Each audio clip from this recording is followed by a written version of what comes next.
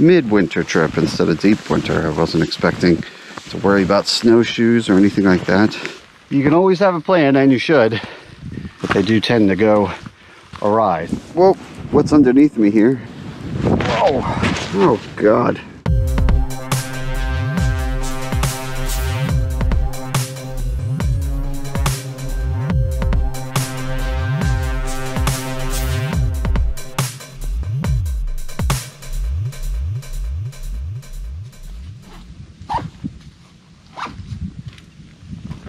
Hey everybody, Syntax 77 here. It is mid-December. I'm in New York State by a section of the Appalachian Trail, and I am in the mood for a little bit of winter backpacking. So that's what we're going to do for the next 3 days. I'm going to strap on my trusty Kaika 75 pack here, loaded to the gills with all kinds of fun food and gear. And let's have a little fun. Oh God. That's not fun. It's a little heavy, but that's all right. We'll get used to it. I'm gonna leave the Jeep here and we'll get down to it. Whew. That wind is a little breezy. It's in the low 30s, and I'm thinking maybe we'll hit the forecast says the low 20s. You might see the teens up here in the mountains, but we'll see what happens. This here is Harriman State Park that I'm starting out in, and we're gonna do like a 20-mile loop over these next 3 days. I'd say an average of 6 or 7 miles a day, but only like 1,500 feet or so of elevation gain total per day, which is pretty relaxed.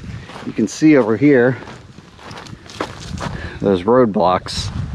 So in the summer you can come here and drive all the way to the appropriate trailhead. In my case, because of winter, the road is closed from here on out. So I came in as close as I could by the picnic area here, and I got about a mile of road hike to do, but thankfully no traffic because, well, the road's closed. Views are nice so far, but after about a mile of walking on this pavement, I should be at the trailhead that I want to be, and we'll get into the woods.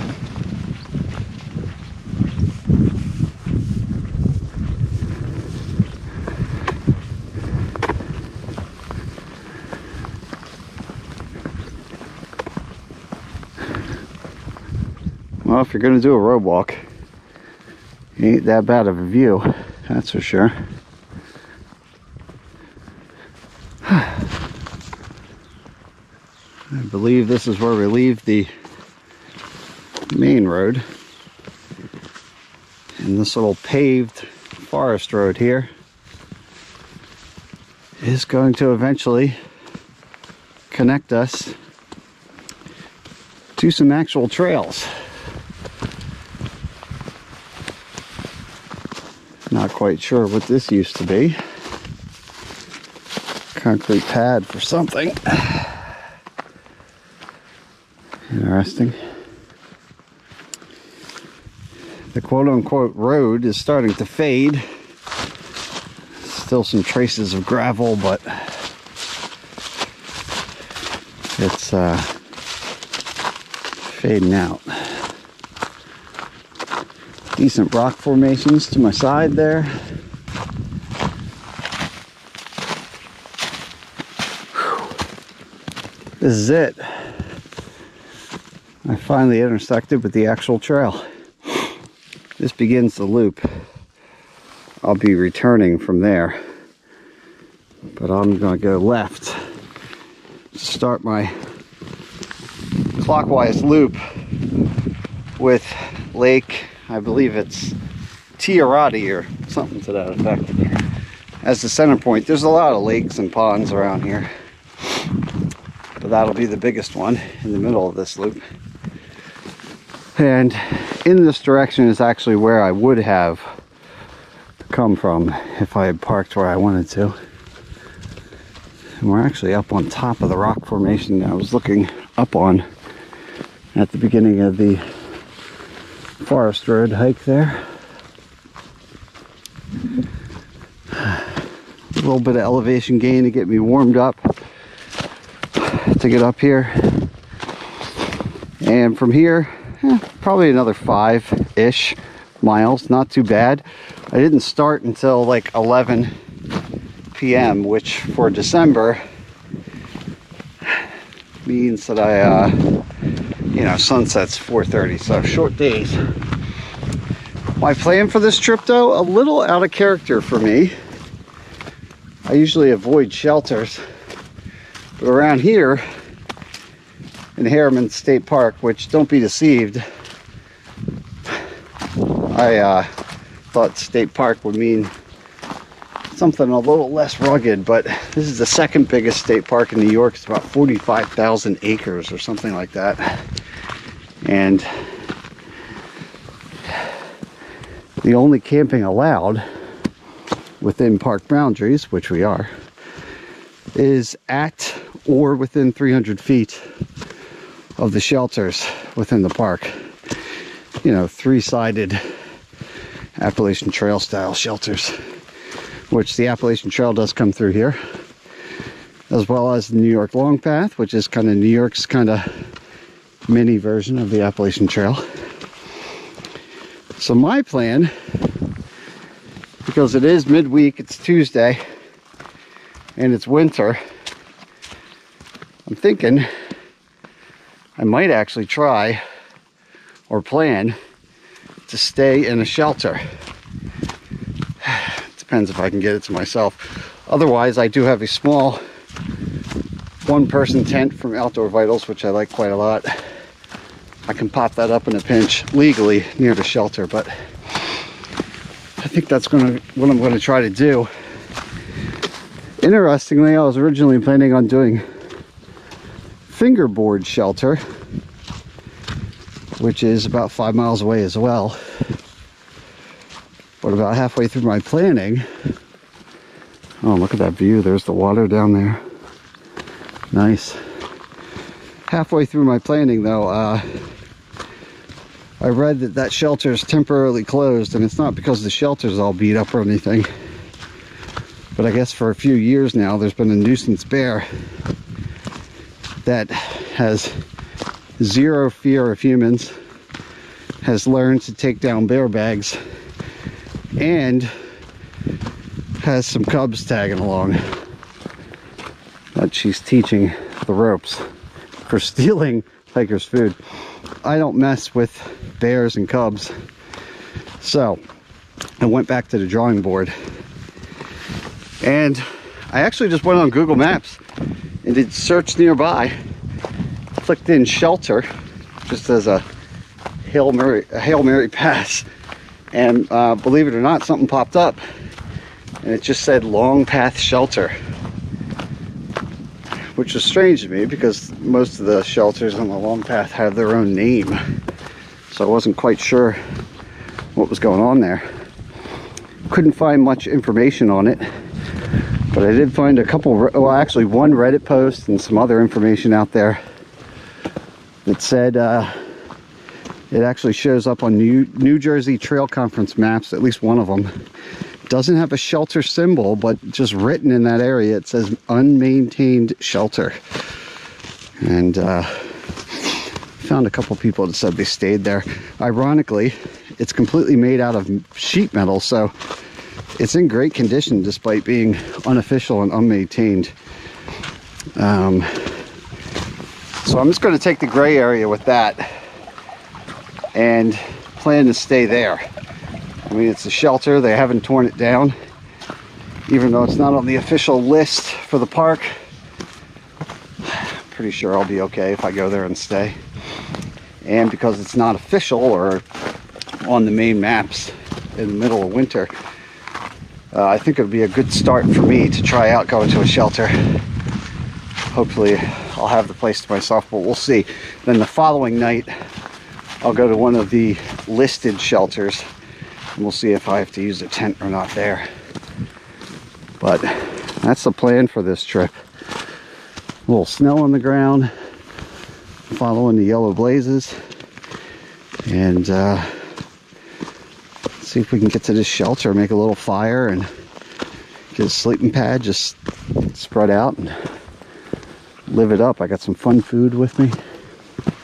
We'll see, but you can always have a plan, and you should, but they do tend to go awry, so I'll be ready for that. But at least I have a semblance of an idea of what I want to do.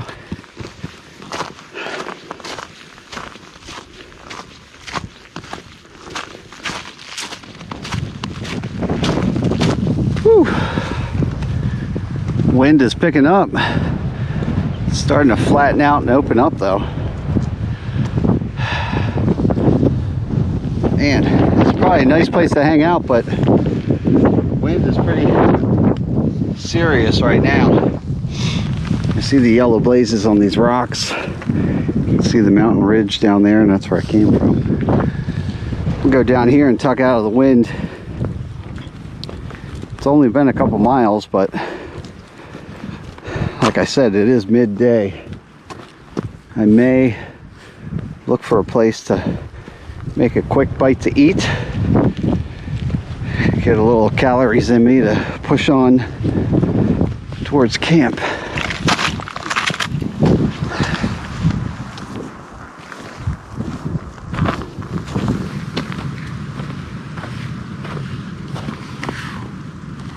If those clouds continue to break, that sun might just warm me up a little bit. So I think this might be where I'm going to take my lunch break. Right here. I'm going to do a hot lunch. Why not? It's a little after 12:30. Sun feels great. Took my gloves off, got them stuffed in my jacket. My wife packed me, like I said, some grilled cheese in Tupperware containers. She made a couple different kinds.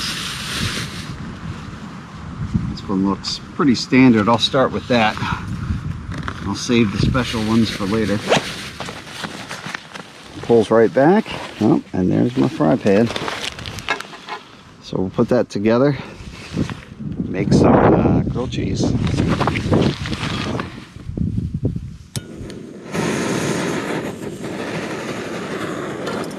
Looks like fresh cracked pepper. Now, one thing I've learned about this little $8 canister stove is the flame pattern's pretty narrow, so I got to keep this thing moving. Oh yeah, fresh cracked black pepper and sea salt grilled cheese in the middle of the woods. Pretty sure I can deal with this with extra butter. Oh, hot and delicious. Little aged cheddar too. Wow, this would be amazing under any circumstance. Out in the middle of the snow, even better. So this will get me fueled up. I'll soak in the sights a little bit and then get back on the trail, I guess.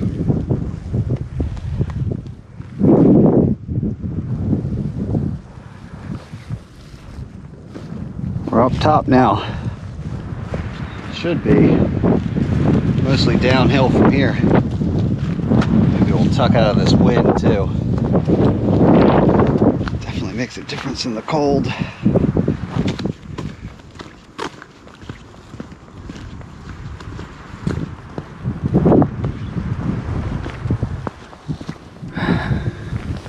Red markers now, 2 of them, cocked to the right, so we're going right. And this area is cool. I mean, it's just a wide open kind of rock bald kind of vibe going on. Very cool area. And another cool thing is this is only like 2.5, under 3 hours away from my house. I live kind of outside or south of Philly, if you're familiar. And I gotta give a big shout out to Dan D, who's a viewer of the channel. Him and his daughter watch. And I just happened to be messaging back and forth with him about some logistics about New Hampshire.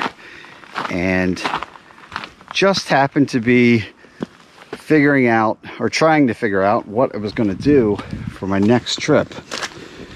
And he wrote, hey, thanks for the info, and by the way, have you ever tried the West Point, New York area?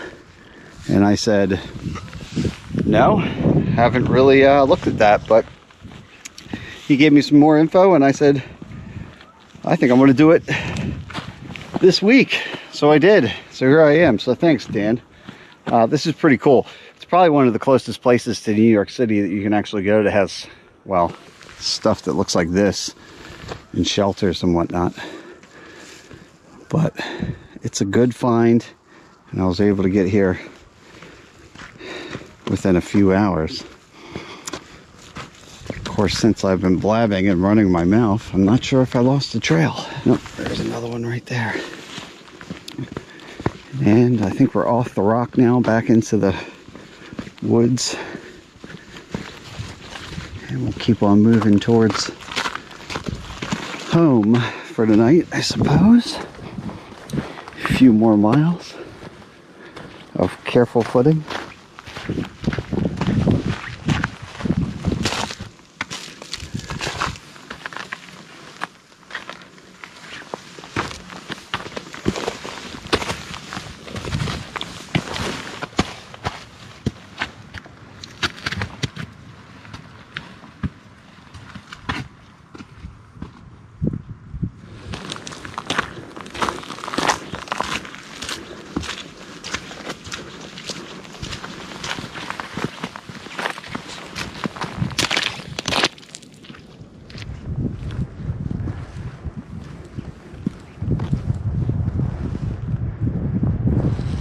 Gotta give them credit for their trail markers. We switched over red and white to blue and white with an L. We'll be hanging out on that for a little bit.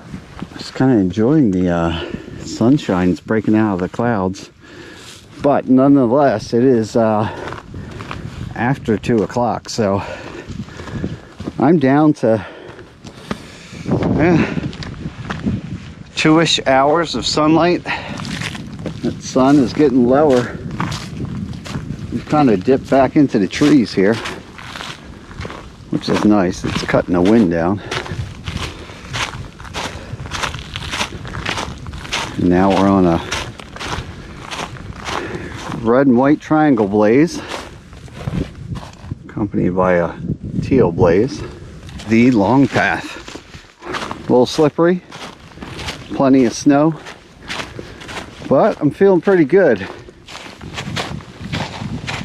There's some water there too, but I got about 3 liters on me, so I think I'm good to keep moving. I got some water treatment tablets with me to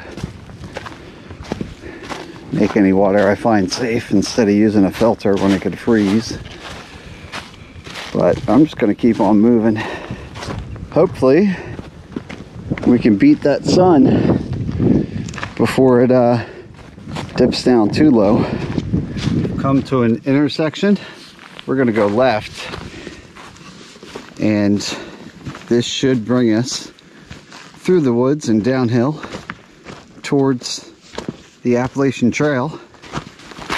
Definitely getting colder, but I feel pretty warm because I have a decent pack on.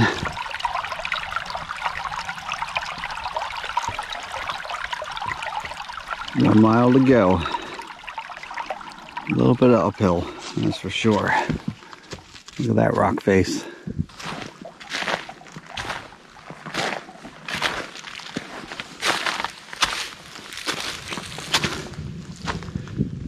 And there's the sun, taunting.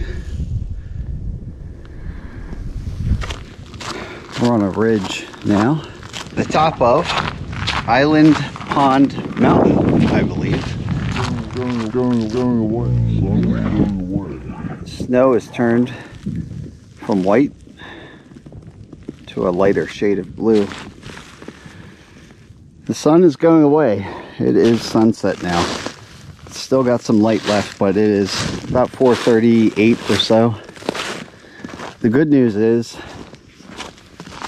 I'm within an 1/8 mile radius of where this shelter should be.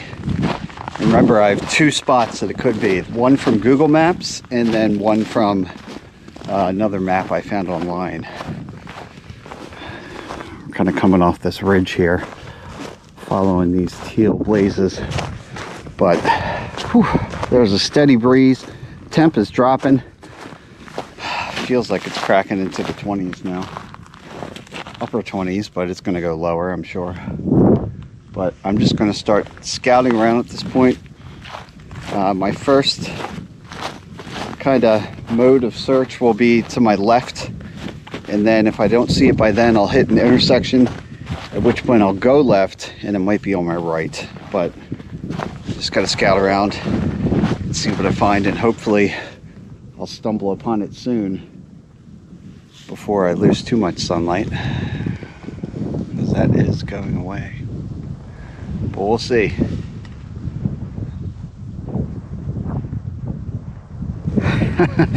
All right, you know what?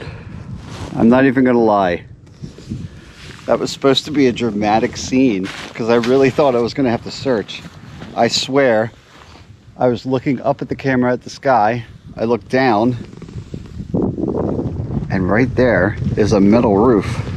I don't think this shelter is quite so hidden after all.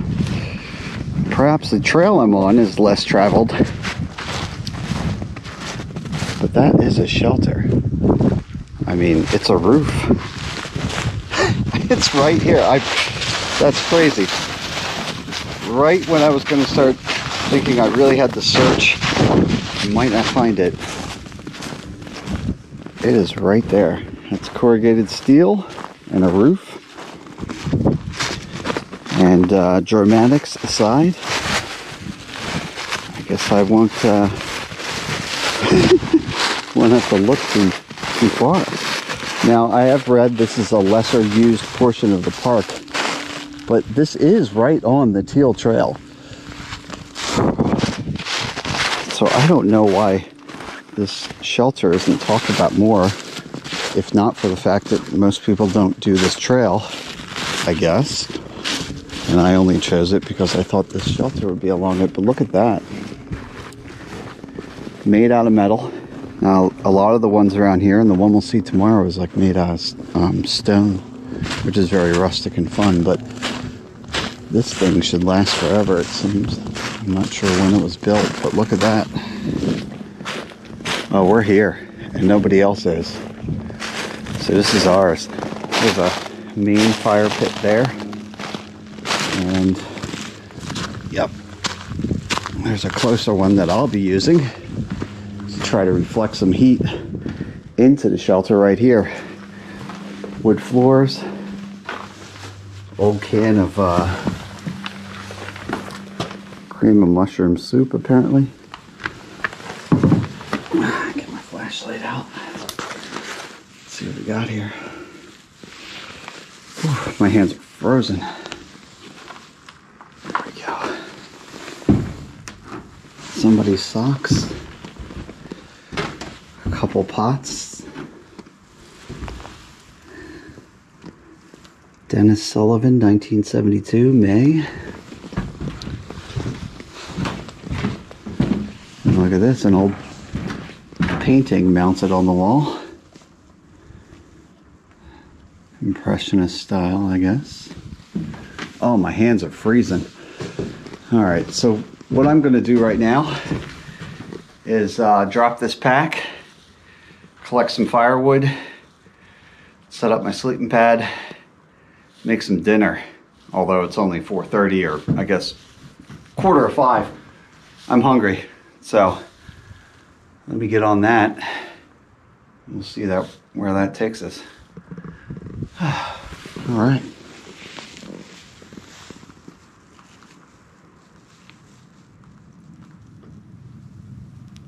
Got some small scrap wood laying around with some leaves on it. I'm hoping this will give me a nice base. Didn't build much of a fancy no teepee or log cabin. Just a pile of random wood and some leaves. We'll see what happens. So, see if that catches. If it does, hopefully, I'll head around here. I have a saw with me. Where'd it go? Right here. My Smoky F180 that a viewer sent me. Very nice. So I can cut apart some dead wood that I find laying about, which will help quite a bit. But I don't think many people compared to the other shelters stay here, so I think my chance of getting wood here is going to be better. So we'll see if this catches. I'm going to feed it some little twigs and stuff like that, and hopefully that'll give me some warmth that'll radiate right into the shelter, and then I'm going to cook some dinner.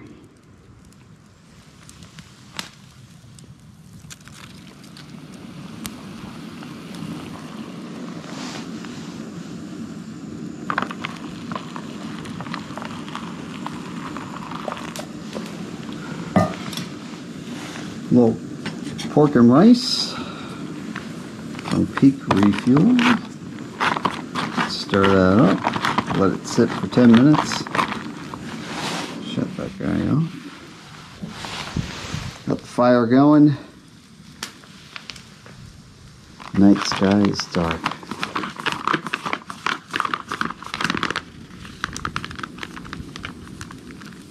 Whew.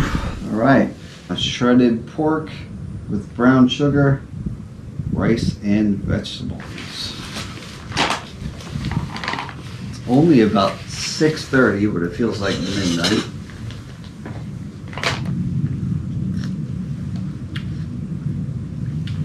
Oh wow. Maybe because I'm in the middle of nowhere, but that tastes like some legit pulled pork with a little brown sugar. I'm gonna enjoy this. Probably, I mean, nobody's here. I don't think anybody's coming, so I'm gonna blow up my sleeping pad and just pretty much camp right here inside the shelter, and then a little campfire, a little barbecue, and then we'll hit the hay and wake up and see what happens next.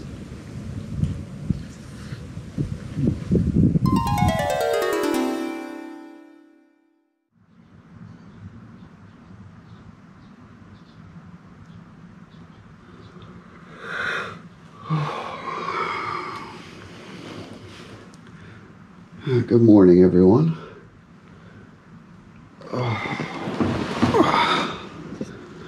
Ooh, that air is cold. You see a fiery pink on the horizon there. And it's about 7:12 in the morning. And the sky's lighting up. The fire. Yeah, I put a pretty big log on there last night that I cut up with my saw. Big thick guy like you'd have in your fireplace at home. And he burnt for hours, just that single log. And it definitely made a difference. This corrugated roof that hangs right over top, it radiated in here pretty good. And kept it definitely several degrees warmer than it was outside of the shelter. But I don't feel that heat anymore, that's for sure. It is burnt out, or burnt down. But had a place all to myself. Nice little fire, like I said. 2 dinners. I had that pork dinner last night, which was awesome, and then I had a regular old school Mountain House spaghetti and meat sauce. Always good to have plenty of calories because you do burn more calories when you're cold. So that was nice for sitting around last night. Have a double dinner, but now I guess I'll make a cup of coffee. May not eat breakfast quite yet. I'm not really hungry yet, but maybe I'll have that on the trail. We'll get moving. Pack my stuff away. I don't have to break down a tent or anything. I just have my pack over there, of course. My stool I didn't really need because I was sitting on the edge of the shelter here. My water was staying thawed out, sitting next to the fire, but now that it's burnt down, it looks like it's starting to freeze over. So it's in the 20s right now for sure, and it should pop back above freezing at some point during the day today.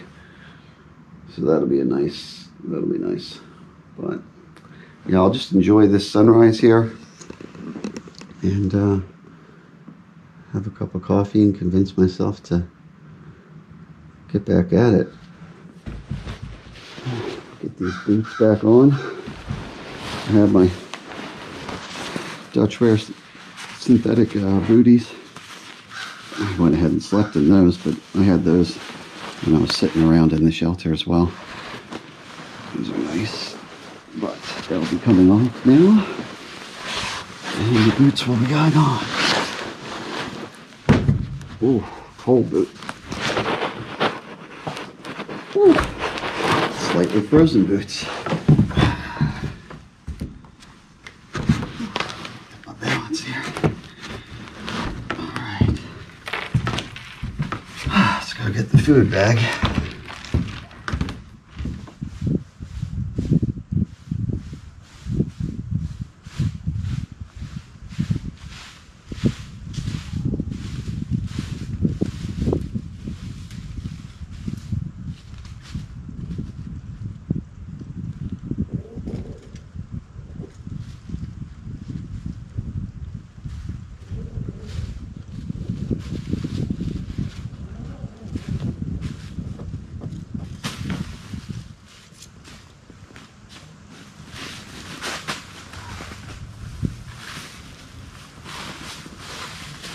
Alright, got my food. It was pretty easy to get it up there because I got this ledge here that I could throw the rock from, so it was a straight shot to the branch. See the shelter right back there.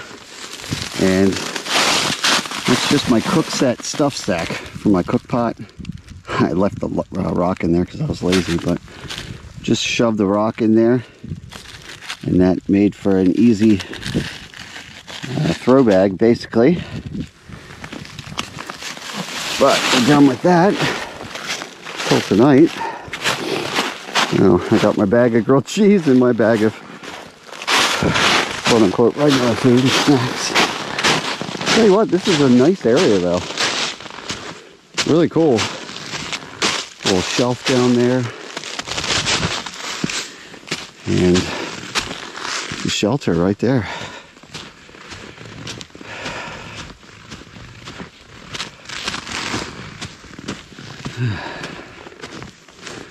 Pretty nice. Alright, well, I'm about ready for coffee.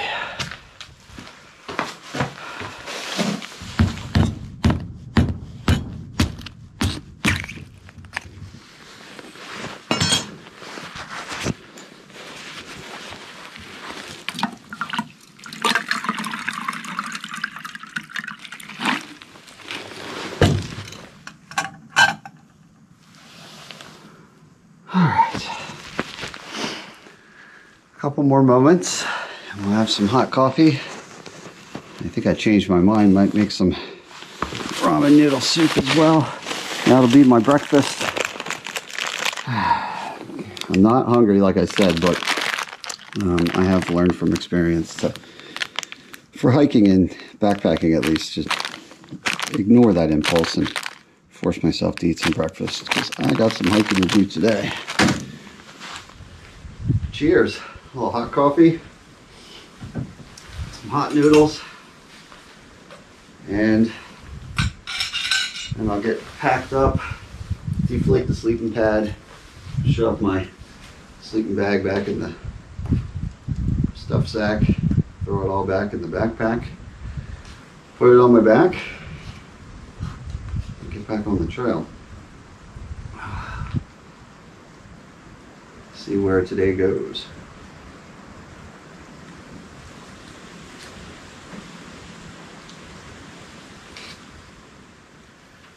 All right, all packed up. Everything is back in the bag. And as usual, I've spent way too much time at camp. It is 10 o'clock, but I've been just enjoying the view, listening to an audiobook, and just enjoying myself. But we still do have 6 miles to go, so I should probably get on it. The next shelter won't be a metal one. It'll be more of a stone design. Now, some of the shelters around here actually have fireplaces built into them, which is really cool. So I'm looking forward to checking that out. I don't know if I'll have that next shelter to myself or not. But speaking of shelters and routes, got my paper map down there. Now, I will be the first to point out that you should always, despite all the technology we have at our disposal nowadays, you should still carry a paper map. That being said, I have to admit, this was a last minute trip. Like I said, shout out to Dan for giving me the idea, but it was last minute. I didn't have a paper map for this trip. I downloaded and printed out some trip descriptions and trail reports and stuff like that I have over in my pack, but I didn't have a paper map. I actually found this one laying in the woods, surprisingly. And I guess fate bestowed upon me a map. But sure enough, I do see right there, unmaintained shelter is marked with a dot, and it says unmaintained shelter. And this is the New York, New Jersey Trail Conference map. And like I was saying before, shelters are marked with an S on here, as you can see. But this one's not, it's just a dot. But surprisingly, it's in great shape.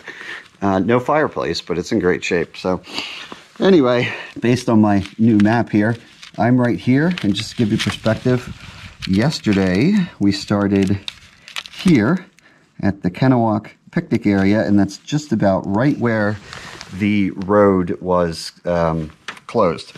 So we hiked up the road, little road hike, did that fire road kind of thing, hooked up with the real trail here. It's the yellow trail with the Y. We came around to Bald Rocks and then over here and made our way up this way, long path. Here we are at unmaintained shelter.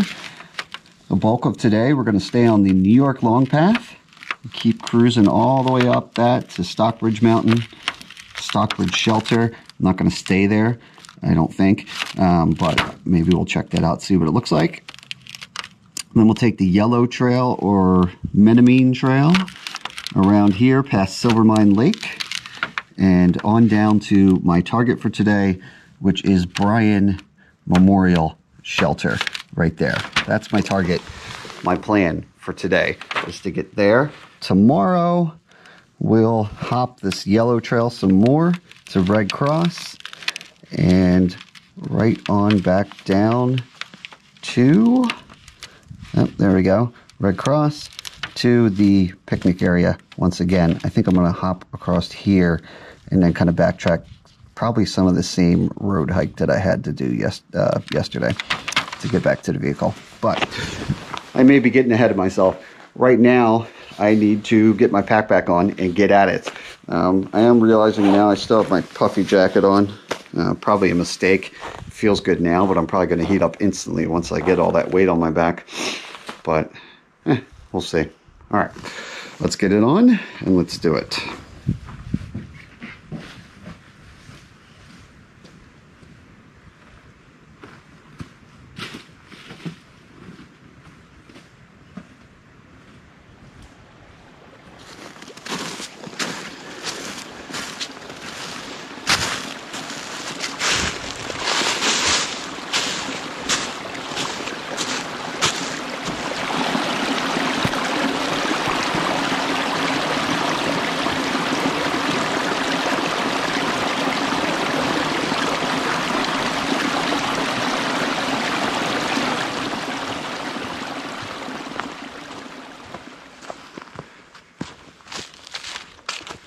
Well, this is odd. What do you think this is? I mean, I know they're pipes.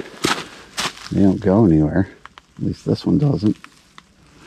It's got a teal trail marker on it. And there's several more of them. What did this used to be? Or what is it still? I don't know. Huh.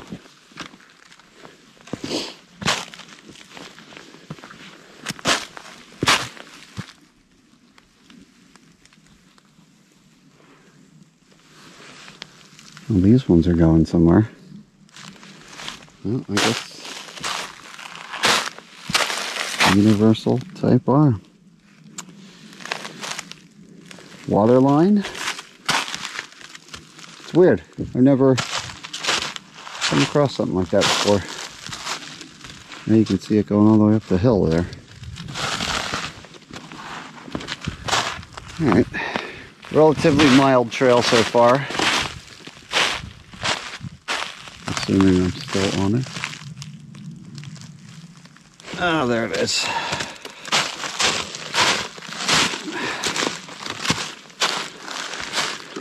Alright. Anyway. Plugging along. Tell you what, I definitely think I forgot to bring my little thermometer on this trip. I have my Casio smartwatch, but it's on my wrist, so that won't do any good. But I don't know exactly how cold it is or was, but based on how my hands were stinging this morning, I'm thinking it might have been closer to 15 degrees in the teens. Got a little bite out here. It doesn't seem to be warming up. Not yet, at least. Oh, there's an actual long path marker.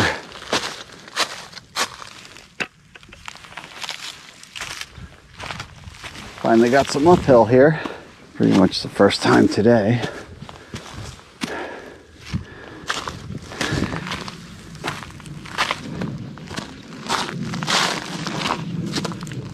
Whew. Starting to get a little hungry. I'm thinking that Stockbridge shelter, if nobody's there already, might just do a lunch break there. See what my other surprise grilled cheese is. One more push in front of me here. And I think I see a roof poking up right around there. It might be the shelter up top. I can't tell. I think I might have heard a voice too. So if it's occupied, we'll keep moving. But we'll see. One more push.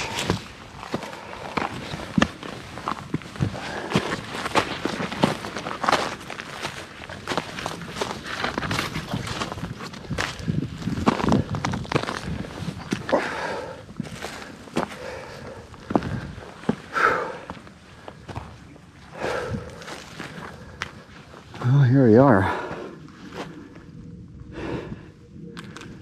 That's it. There's actually some smoke over there. There's a group down there. I don't know if they're camping for the night or just here for the day. I'm surprised they're not up here. Double fireplace. Right there. With a chimney. And another one. With a chimney. Soccer ball.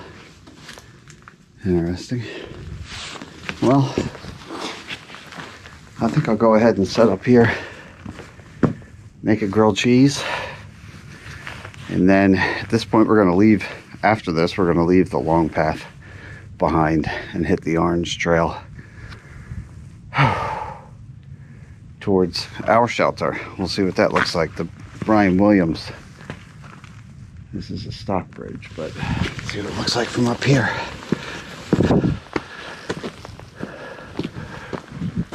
Okay, tin roof. Not bad. It's actually brighter out here. Might be better off to cook my grilled cheese right here out in daylight. Let's see what my wife packed me.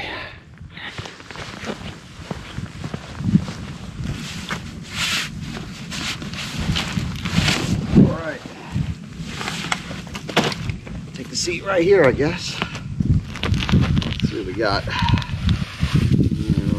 right. My container from yesterday.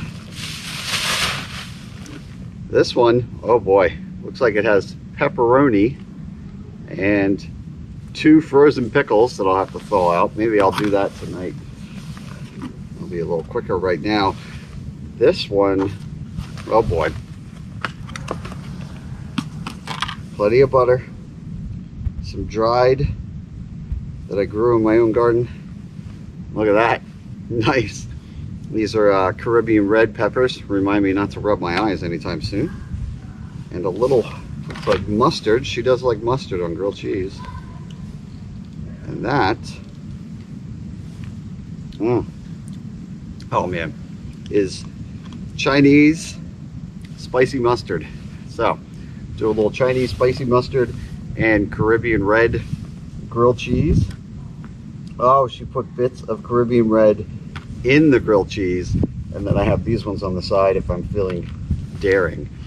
These are hotter than a habanero, but not as hot as a Carolina Reaper. Should I try a little bite right now? They picked up a little rehydration from being in there with the bread. That's a big chunk. Oh, shouldn't have done that. Oh, okay. I'm awake now. I'm gonna cook some grilled cheese. See if these clouds blow out or not. Oh, my mouth's on fire.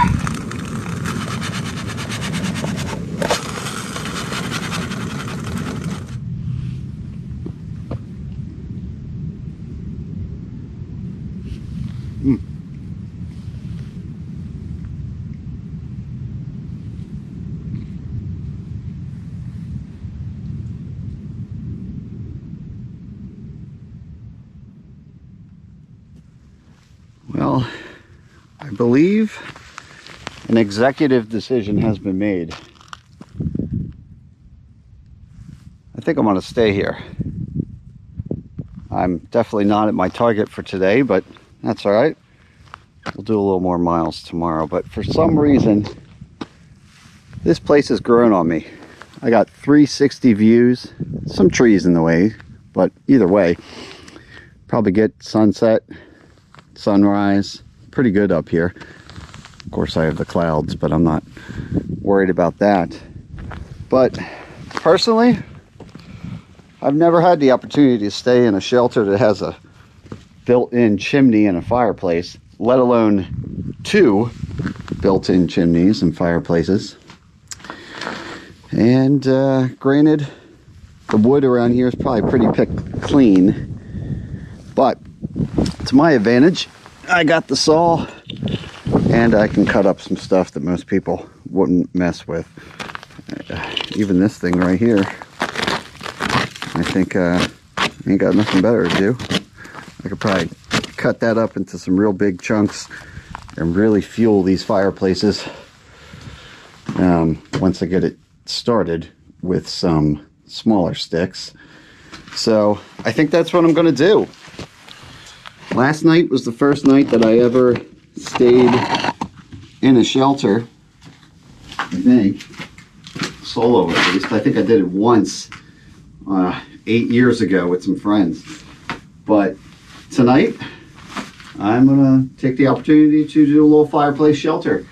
So my first order of business, I believe, there's a bunch of rocks in this chimney here. I don't know why, but luckily I got my work gloves and I got a separate pair of warm gloves, so I'm not worried about messing these up.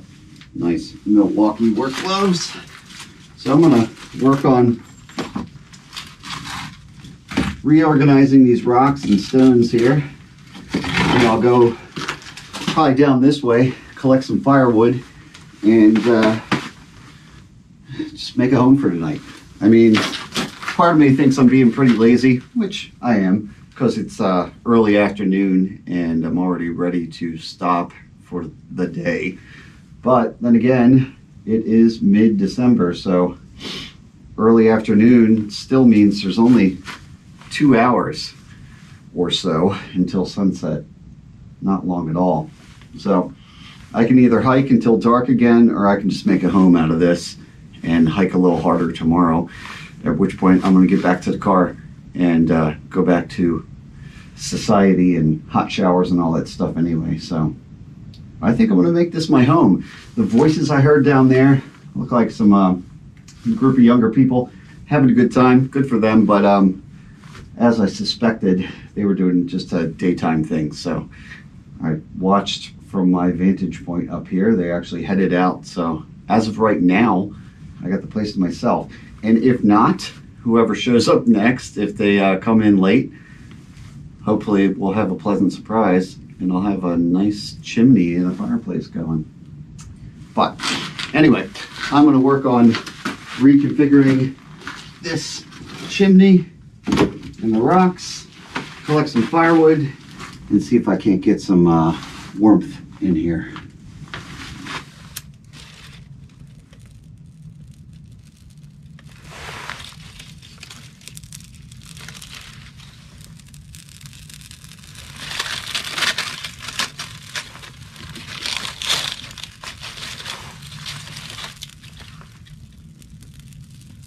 I got a couple fire starters left, but if I don't have to use them, ideally I won't. So that's a start, at least. So my goal is get this going with small, just sticks that are laying around here. Maybe go out with the saw and hunt down some slightly larger ones. Get this guy established, and then once I have that going good, I can build another one right underneath of where you're looking from in the other fireplace, and use some fire from this to get that one started, at which point it'll probably be getting dark, and then I could use the chunks of wood from that log over there. If one goes out, I can feed the other one and vice versa. This is more enclosed than the other structure last night. It's also built of stone, so it'll take a while to heat up. But once it does, these rocks will actually hold some heat. That's my reality right now. Build fire, keep it alive. I'll probably put my water up here on the, look, I even got a mantle. So I'll thaw my water out. It is frozen. That temperature is dipping back down again.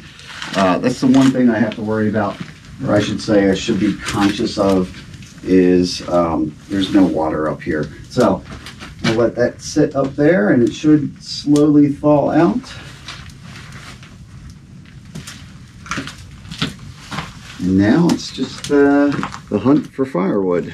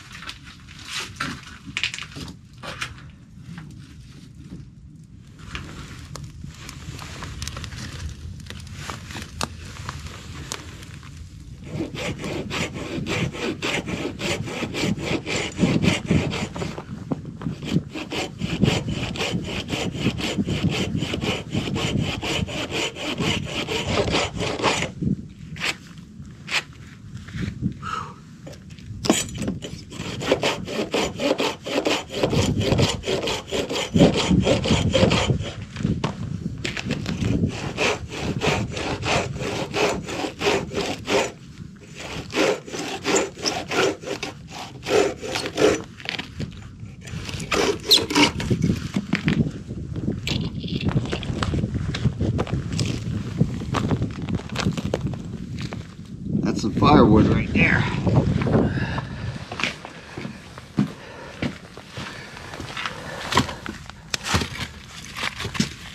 should have some staying power. Here we go.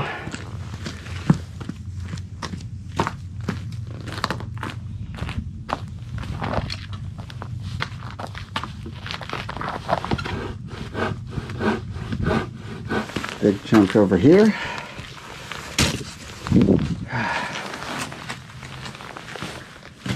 A little fire on the other hearth. We'll see if this can catch. But now we have, at least for now, 2 fires. Got about a half hour until sunset. Just basically been spending my time collecting firewood. Tell you what though, it is definitely a lot warmer in here than outside. Part of that is just the fact that the wind is cut down, but double fireplace is pretty nice too. And these rocks are starting to warm up. Water's not quite thawed out, but it'll get there, I hope. Gonna have to use that to cook some dinner. Yum.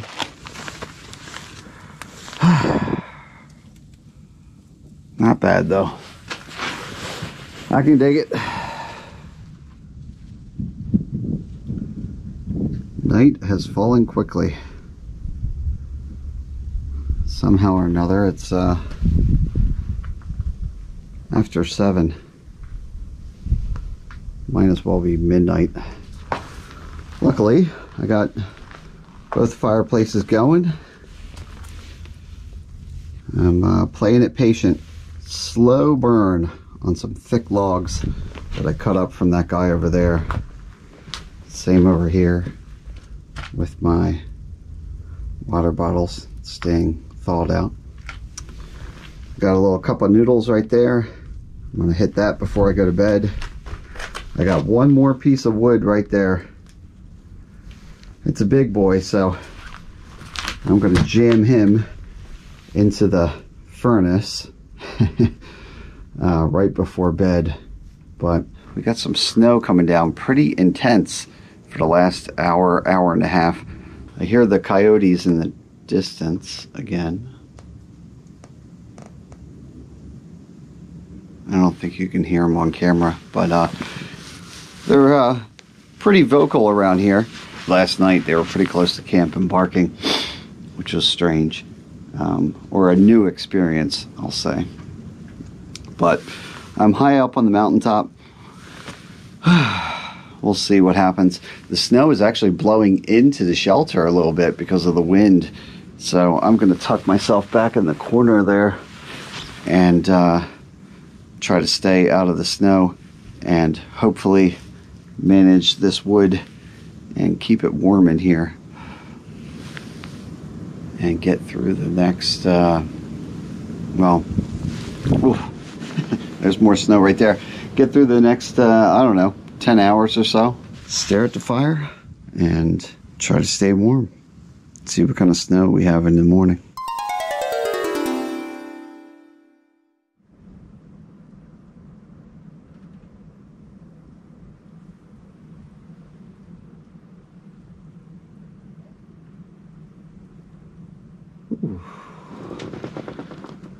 I certainly got some nice fresh coat of snow out there, as well as on myself.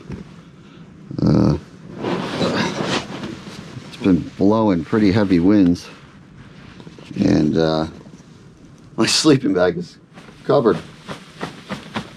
Would have been a good time to have a bivy sack, but thankfully this hammock gear quilt, sorry, I'm just waking up, is it breathes pretty well, and the down is treated with a water resistant or DWR coating. But there is a dusting of snow on everything, and like I said, the wind's whipping pretty good. So it's about 7:15. I'm gonna start getting up, I suppose. See see what I want to do here.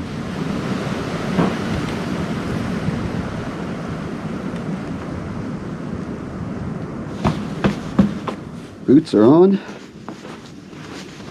Snow is pretty deep. I think we picked up, geez, I don't know, over 6 inches, maybe 8 inches out here. It's hard to tell because of the drifting how much really came down. But I mean, that didn't look like that last night, now did it? Let's see, my log completely burned out as expected, but that went pretty good. I woke up around 2 a.m. or something like that to answer nature's call, and it pretty much died out. So I took a chunk from over here, combined it with a chunk over there, and it kicked back off again until I fell back asleep. So that was kind of nice. I'm pretty much all packed up now, close to it. And then I haven't eaten breakfast. I'm just going to get right at it today. Maybe stop at the shelter I was supposed to camp at for a breakfast break or something. This new pad, I'll show you that. It's working good. It's by Hammock, which is the people that make my really crazy, cool hammock that I've shown before, the Jamar for hammock camping. But anyway, this pad is actually designed to be used in the Jamar XL hammock, but they sent it to me. It's the winter version, and they just said thanks for featuring us in the videos. So here you go. Try out a new sleeping pad. It's rated to -1 Fahrenheit, and this is the XL. There's also a long wide, and I guess I don't know if they have a standard size, but I like the XL because it's ridiculously long. I think it's like 85, 88 inches long. I don't know. I'll put the stats in the video description. But yeah, it's nice and cushy. Pardon me, tongue's frozen this morning, and my butt was not cold at all. So we probably went into the teens, so I haven't truly tested it to -1, but I'm digging the new pad. I know my wife likes really thick pads too, but she won't come out in the winter. But maybe I'll let her try it when spring comes along. Man, it is not spring out here, is it? Random pro tip, by the way, if you're gonna put on or take off a canister stove in winter, make sure you're wearing gloves, because sometimes they spray a little bit of gas, and believe me, yep, there we go, it wasn't that bad that time. Believe me, it will give you some serious frostbite or a burning sensation that you'll never want to feel again. Definitely done that to myself before. Anyway, pack this guy up and head out into the wind. All right, say goodbye to my home there as I trudge into the snow. I'm packed up, I'm back in the wind, and whoa, maybe I should be wearing gaiters or rain pants right now. That's a good 1.5 feet right there of drift. All right, I can't even remember, whoa, what's underneath me here, if it's rocks or roots. Whoa, oh God. Well, at least I'm going back to the car today, hopefully. If I get a little wet, it's not the end of the world, but oh my God. I should put rain pants on. That is a drift and a half. All right, yeah, we got a good couple feet on the ground here. And I'm just going carefully because I can't tell what my feet are landing on top of. So, taking it slow. I guess today's going to be a little slow. Should I have factored that into my decision yesterday to stop a couple miles short? Maybe. That's all right. Yellow blazes, or was it orange? Looks yellow to me. But this is where we leave the long path. And slowly trudge along towards Brian Williams Shelter, where I was going to stay yesterday, but it should be a couple miles from now, and I'll probably have breakfast there. See how I feel. Got to re-up on water at some point too. There was a slight trickle back there, but I still got a little bit of drinking water with me. And there should be another stream before we hit that shelter, so I'll just keep the weight off my back and load up on the water a little closer. Hopefully that's the right decision.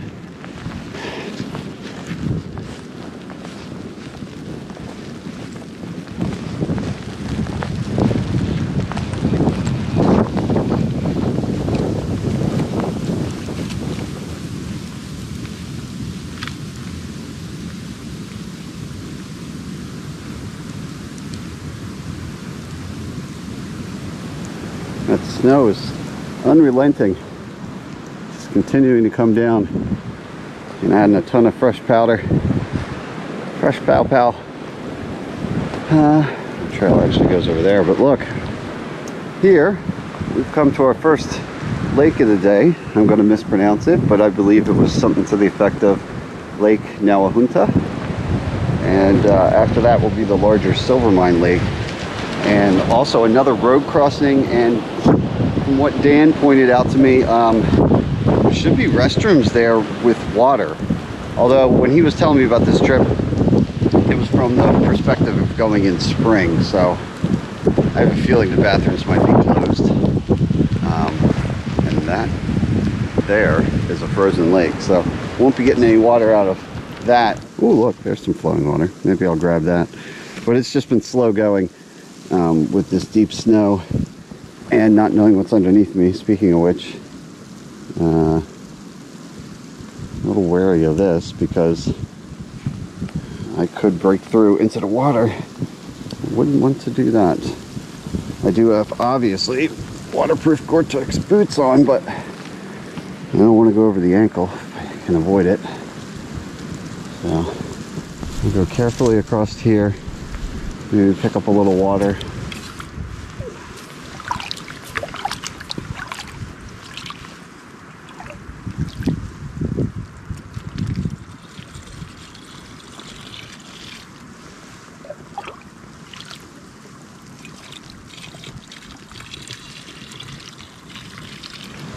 See what this road crossing looks like.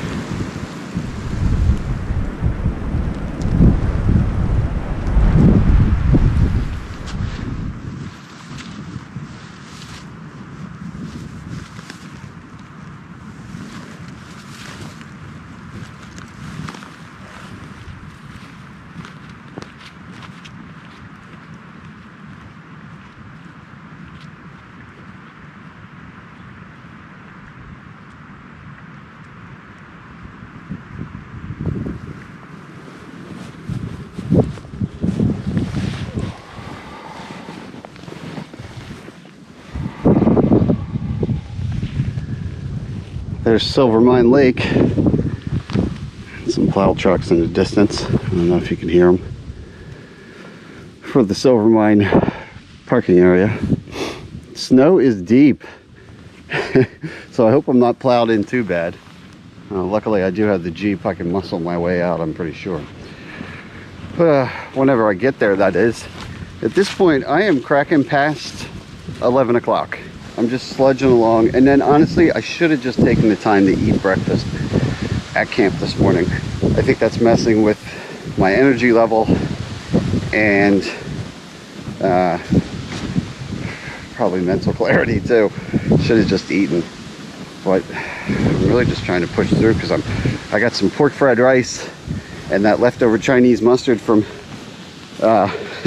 my grilled cheese last night. I think that would be amazing to have some Chinese food for lunch. My dinner last night I didn't show you, but I had the third and final grilled cheese that my wife made me, and let me tell you, it was amazing. It was a pepperoni and cheese pizza grilled cheese. Basically she took mozzarella cheese, shredded, and used that to make the grilled cheese with pepperoni slices in between. And I think it changed my life. And if you can't tell, I'm hungry right now. I'm fantasizing about all kinds of food and burgers, and hard to believe today I'll hopefully be getting out of the woods, and as is customary, I do a nice cheeseburger somewhere. Man, I'm hungry. I'll make it to this shelter and we'll see if it was how cool it looks, if I should have stayed there or not. We'll see. I did like that mountaintop spot last night, but you never know. Keep on moving. Keep on moving.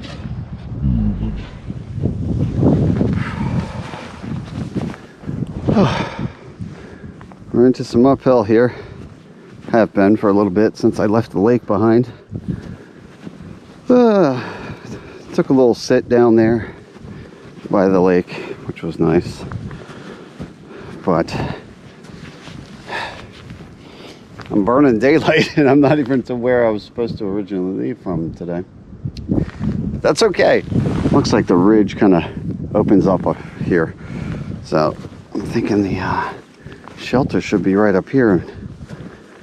Get myself cooking some lunch.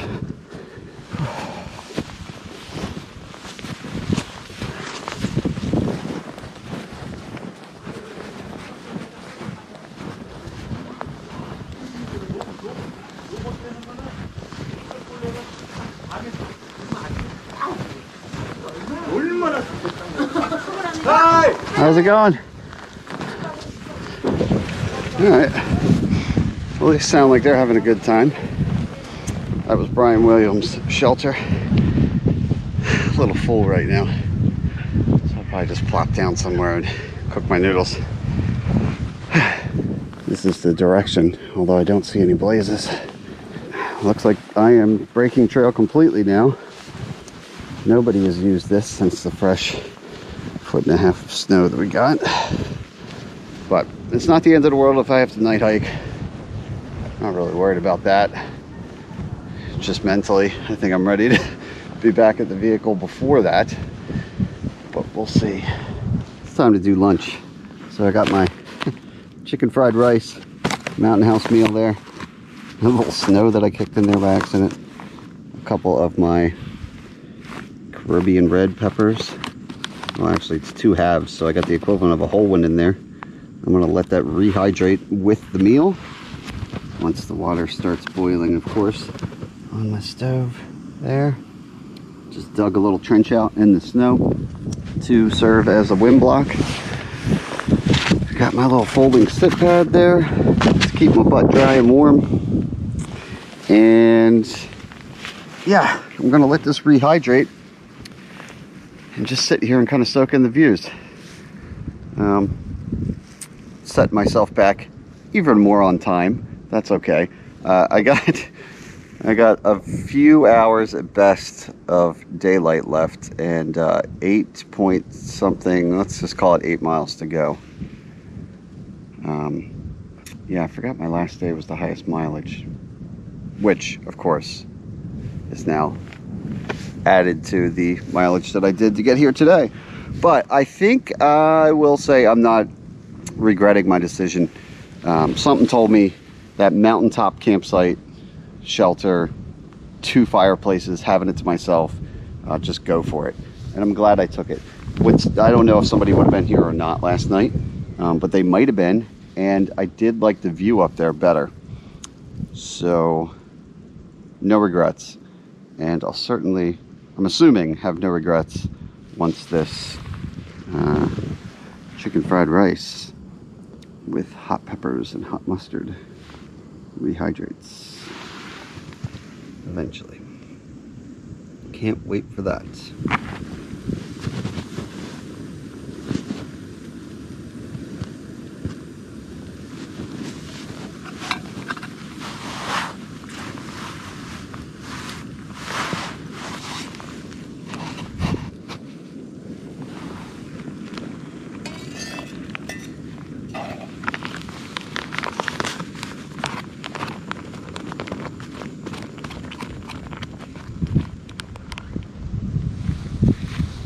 All right, longest 12 minutes of my life. Let's see what we got going on. There's onions, carrots, mushrooms, green peas. Oh man, yep. That is amazing. Has a little bit of heat.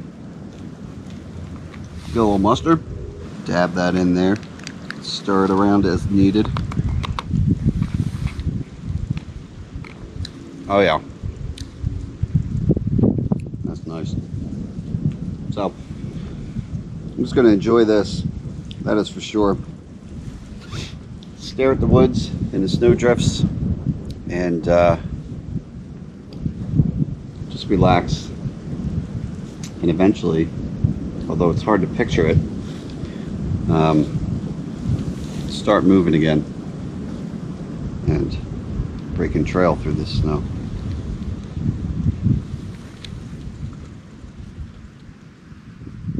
We're on the Red Cross Trail now, and that sun is threatening the horizon. I am miles from the car, not even to that next intersection yet. It's gonna get dark soon here, that's for sure. This snow is just, you know, it's slowing me down.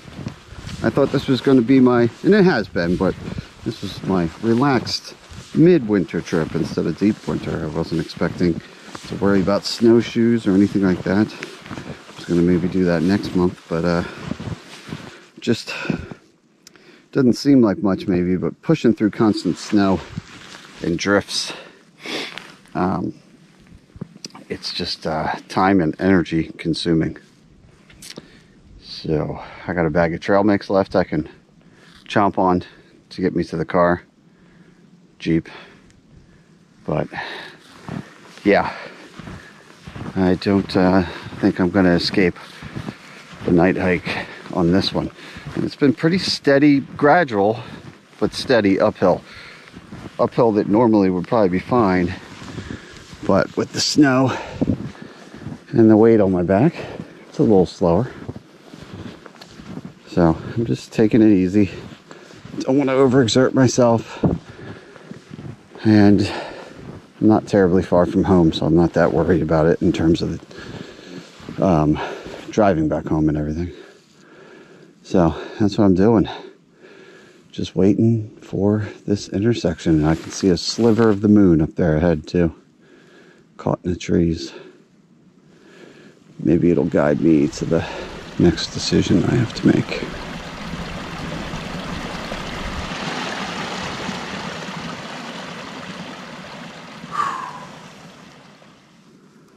All right, well, the Red Cross Trail takes a sharp turn here.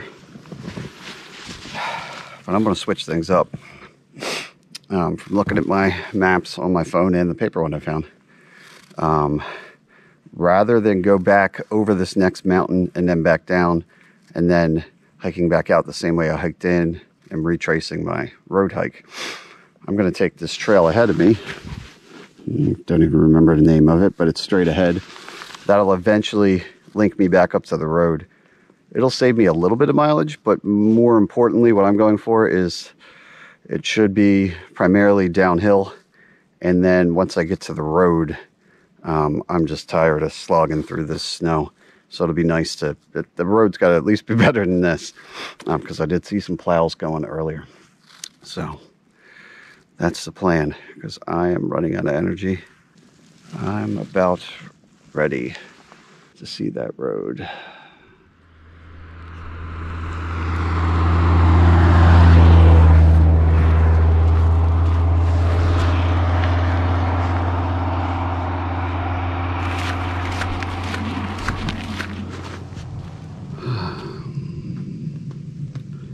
The Jeep is still there. I can't wait to get in it and turn the heat on. Hopefully you can see me. It is, well, about 8:30, pushing up on 9 o'clock. That last quote-unquote trail was, if there's blazes on it, I didn't see them. So I didn't have any marks to go on, no visible trail because of all the snow on the ground. And some pretty deep drifts, so pretty much just set a heading, luckily with the GPS app, and basically felt like bushwhacking. Then I got down to one of the roads, quote-unquote road, that was not plowed, and finally back to this picnic area road, which is plowed, thankfully. So, little late, so probably not going to get the fanciest burger on this trip. Might be a fast food one, but that's okay. I'm looking forward to that. So I think that about wraps it up. 3 days and some heavy snow here in New York. So until next time, I'm Syntax77, and right now it's cheeseburger time. Probably a bunch of nice camping around here. Although with the impending storms coming, honestly, on the ridge here is probably not the best place to be. Whew.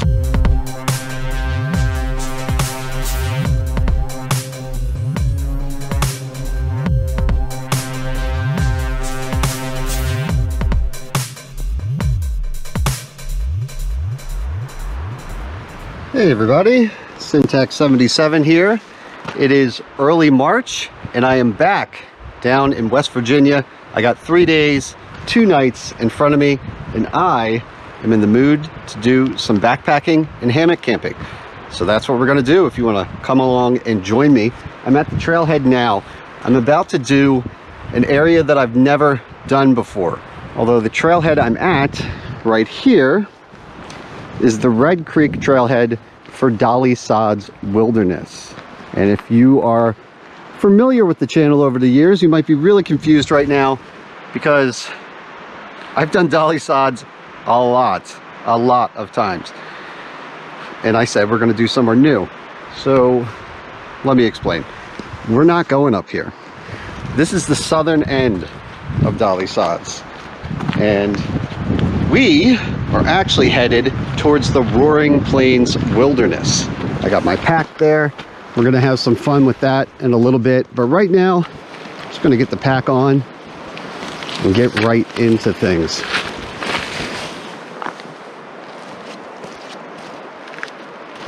And just to fill you in a little more on what's going on as we walk away from the Dolly Sod's Wilderness sign there and towards this closed gate. So I drove down this morning from Delaware and Google brought me to the trailhead as far as it could. What I didn't realize was on the other side of the plateau where I was, there was a locked gate just like this. So right now I'm doing a road hike, but from here, it's only about 2 miles or so of road hike. From the other side, it was going to be like 10 plus miles. So I drove over here.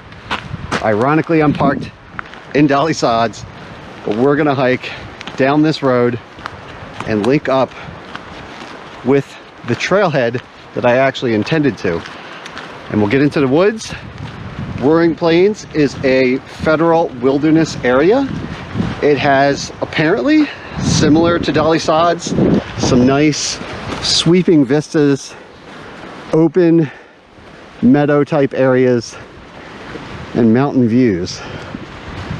While Dolly Sod's is in a relatively remote little corner of West Virginia, it's also relatively popular.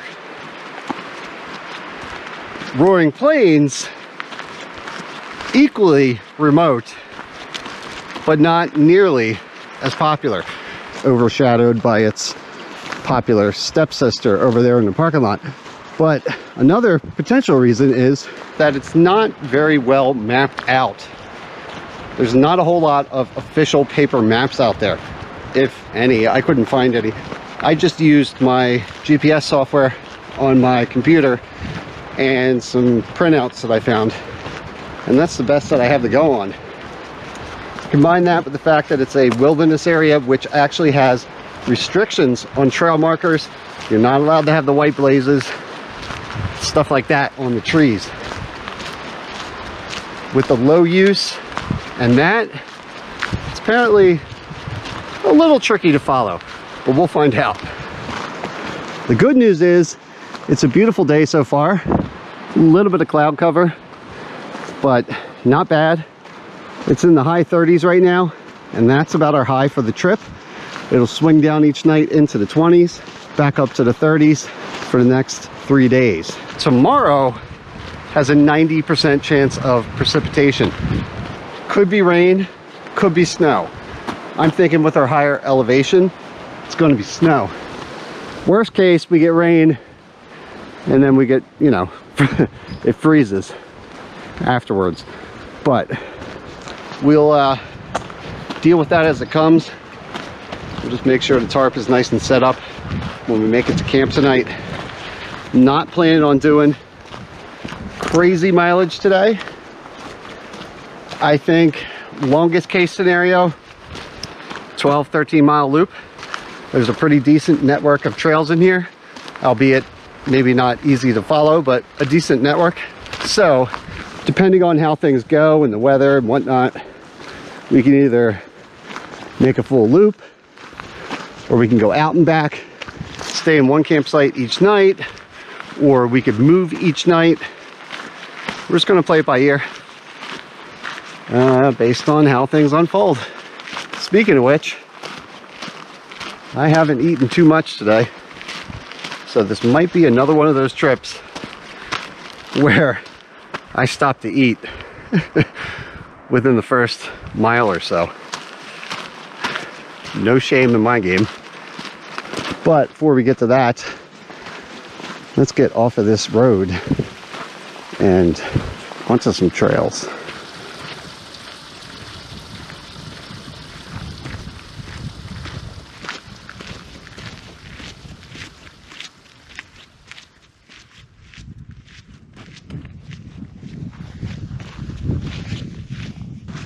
All right, phase one complete. South Prong Trailhead. About 2.5 miles and 1,200 feet of elevation gain out of the way. Unfortunately, it was on, the road there, which it's hard to describe, but something about road hiking, it just feels a lot longer. But here we are. Let's see if this map here will tell us what's going on. Welcome to Flat Rock and Roaring Plains. Some of these trails follow the old railroad grades that were used at the turn of the century to haul timber from the high plateau to the valleys below. Wildfires and erosion following the widespread timber cutting helped create the rocky heath barrens, huckleberry plains, and spruce thickets present today. Nature is slowly replacing the topsoil, preparing the land to grow the giant spruce that once stood here. Now, one upside of us coming up here the way we did was, it is, I don't think I mentioned, but it is a Tuesday. I'm doing Tuesday, Wednesday, Thursday. It is winter, and we're in a remote, less popular area. That already made it pretty high chance that we're going to have the place to ourselves. Couple that with the fact that they closed the road, and it's at least a 2.5 mile hike that way and a 10 mile or so hike that way to get here on a road. I don't think anybody else is here, so it's all ours. So let's check it out. I got a map here that might be better. And this is from Mid-Atlantic Hikes. They just made this on their mapping software, but posted it. So, all right, South Prong Trail. So this is Forest Road 19 right here. Pardon the shadow there, but South Prong Trail kind of runs at 2 points from the road, up this way, around, and then doubles back towards the road. So I had an option to get off the road, and believe me, I thought about it. I definitely thought about taking it, but I didn't do it because I figure I can do that on the way out. For today, what I'm going to do is I sucked it up. I did a little more road hike, and I came up here after walking past that, and now I am up here, this green line, South Prong. The good news is elevation for today is pretty much out of the way after coming up from below 3,000. So we're going to go along this ridge and down, and then connect up with this little connector here, and then onto this hidden passage Jeep trail, which I don't actually believe is accessible to vehicles, but maybe years ago it was a Jeep trail. That red line, we're going to take that, and after a total of about 3.5 miles from here, we're going to get down here to a mountaintop campsite with views that I've read are some of the best in the Monongahela National Forest, assuming that you can actually get it to yourself. And like I said, based on our situation, I think we just might. So I'm gonna push forward to that. I don't know if there's water, but I packed in 3+ liters in my giant pack there. And also, there is snow around, although, to be honest, it's very thin coating. So when I was new to backpacking, I would see that amount of snow. I would say, oh, okay, perfect. You can melt snow for water. But typically in real life, you want a good 6 inches, ideally a foot plus of snow if you're going to dig in and melt snow, because there's a lot of debris and whatnot towards the bottom layer, a lot of debris on the top. You want to really be able to dig in there and get a nice solid layer of snow. So this thin top coating, in desperation, yes, I would spend time melting that. But ideally, for a recreational trip, I mean, more of a pain in the butt than it's worth. So we'll see if it gets deeper, but as of right now, I have enough water for today and the beginning of tomorrow, if I'm smart.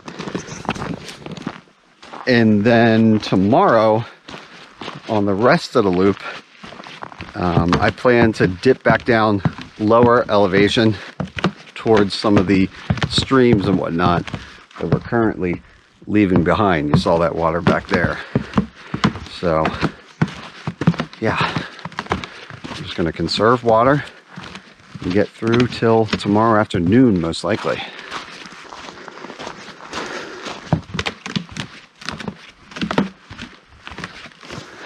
The trees are already getting pretty short,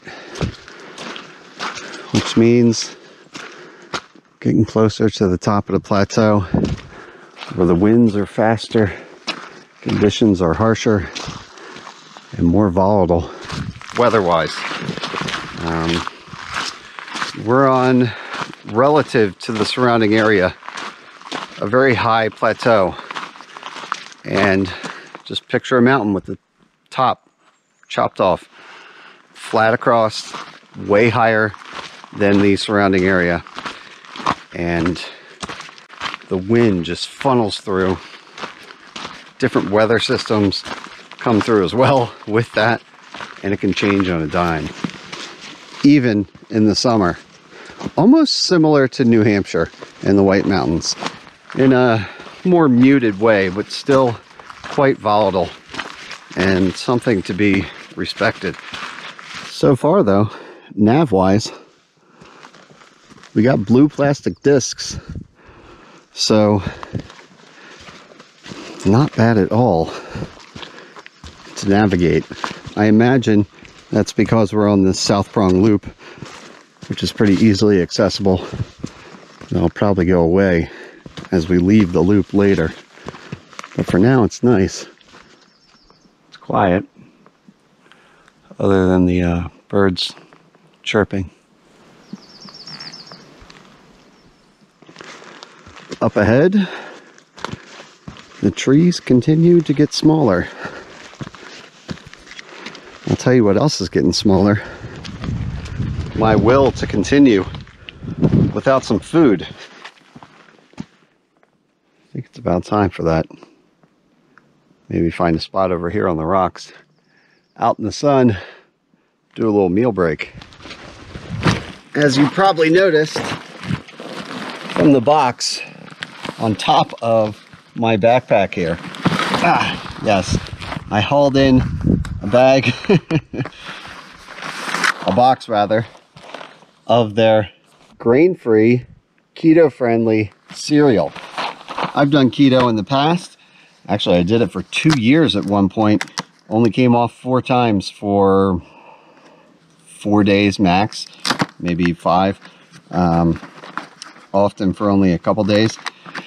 Recently, or I should say in the last couple years, I have not done strict keto, but I kind of fast intermittently, and I typically don't eat breakfast.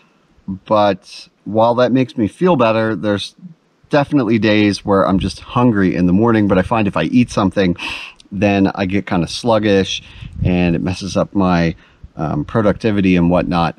So I have found that with a low carb breakfast, if I'm going to eat breakfast, I can get a little nutrients, some energy, but I don't get that like crash of eating carbs like you traditionally get with breakfast foods, which are like heavy carby foods like traditional cereals with a ton of sugar, pancakes, waffles, bagels, stuff like that.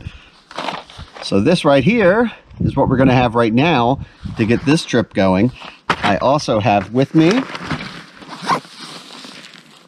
some powdered milk, backpacking friendly, as well as a spoon, probably need that, right? A bowl, and a pretty good appetite. So first things first, powdered milk, right? And probably need some water.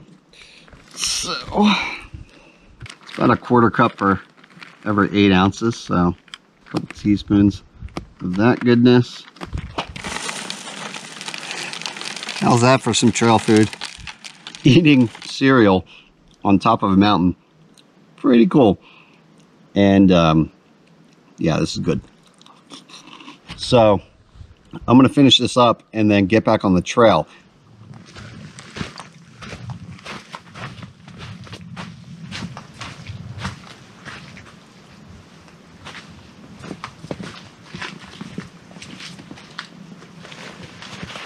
I've been following what I thought was dog prints, but curiously, no boot prints. Those are mine. So that is some sort of wild animal, and actually, now that I mention it, cuts off to the side. It actually looks more like a cat, but maybe some of you can tell me. Cat or dog? Either way, it's not a pet. It went into the woods over there. It's in the high 40s now. At least it was out there in the sun. Probably cooler in the pines here. Just kind of switching between these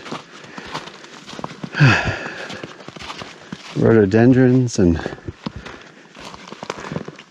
evergreens. Occasional glint of sunlight. And we'll see what the trail brings next. We come to our first actual trail intersection right here. And as noted on my notes that I have with me, it says there will be no markings for this intersection or any of the ones in front of us for the next 2.5 more days, and no more trail markers, which makes sense. So that is probably our last trail marker right there, which, like I said, I was surprised there was any, because legally you can't have trail markers in federal wilderness area, but perhaps that means that technically we weren't on wilderness land until right now. But either way, navigation will get a little different from here on out. And right here, looks like South Prong Trail keeps going that way. And we're going to cut up this way towards the Hidden Trail, I believe it's called. Hidden, right? Hidden Passage Jeep Trail. So there's a little 0.59 connector trail. And then we'll hit that red trail, which is the quote-unquote Jeep Trail, which, like I said, don't believe is anything that I could actually get my Jeep to. But so it is called. Looks like a clearing over there for tent site. It's getting a little tighter in here. I still got, oh yeah, it's getting way tighter in here. Still got a couple hours of daylight left. It's a little muddy, that is for sure. But less tree cover, so that's nice. And wow, you can hear some water really rushing here. So if you did camp around here, you'd have the advantage of water. In my case, I'm gonna press on to this mountain campsite. I still got 3-ish liters of water with me. I think that's gonna be fine till tomorrow, so I'm not gonna bother refilling. I'm gonna keep my weight a little, well, lower, and just press ahead here across the water.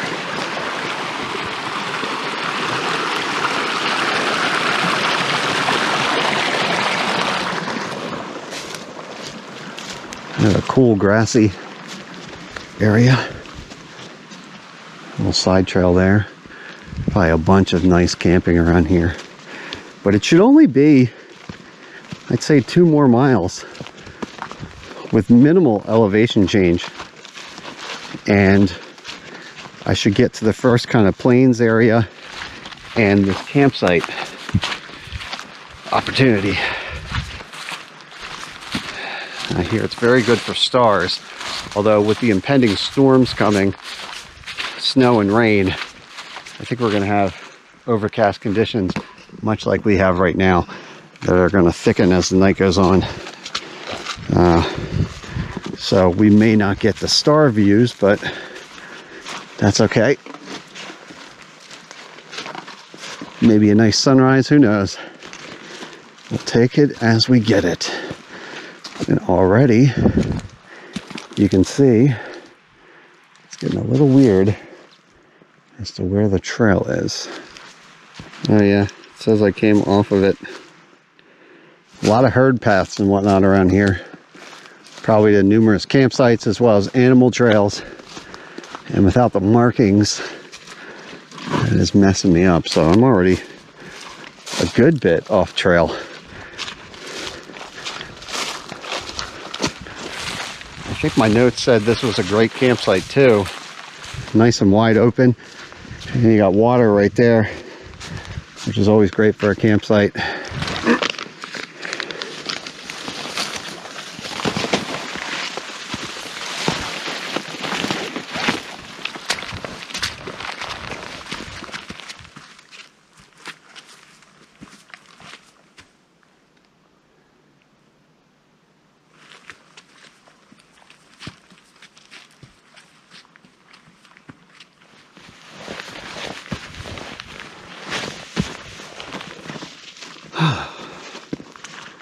I do believe we're here.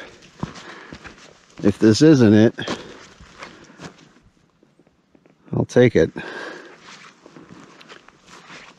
It's a clearing. Got a view of the mountain ridge there. Sky above. Now I don't know where exactly I'm going to put my hammock, but we'll figure that out. There's the fire pit. 2 of them actually. Definitely feel a breeze coming in this way. If the weather does get dicey, it's probably going to get hammered right here. But it will be a nice place to hang out. Trail looks like it goes down over here.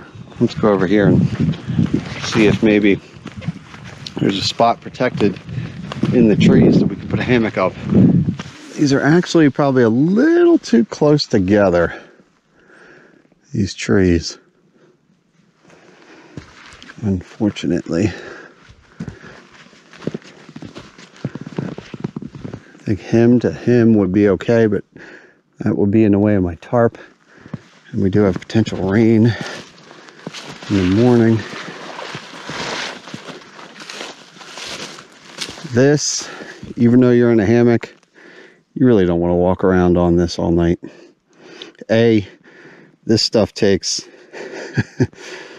dozens, sometimes hundreds of years to grow this mossy undergrowth. And on top of that, it's just not fun to be walking around on top of saplings and whatnot. So I'm going to stay away from that.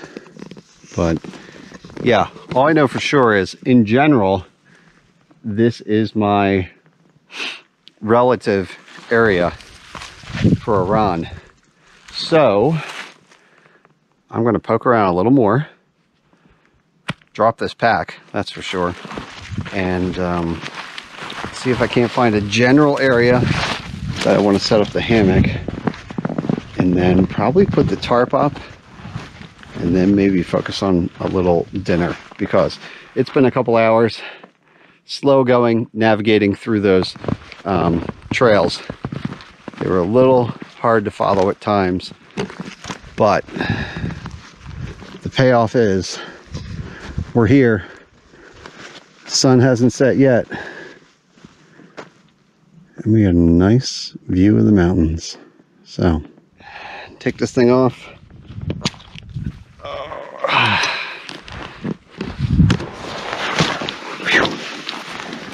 Get him down. Still got some cereal for the morning, but I am ready for a hot meal, as good as that was. All right, what are we gonna do here? Well, feels weird to walk without that weight on my back. I don't think I've really taken that pack off other than going inside of it and sitting on that rock that one time for a break.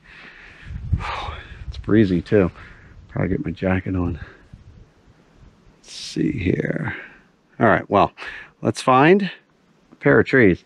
Honestly, maybe we could make these ones work.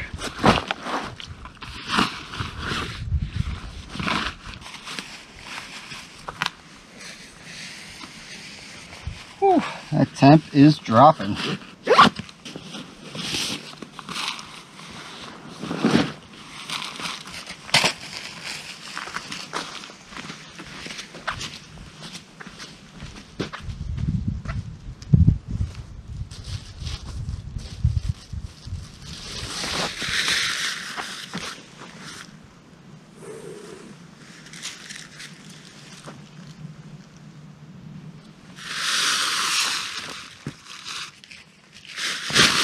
Got my hammock, got my tarp. Maybe we'll take a better look at it in the morning. But right now, I just want to get this up before it gets too dark. Get it out of the way so I'm not worried about it. I can slide the hammock back and forth as well as the tarp, but in general, just kind of getting a relative idea of where I want it. And if it does break out in rain, I'll be okay. I don't think that's going to happen until middle of the night or early morning, but I'd rather be prepared. So that's where I'm at right now. After this, I'll get working on some firewood collection.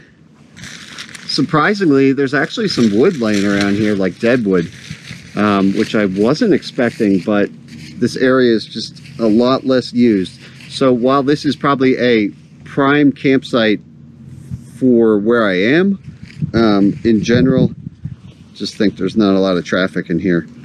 So I may have some decent luck with procuring fuel for a fire, which is what I'm gonna get on next.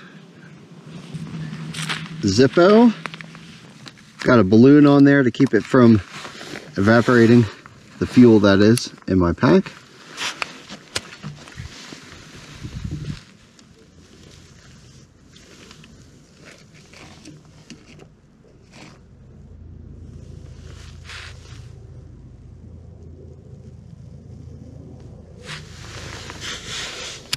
Got my pocket bellows, collapses down. Showed that on the last video. A lot of people were making fun of me saying it's just a car antenna, but you know what? That's all good. It works perfect. A little patience. We'll see what happens here.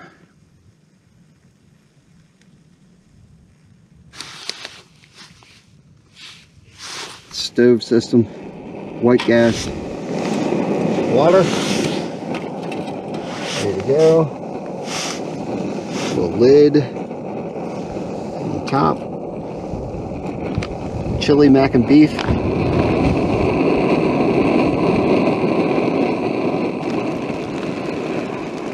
The snow has arrived. Thankfully it's snow and not rain. I guess we'll just let this lull us to sleep and see what daybreak brings.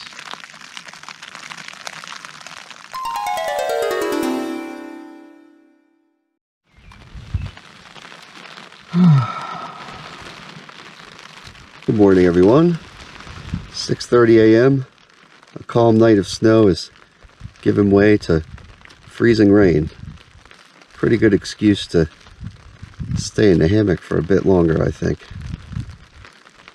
It's foggy and the tarp is frozen. The sheet of ice. Imagine the temp is below freezing, I guess.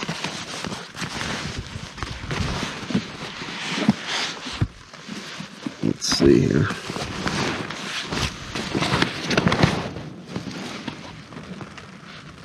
No, 33. I think the lowest was, well, let's see. Pull that down. 55 was the high. No, 31 was the low, so it only barely went below freezing. But it's definitely freezing the tarp up. It's actually laying it down on this side, getting a little too close for comfort. Oh man.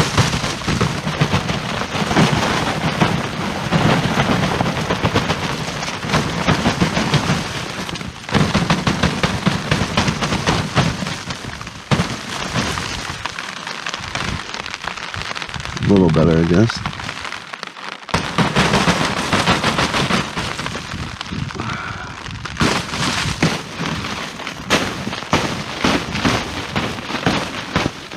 This is a Dyneema tarp. The whole thing only weighs 5 ounces, so there is definitely more weight in ice than the actual weight of the tarp on it right now. But it's holding up decently. Probably should have pitched it out a little lower and better last night, but is what it is. I am dry and warm. I got my 20-degree top quilt, 0-degree bottom quilt, and slept with my hat and my synthetic puffy jacket. So I feel pretty toasty, but I'll be honest, I don't really want to go out there. Not yet. So I think I'm gonna listen to an audiobook here. I listened to 127 hours on the hike in yesterday. That was a little maybe not the best thing to listen to when you're hiking alone, but it was good. Maybe I'll listen to something a little more lighthearted and probably lay here for another hour and just relax. I don't have any internet, so I do have a Weatherman radio actually. I could get that out of my pack and see if I can pull down a weather report, but sometimes it's best just to not know for a little bit. So I'm just going to lay here and enjoy myself. Did 6 miles yesterday, including that road hike, or maybe 7 miles. And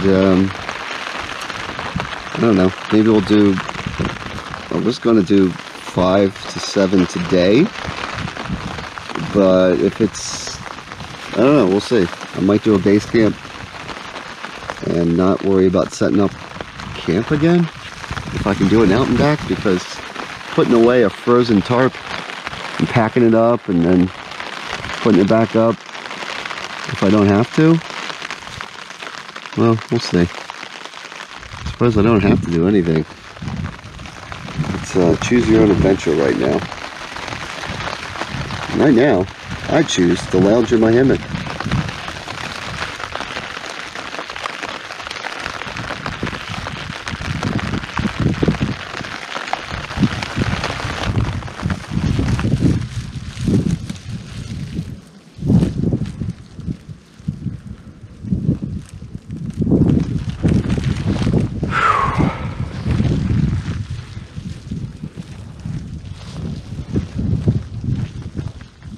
Visibility pretty low this morning. I listened to my book for quite a while.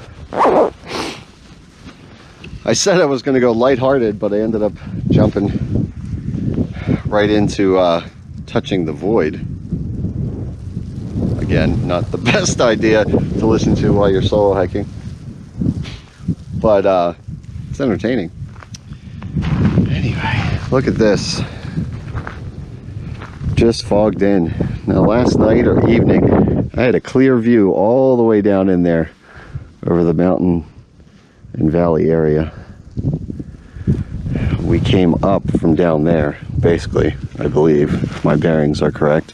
The trail kind of snaked in here.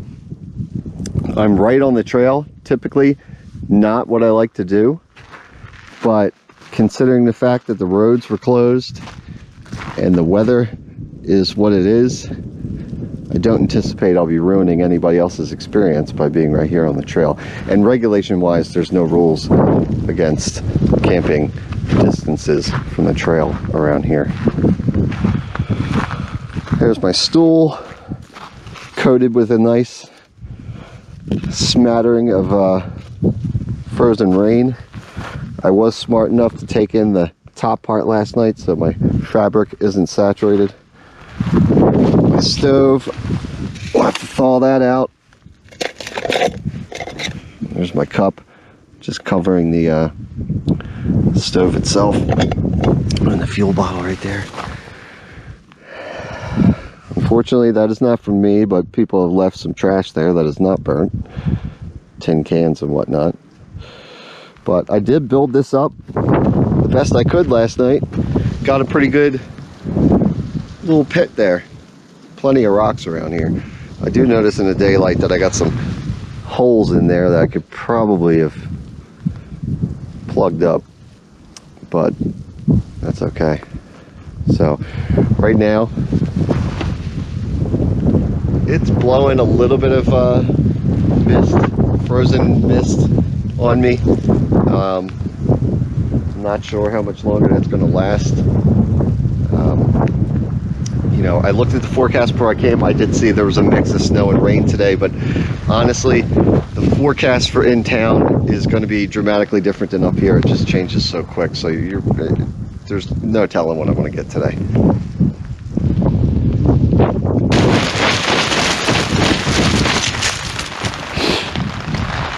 Hasn't gotten much better.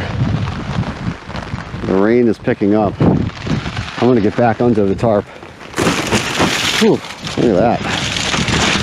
What I want to do is, right now, get as much ice off of my gear as possible before it does thaw out, just to make things a little easier. All my lines are frozen up. I don't have my rain pants on. That's not smart. So I'm starting to get wet. I'm going to get underneath of the tarp here and assess my situation. But first I just want to get the ice off. Weighing it down. I should definitely re-tension these lines, but they're all frozen. Not impossible, but we'll just see if this is a quicker option rather than fiddling with 6 frozen lines. Sorry, my face, that was smart. The unfortunate thing is I'm out of water. I got, yeah, a little bit of Mio energy and water mixture there. It was easier than coffee. It's a little caffeine and B vitamins and whatnot.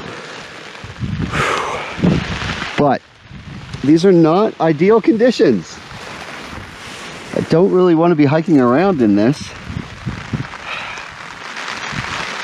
but I don't know if it's going to stop. If I had some water to make soup right now, it would be a great excuse to, well, focus on that instead. Like I said yesterday, this isn't really enough snow on the ground to melt. Now, this morning, there was actually a couple inches more than this, but it's all turned rotten with the rain coming in. and it's knocked the snow down a bit. Honestly, on the ridge here is probably not the best place to be, because I'm getting hammered by wind, which is blowing the rain sideways. But I'm gonna sit for a little bit, maybe tighten up the tarp, and yeah, just kind of take it from there and make the best of my situation. What else can I do?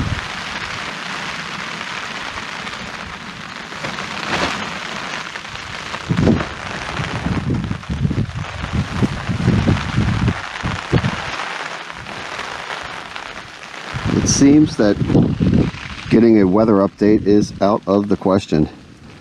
Unfortunately, this is the second time that I've put brand new batteries in my Sangian DT400 weatherman radio.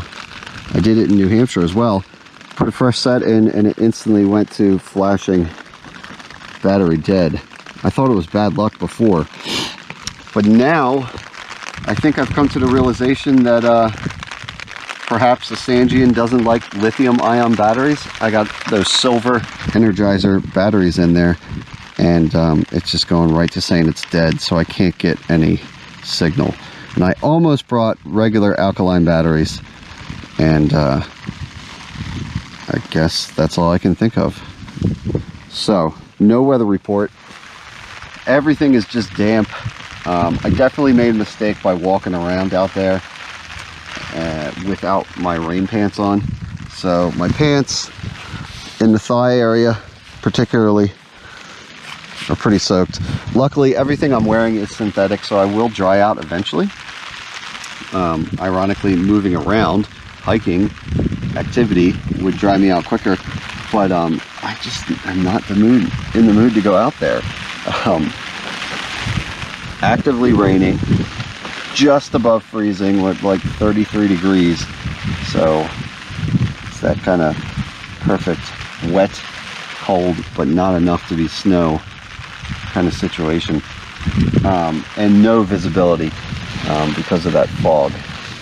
So I wouldn't be seeing anything in the roaring plains, which there are some plains. Yeah. There are some plains out here to walk through, but I won't get any views. I tensioned down my tarp a bit more, as much as I could, but the ice just keeps building up. I think at this point, oh, my water bottle's blowing away too. I think at this point I am going to try to scrape up whatever snow I can and make myself a hot cup of soup and just try to get the morale up and just hope this rain blows out or turns into snow, but ideally just stops.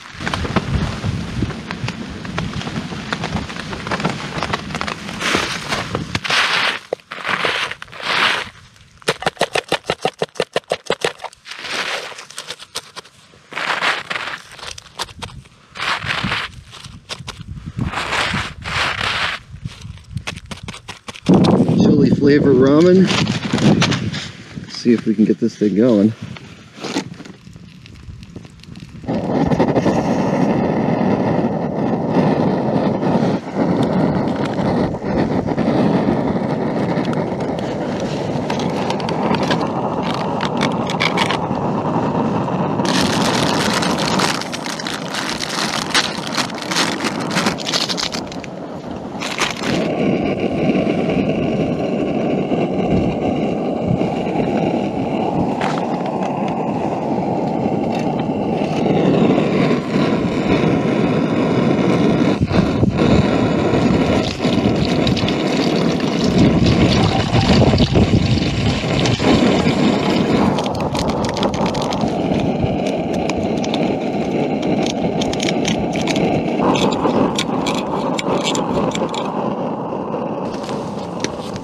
All right, well, it is well past 10 a.m. at this point. In fact, it might be pushing on 11, I'm not sure. I've just been trying to wait this rain out. It's tapered off in general. It's fully stopped a couple times and then come back. Right now, well, it almost felt like it was stopping again. It does seem like it's picking up a tiny bit. At this point, I think I'm not going to mess with breaking down camp and hauling off somewhere else. Best case scenario, I would say the rain tapers off. I'll leave camp set up, let it fall out, and I can day hike around from here, leave this as a base camp, and we can check out roaring plains and whatnot. I think that's what we're going to do. And then tomorrow I can either hike out the same way, or if the weather is particularly nice, I can continue the whole loop with minimal water and food, because I'll have eaten most of it by then, and I'll be a little lighter, and we can do the rest of the loop that way. But we'll see. We'll just play it by ear. I actually hear some birds out, which is a first. I had some coyotes this morning around 4 a.m. right around when the snow stopped and we got a break before it switched to rain. There were some coyotes howling. Not super close, although it sounded like it, but I'm sure they were pretty far away. There's no coyote tracks around here, just rabbit tracks and stuff like that. But we are very close to Dolly Sods, and every time I go to Dolly Sods, there are coyote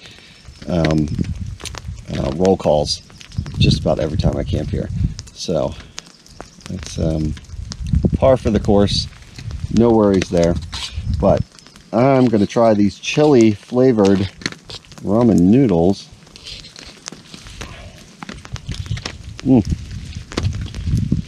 It came out pretty good. I used a minimal amount of water. So at first I was skeptical that I messed up because I was saying the rain was washing the snow away. But what it ended up doing was kind of soaking into the snow and creating this hard packed kind of slush. And it was actually a lot quicker to melt snow today.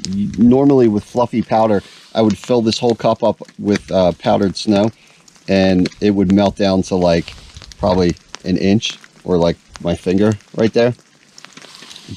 Just because it's mostly air. But because this stuff is hard packed, I've been making little snowballs out of it, and I threw a few of those in the cup, and I really didn't spend much time and effort melting snow, which is nice. So I can stay here, I believe, and continue to survive off of the snow that's around. I've already got a nice fire pit here. Probably have a nice fire. Didn't show you too much of that last night. So yeah, I think this is home. It feels like home, and I'm gonna keep this as my home base. Have some noodles, and heck, I could even collect firewood next during one of these little breaks in the rain. Let's go take a look. Still don't have my rain pants on, so I'll try not to be out here too long. You can tell by my tire pit, it's just sopping wet out here. The actual temperature is above freezing for sure, still 37. But you can see well, actually now it looks like it's just switched over to rain again. But it was flakes of snow for a little bit. God, I wish I could be outside of that tarp. Just feel stuck under there. Visibility is still... No, it's not nil. Look, we can actually see that mountain ridge. And before, it was a wall of white right up till here. A lot of snow coming off. I was getting a little paranoid because I'm losing the snow that I need for drinking water. As you can see over here, it's turning green and maroon again. But I almost got concerned. But then I remembered in here, within these pines, the snow's going to remain a little longer. So I can definitely poke around and gather snow and ice crystals to continue getting drinking water throughout today into tomorrow, I think. Hopefully. We'll see. Worst case, It's a couple miles back down there to that area from yesterday where there was that confluence of small streams. But I think we'll be fine here. What I would just like is to get a little break from the precip, collect some firewood. This is my first time outside of the tarp in a little while. I've just been laying in the hammock, doing the occasional organization of gear, for the most part just being lazy. Every once in a while it gets bright and I get excited, and it never quite breaks through. And because I'm melting snow, I have to actually conserve my fuel. I thought I had too much, but I could very well run out of stove fuel if I'm not careful, because melting snow is a lot more energy intensive, obviously, compared to dipping into a stream. Feels like a decent amount in there though. So yeah, I guess that's where I'm at. Maybe suck it up, put on some rain pants, collect some firewood. It'll at least give me something to do and keep me warm.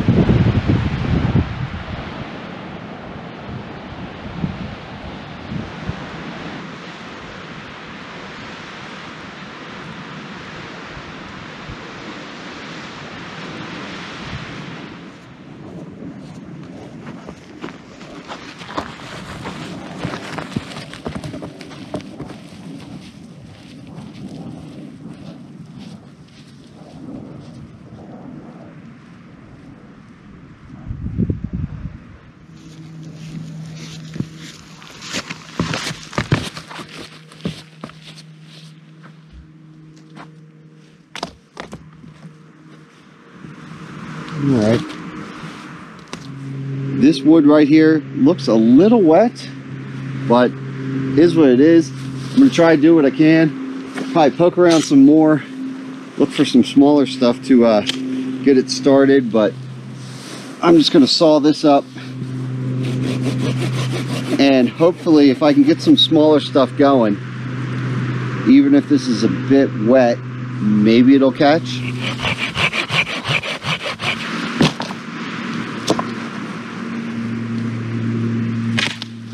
Go.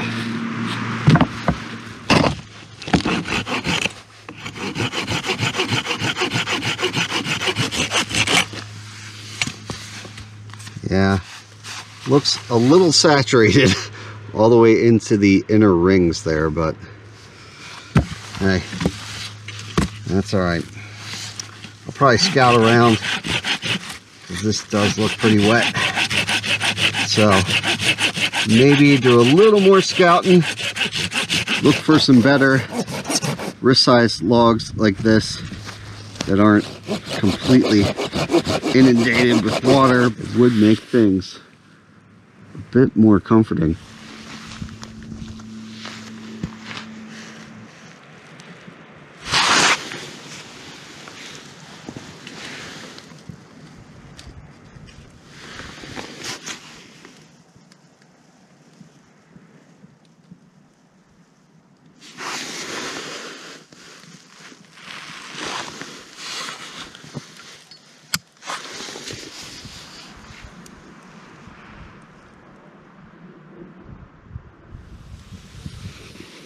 All this wood around here, incredibly wet. I've been feeding little sticks in there, twigs, everything. It's been about 45 minutes, if not longer now. I haven't really been paying attention. So this is my last shot. If this catches, great, we'll have a little fire. Let's just hope for the best. See what happens when we come back. But over here, I got my cereal for tomorrow. I'm looking forward to that. Still got some powdered milk, so I'll have that in the morning. Chicken teriyaki, rice, green peas, carrots, peppers, onions, freeze-dried. All right, so that's my dinner. As long as I can get some boiling water, I'll be good with that. Speaking of which, I'm out of water once again. The good thing is, in here on these branches is a bunch of iced up, very solid ice, which is good. It's condensed water, basically. A lot better to melt than snow. So that will get me some dinner. In the meantime, well, my main problem is these guys right here are saturated, and they're my money makers. If I can get them going, I'm good. But without those, just going to be a night full of feeding twigs into a fire, and I don't really feel like doing that, to be honest. But we'll see.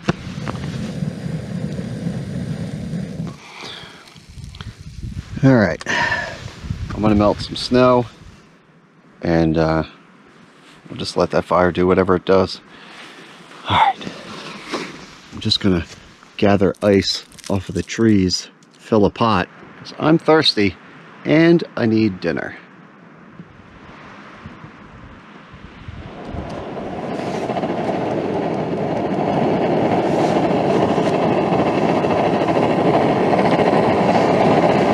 All right, boiling water, chicken teriyaki.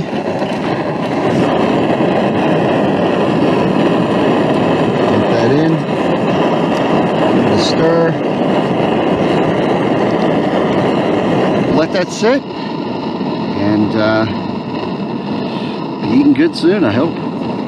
In the meantime, melt some more snow.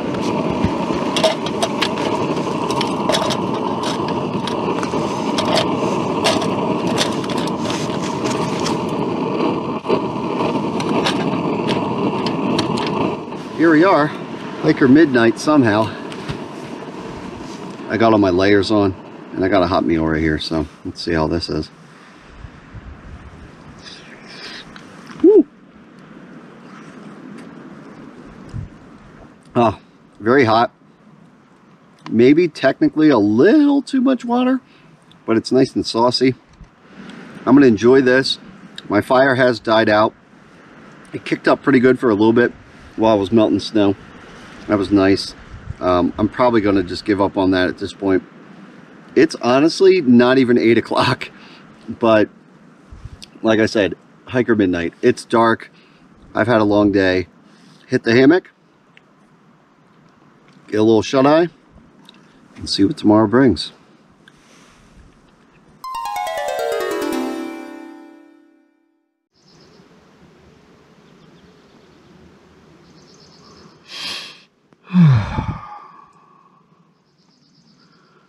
Good morning, everyone, and a good morning it does seem to be. It's just starting to get light. It's a little after 6. Probably can't see me that well because it's not that bright out yet, but it's brighter than it was. So, no wind this morning, no rain or snow or freezing rain.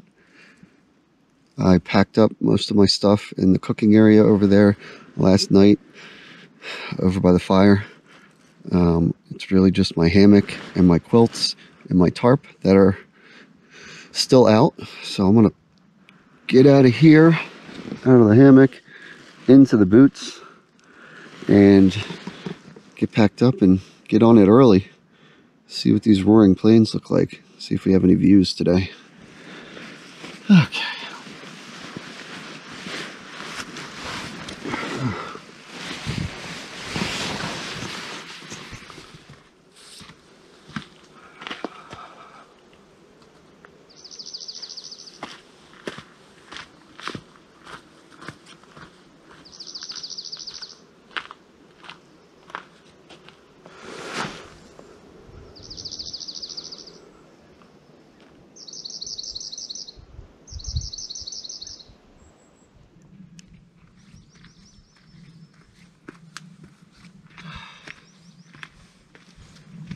Nothing like a little sunshine, clear skies.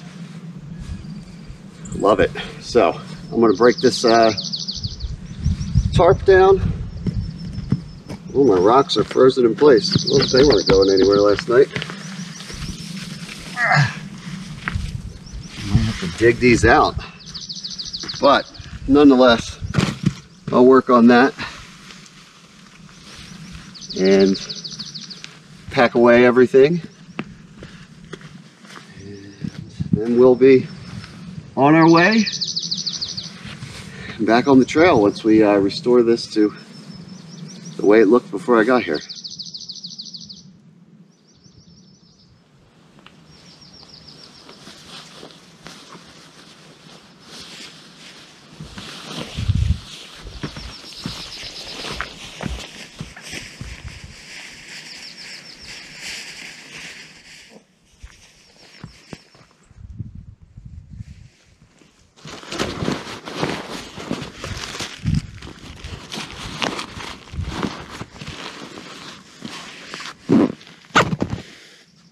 We're up to 48 degrees from 21 this morning.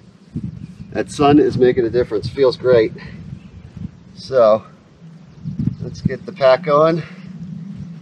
Get on the trail here. Definitely lighter without a lot of the food and just about all my water.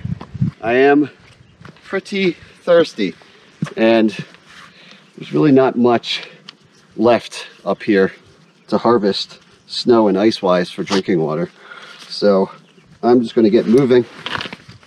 I am realizing now I foolishly packed away my paper map that I was going to use to show you what I plan to do today, which is about 7 or 8 miles to complete the majority of this loop since I stayed in one spot yesterday. It was fun though, and better than hiking in the rain compared to this. But let me show you on my phone what we got going on. Well, actually first let's check around the camp, make sure everything's clear. There's the fire pit that I left in better condition and a bunch of logs in there. A little chair, not bad. So we're gonna go this way, and like I said, look at my phone here. So we're right now on the Hidden Passage Trail just before the pipeline, and I'm going to hike something called the Canyon Rim Trail, which I presume does just that. Then I'll cut over on the Roaring Plains Trail, at which point it looks like there are some indications on the map of some water. And then I will go across the plains on the Boar's Nest Trail, and that looks like it drops pretty steeply back down to Forest Road 19, and then I'll hike back to the vehicle. And where it puts me on Forest Road 19 is actually further down, so I'll have less road hike than I did the first day. A little haze down in there, but a nice sweeping view. And now we're up onto the plains here, and I can actually see it a bit without all that fog.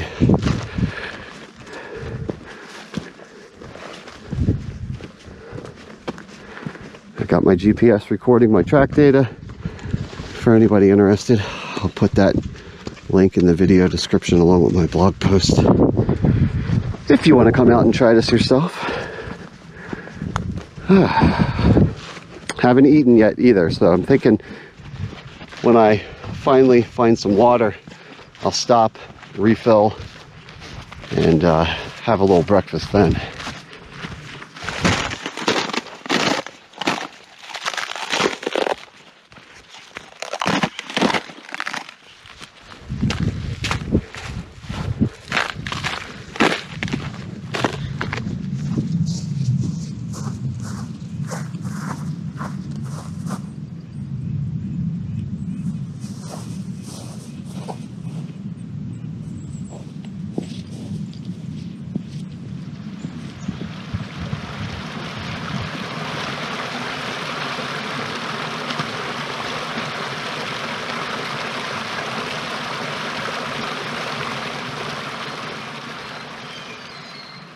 I've descended a little bit on this pipeline to get access to the next trail on Canyon Rim.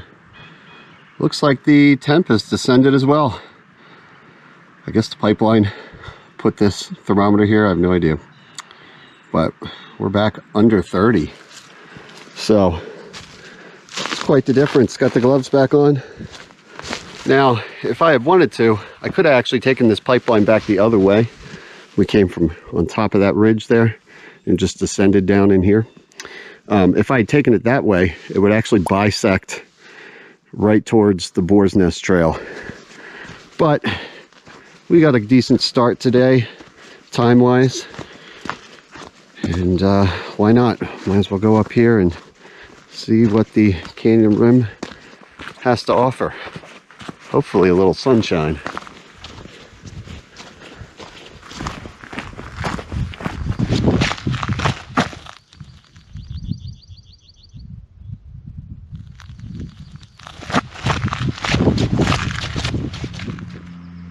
No, you're not imagining things. I'm back at the thermometer. I shouldn't have went straight. I double checked my GPS when I got up there because there was a boundary sign and it says the trail is back here.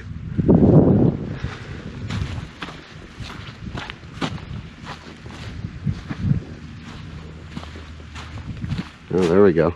Well, look at that. So if you ever come here yourself, I did mention that they said the trails are pretty hard to follow. If I didn't have my GPS, I think I would be pretty screwed up right now. Second guessing myself, or at least have some good trail notes. Definitely a map and compass. But yeah, so pro tip, if you see that thermometer, it's the beginning of the Canyon Rim Trail, apparently. So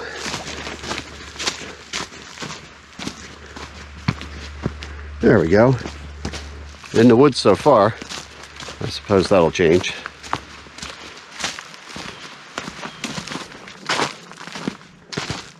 Trail splits. Oh no, that must be the real trail. Campsite. Some dolly sod style rock chairs. It's all the rage around here. 1, 2, 3 of them. According to my notes, there should be an overlook around here by this campsite, which is semi-dry, but we're not that far from the water that I crossed over back there. So let's see if there's a view. Been just about a half hour that my water treatment tablets have been sitting, so water should be safe to drink. I just got to add my other tablets to neutralize the iodine flavor, but that only takes 5 minutes. So maybe if I can find an overlook, this would be a nice break spot for some cereal, but I don't see much. Man, it's a beautiful day though compared to yesterday. Days like yesterday really make you appreciate good weather. I don't see this overlook though. Maybe it's further down the trail. Let's see. Oh, here we go. This is something. Not quite what I was picturing, but let's see.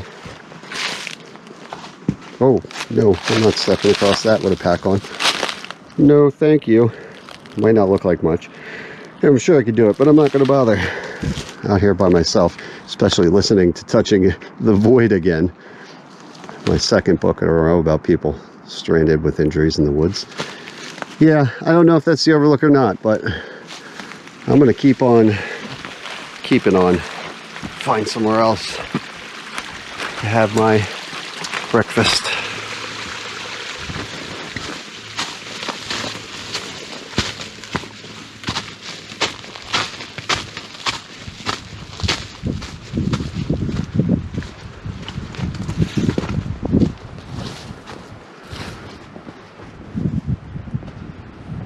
There we go. Nice little view. Not much of an area to sit, but a nice little view. One thing is for sure though, it is dense. This is barely a trail.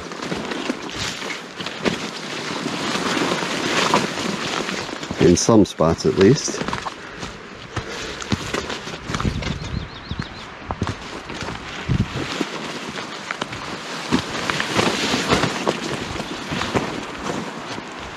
Oh wow. There's the ridge over there. Don't quite have my bearings right now. That's probably where we came from.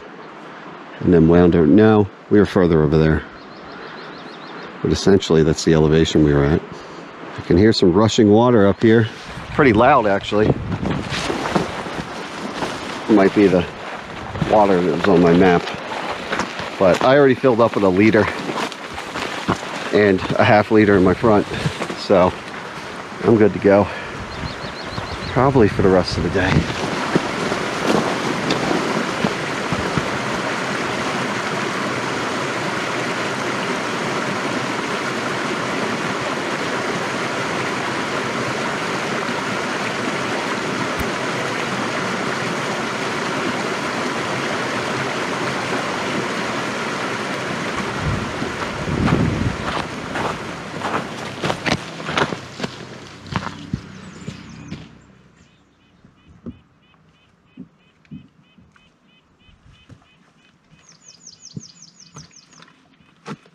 Well, seems like a reasonable enough spot. It's been slow going. Not a lot of elevation changes, but just really tight trails. And soaking in the views when it's not tight. So between that, probably only went like a mile an hour. But I get a little food in me, perhaps my fate will change. Or actually, to be honest, I don't really have a problem with a mile an hour. It's like 10-ish. Probably get out of here in time for a late lunch. A little cheeseburger action as usual to wrap up things. But for now, I'm gonna get some water, which is done being treated with both phases of treatment.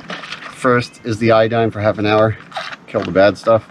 Second is the 5-minute PA+ pill to turn it clear and not taste like iodine anymore.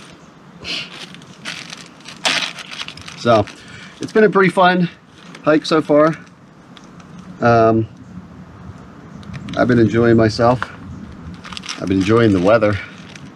I know I keep harping on it and saying it, but man, yesterday was just, I mean, it was fun to be out at camp and everything, but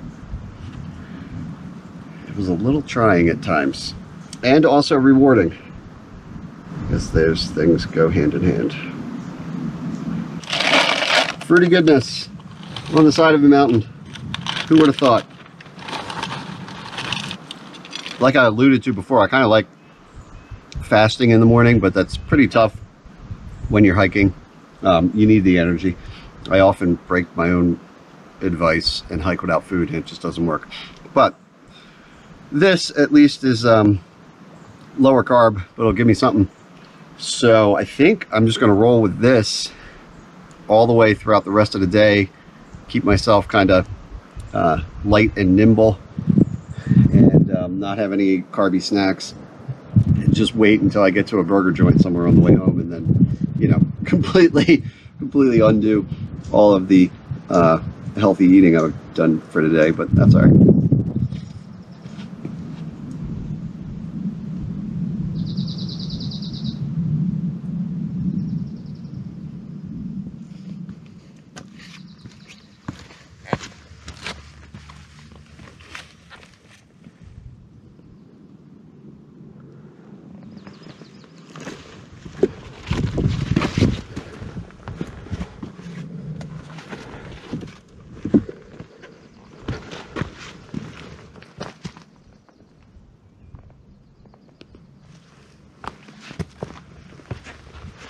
Wow, look at this campsite. Plenty of room for hammocks and tents. Big old view. Probably got the same wind yesterday that I did.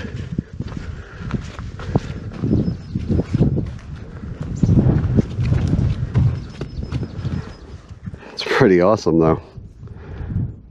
All right, I'll have to tag this one, that's for sure. On the old GPS. The nice thing about today is all the elevation was the first day. Elevation gain, that is, for the most part. So I'm pretty much just walking the ridge and the plateau. Super remote feeling though. That is for sure. Would not want to be back here if I didn't know what I was doing or had a GPS. And kudos to people 20, 30 years ago that just would do these backpacking trips with just a map and compass. I know it's possible, but there would be times that I'd be freaking out, because I've had to check myself several times on this trip and just kind of get my wits about me in sections where it just didn't look like a trail anymore, and just had to use the GPS to go in the general direction. I'm sure you'd figure it out without it. Use your compass, stop, think about your relation to the ridge and whatnot, but even if you're going in the right direction, not being on the actual trail, that is pretty slow. It would definitely wear on you.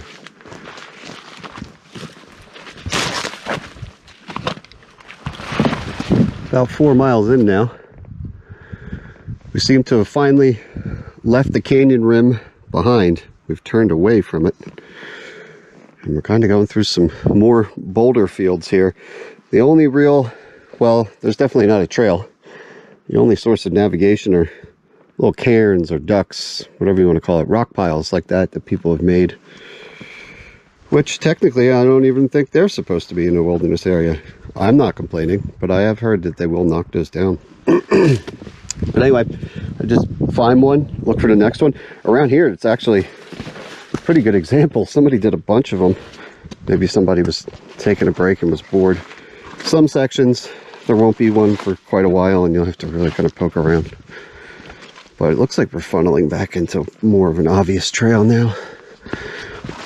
Not too far ahead, very shortly, should be TP Trail. We're only going to take that for less than a mile, maybe half mile, and that'll link us up with Roaring Plains Trail, which will go across the top of the plateau. I don't know if that's in the woods or if those are some more fields. We'll see.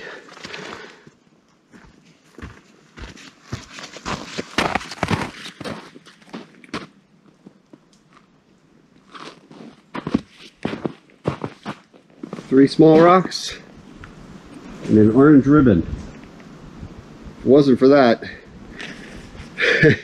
yeah, I would never know this was a trail. But this is apparently it. TP.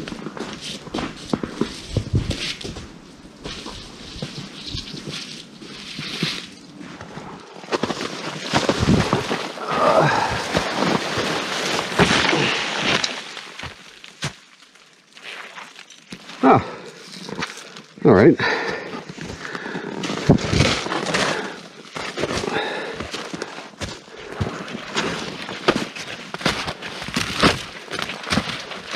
I have a feeling this is going to be slow and wet.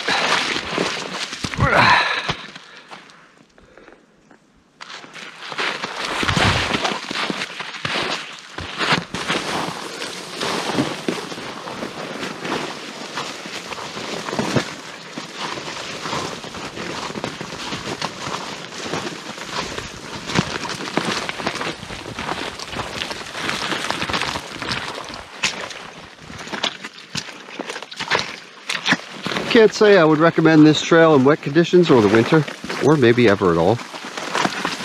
I mean, I suppose it is here to get you over to the trail I need to get to, obviously, but boy, it doesn't seem very well used. And I did screw up.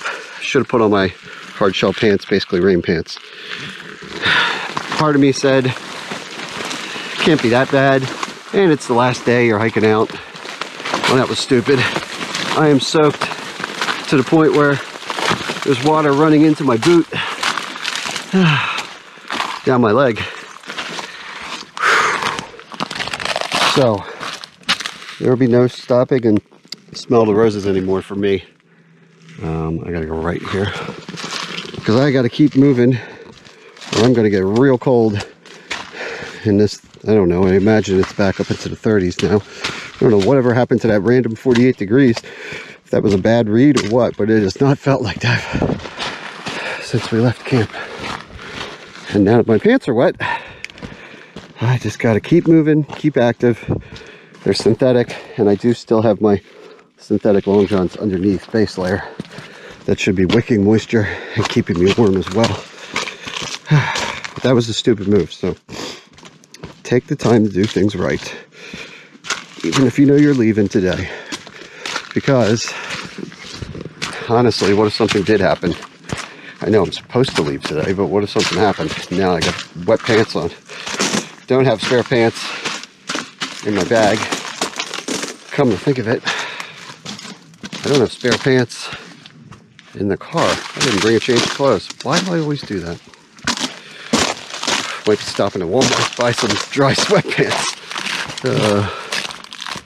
Now that I mentioned that, it is clouding over. A slight feel of rain in the air. How did I forget about that possibility? It's just so nice this morning and I put it out of my head completely. All the more reason to keep it moving and see if we can beat any precipitation back to the vehicle.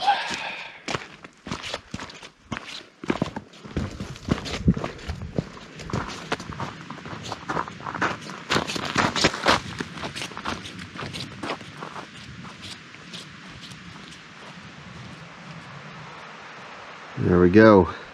The final trail. Forest Road 19 is in 2.7 miles. Let's just call it 3 on the Boar's Nest Trail here.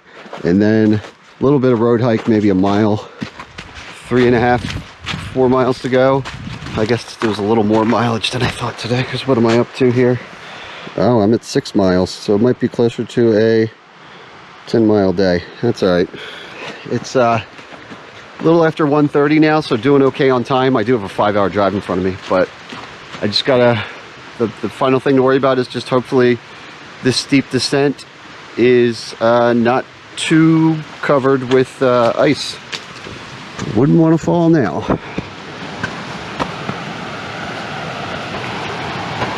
Oh, look at that.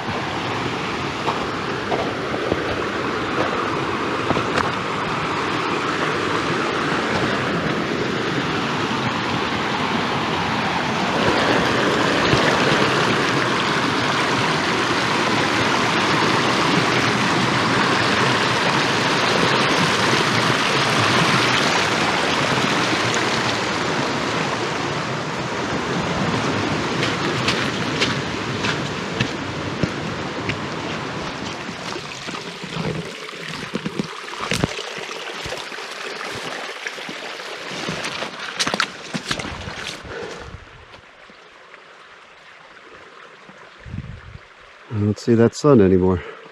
A race against Mother Nature, as usual. Somewhere down there is the road, and the Jeep, and heat. I could use a little bit of that. Oh, and well, I guess add a water crossing to that list, because we got to do this. Only like a quarter mile away at this point from the road, but this is going pretty good. So I think I'm going to put a stick in each hand and focus on that, because that looks pretty deep. Maybe over here. I'm just going to have to get my feet wet. I just don't want to get caught up in the current there. So here we go.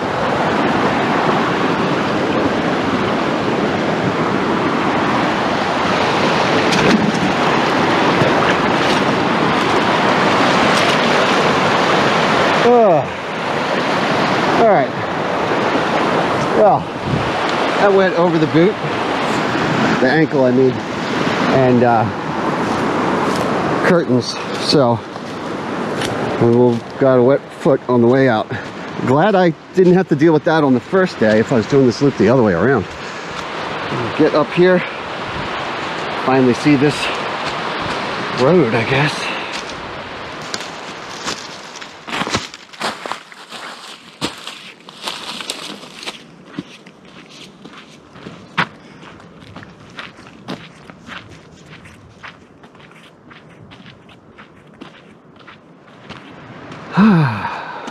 And there she is. The Jeep is still there. And I am still in one piece. So we did it. We made it. Roaring Plains, West Virginia. Great views. A little dicey with the weather, but it made things interesting. And overall, just 3 days of hammock camping in the woods. So I can't complain. Or if I was going to complain, I guess my only complaint would be that I'm pretty hungry and a little tired. So I'm going to get this pack off, hit the Jeep, and get on the road, replace some calories. Till next time, I'm Syntax77, and right now, it's cheeseburger time. You got a chance of everything from freezing rain to snow on this trip. I think a lot of backpackers get nervous about hunters. I'm going to take my chances with all the above and keep following the orange blazes.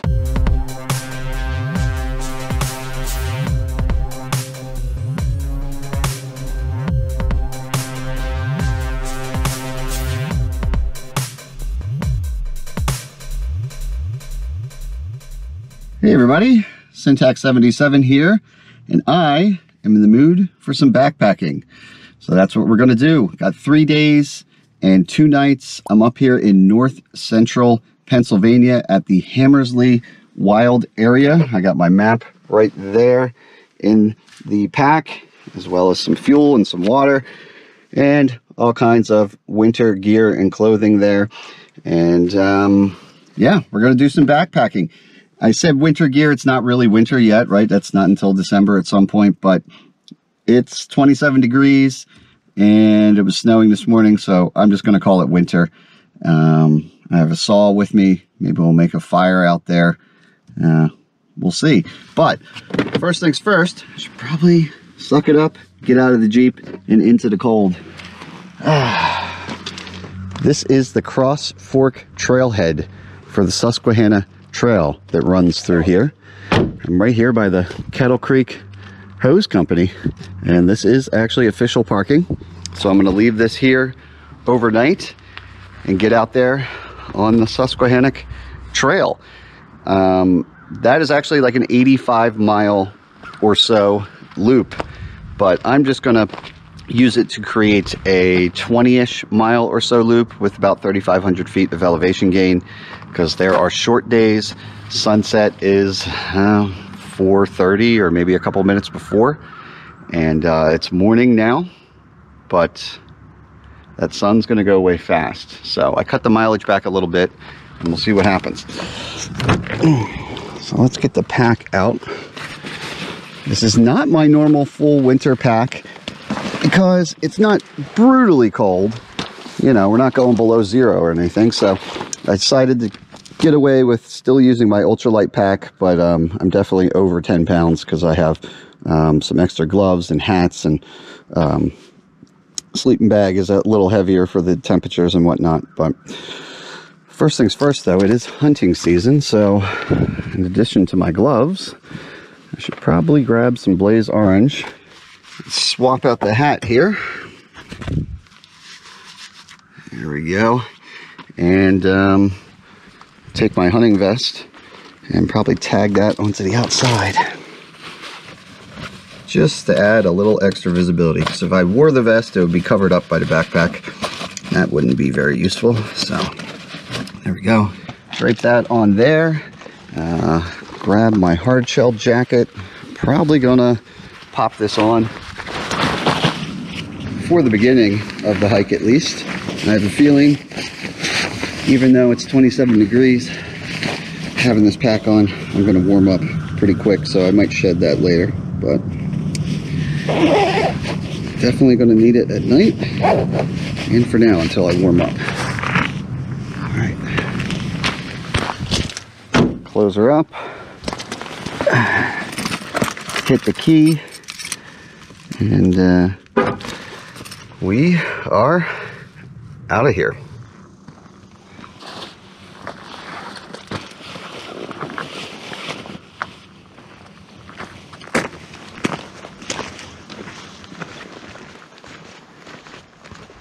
All right, goodbye firehouse. Here's the information board, maps on the back, I actually picked up my map right from here. Pretty convenient. They got a whole bunch of them for various areas right around here. We're actually going to head over here back towards Main Street, which is what I drove in on, and we'll do a short road hike just to get ourselves onto the trail.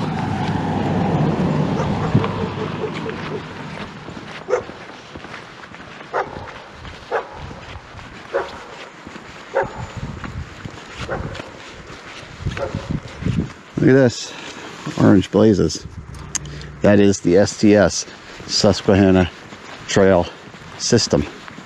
So, rest assured, we are on it. And up here, we'll cut left. Looks like they're doing some road work.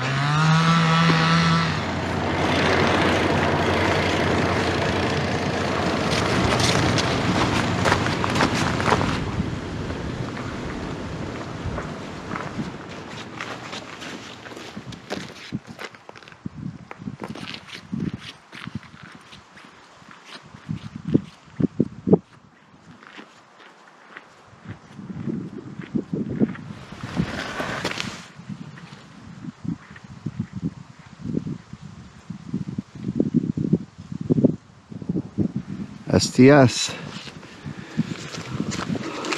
off of the road onto the trail. No horses or bikes. Saw a pickup truck over there parked on the side of the road. He's probably hunting in here somewhere. I drove here right from our cabin in Wellsboro, or roughly in Wellsboro, about an hour away from here. And we were doing our annual buck hunting trip, which is on my dad's channel. If you're interested in that sort of thing, that'll be over there. But that was a good time, and I figured I was up here, so I just went right from there to here. And then afterwards, today's Wednesday, on Friday, I'll just go back to the cabin, get a little rest there before I drive home to Delaware. But say goodbye to the road noise. This is actually the most remote section of public lands in Pennsylvania. And at some points, you're over 5 miles away from the nearest road, which may not sound like a lot. That's pretty hard to come by nowadays in any state. And speaking of 5 miles, I mentioned that I was doing a roughly 22-mile loop. Probably just going to do 5 today. Start with a 5-mile warm-up, get myself deep into the woods, and maybe set up camp around that point near some water. And tomorrow we'll wake up and continue to loop and see where we want to camp the second night. There is a pretty cool spot from what I've read. It's the site of an old forest fire from many years ago. For whatever reason, it never grew back, and it's up on the ridge, so that might make for a good tent site tomorrow. Usually I do hammocks with the tarp, but because of that open area, I figured I'd bring the small tent, sleeping pad, and that'll give me the ability to set up camp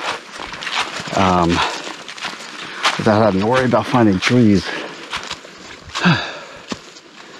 But here comes the elevation gain.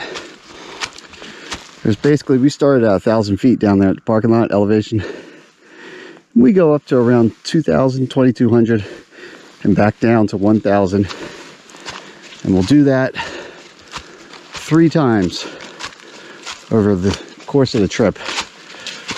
So today I'm going to knock one of those up and downs out and probably camp at the bottom. Save the next one for tomorrow.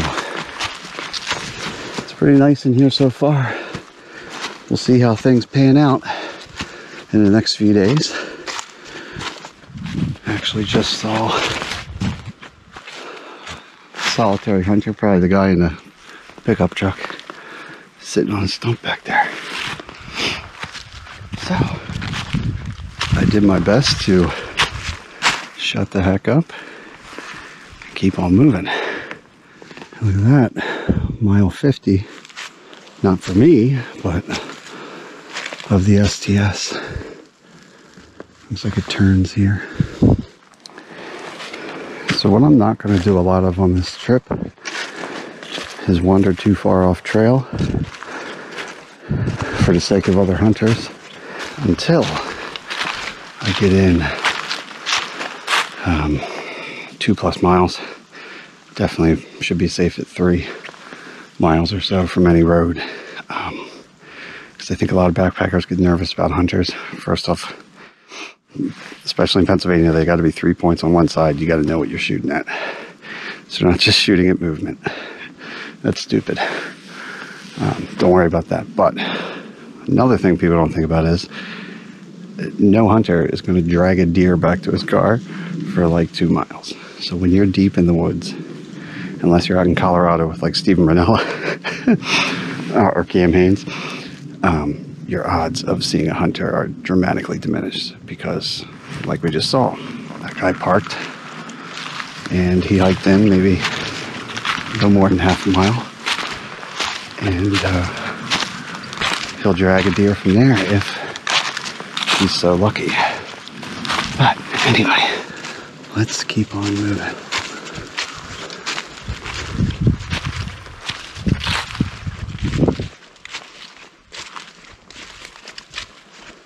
Oh, speaking of critters, what we got right there? What do you think? Bear scat? Velociraptor? You tell me. I'm gonna bet against deer, I'll tell you that. This is a pretty awesome trail so far though. I mean, we've already hopped up pretty good. That little cutout in there, if you can make it out, is where the road is, or was.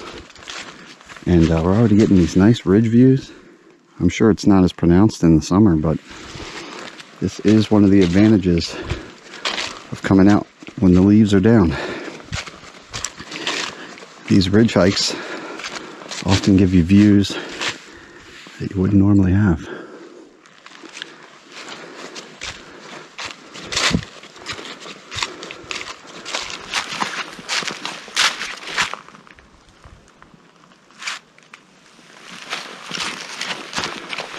Speaking of ridges, feels like we're getting on top of one. And the wind's picking up.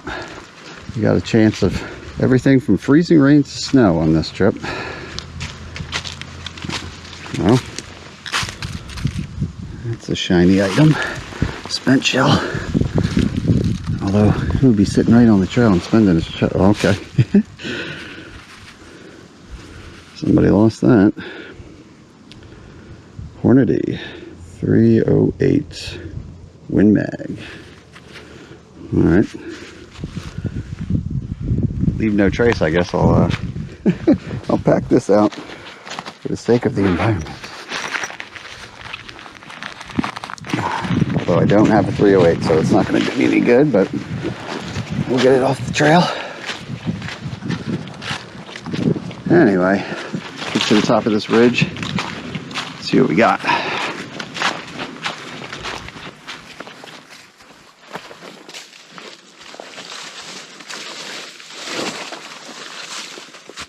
Double blaze.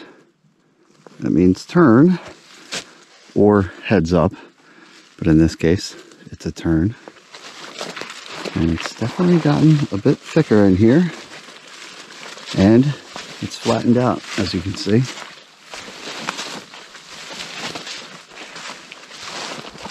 No water up here though. About 2.5 miles in, and we'll be on this flat ridge for maybe a mile, mile and a half, and then we'll drop down another 1,000 feet. Within about another mile, mile and a half, should be pretty steep drop off. I don't know, I got 2 liters of water with me. I could get by on camping if I saw a nice view up here and just do the extra mileage tomorrow. I'm keeping myself open to that, but I think most likely I'll keep pushing. I will enjoy this flat ground for a little bit, that's for sure. Hopefully we can avoid any precipitation until camp is set up.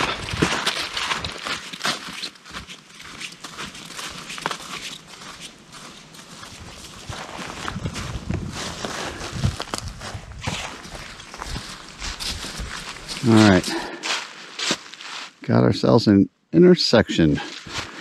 Twin Sisters Trail and the STS this way.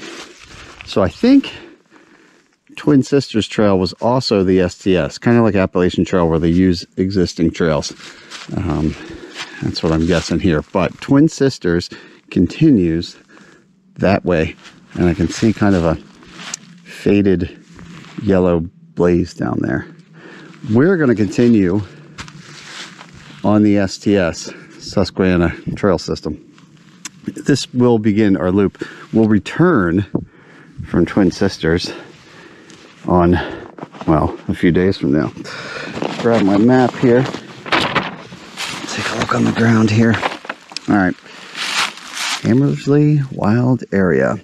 So we started right here at Cross Fork Trailhead, and I came from Wellsboro's down this way. So I came down 144 and took Main Street, parked there, walked back up past our construction worker friends. STS is orange, came up here, and we're right about here right now. So I guess I was wrong. We're only 1.7 miles of trail plus what I walked on the road and whatnot. So yeah, we're about 2.5-ish. I'm gonna go down here, start losing elevation, camp around here, or possibly here near Hammersley Fork. Then we're gonna come up tomorrow, and you can see it looks like the trail doesn't go anywhere to make a loop. It goes to this road over here, McConnell Road. But this right-of-way power line, or actually I think it's pipeline rather, is cut out for access, that whole pipeline. So our option is, when we get here tomorrow, we can take the pipeline. But the key thing there is, you can tell by the topography here, it goes up and down. It's pretty rugged. It's wide open, no trees, but pretty rugged. So I've heard it's not the best hiking, but it does cut off this. The other option is, on day 2, we go over here to the road and around. And then at some point, I'll stock up on water in here, and I'll camp on day 2, probably around here where the wildfire from many, many years ago occurred. There's also the option of doing a bushwhack for fun through here, I think. But we'll see. So, get the snow off of that. It is starting to freshly snow. It actually just started since I got to the intersection. Well, at least it's not rain, or even worse, freezing rain. The freezing rain, I think, would be on the second night, hopefully after I'm in the tent, because that would be no fun to pack up a tent covered with frozen water, which you then put into your pack, and then it potentially thaws, and well, that's just a soggy mess. So we'll see if we time that right, because if I get out on the 3rd day and my tent's all wet and my backpack is too, I'm not worried about it. I'm headed back to a wood stove and a hot meal at the cabin. If I got that tonight though, that could make tomorrow a little more interesting.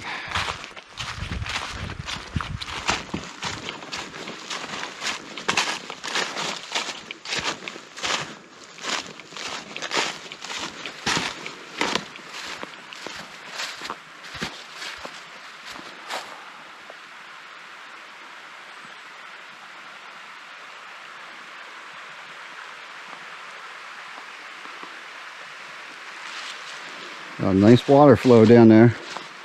Trail is kind of following along that now. That is a good water source. So, realistically, at any point, we could camp. We'll see. I do know my last 2 trips, I night hiked every day.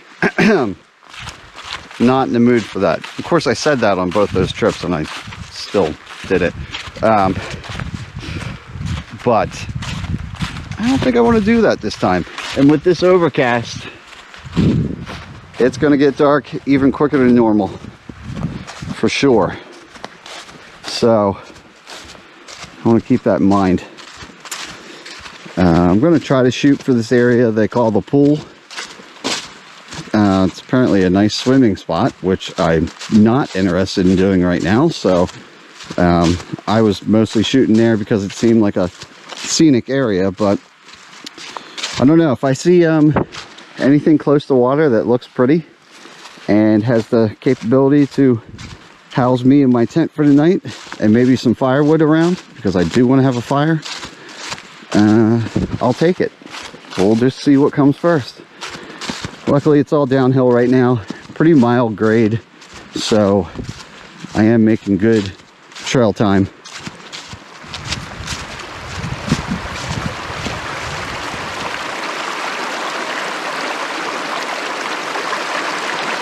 Whew. Well, this is tempting. Made it down to water, or the actual level of the water, I should say. This looks like a little fire pit action that someone made, and there's actually some wood sitting here. Already collected. And that is the gamble. I head on to the place that's popular in summer. No one will be there, most likely, right now. But it's going to be picked clean. I do have a saw, which always gives you an advantage because, well, you can cut up the stuff that other people just either can't or won't put the effort into. So, do I walk away from this site that has a pile of wood right at it, or do I push on to the potentially prettier site that may have no wood at all, but I have the bonus of maybe using my saw to forage more? I will say one downside of this site is that right there is the trail. I mean, the trail goes right through it. There aren't any restrictions against that in this particular area, as far as distance from the trail. Usually not my cup of tea, although I don't think anybody's going to be coming along, but I think I'm going to push ahead. And I think we have a water crossing here. No, not quite yet, but at some point we do. Not too far ahead, and I don't know what that's going to look like either, but I'm going to take my chances with all of the above and keep following the orange blazes.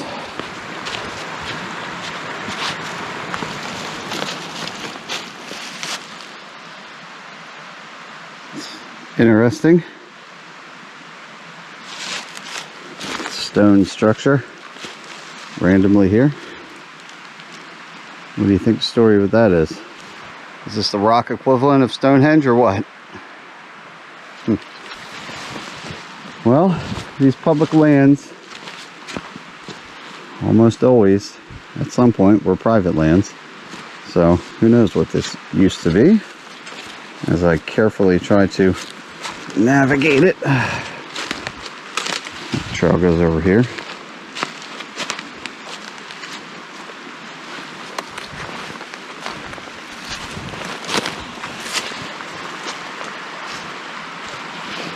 Nice piney area, and I've been thinking about that more as I've been walking.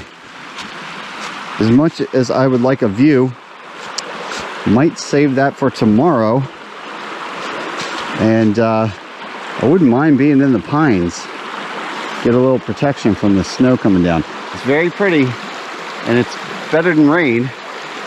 And I know what you might be thinking. Doesn't look too bad, but something about just a constant blow of snow in the face when you're trying to set up camp. It's kind of nice to get a break from that sometimes. So see if we can't find a stand of pines around here somewhere.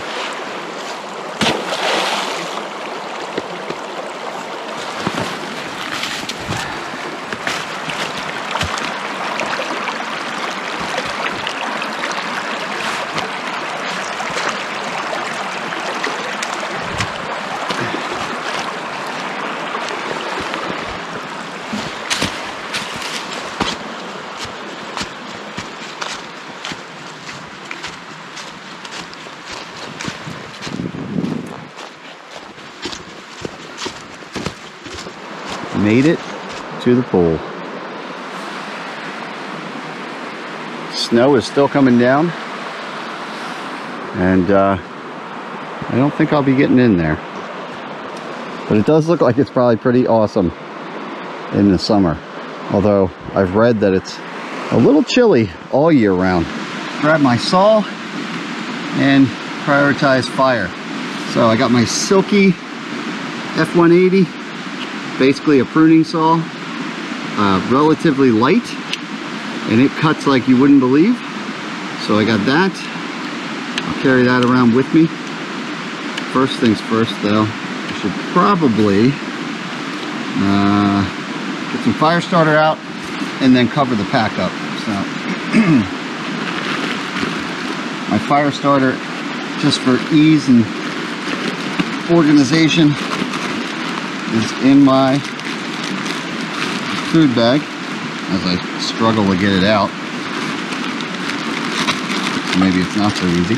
That wasn't too bad. I usually keep my food bag at the top, and I just keep all my food in a grocery bag, because at the end of the night I take the whole thing, I'll tie it to a line, I'll get it up in the air and out of the way of any bears, critters, etc. But in here I got all kinds of goodies that we'll get into. First up is probably a quick ramen noodle soup after I get done the tasks that I'm looking to do. But right now I'm looking for fire starter. I actually stole this from up the cabin. It was a larger block, more like the size of length of your hand. But I just took a steak knife and chopped up a bunch of chunks. It's kind of got some sticky resin on there. So there's my fire starter. I'll just use minimal chunks of that to get a fire going. But first up, I'm getting snowed on, so let me tie up the food bag and keep that out of the snow. And then my pack, I'll put a pack cover on that for now.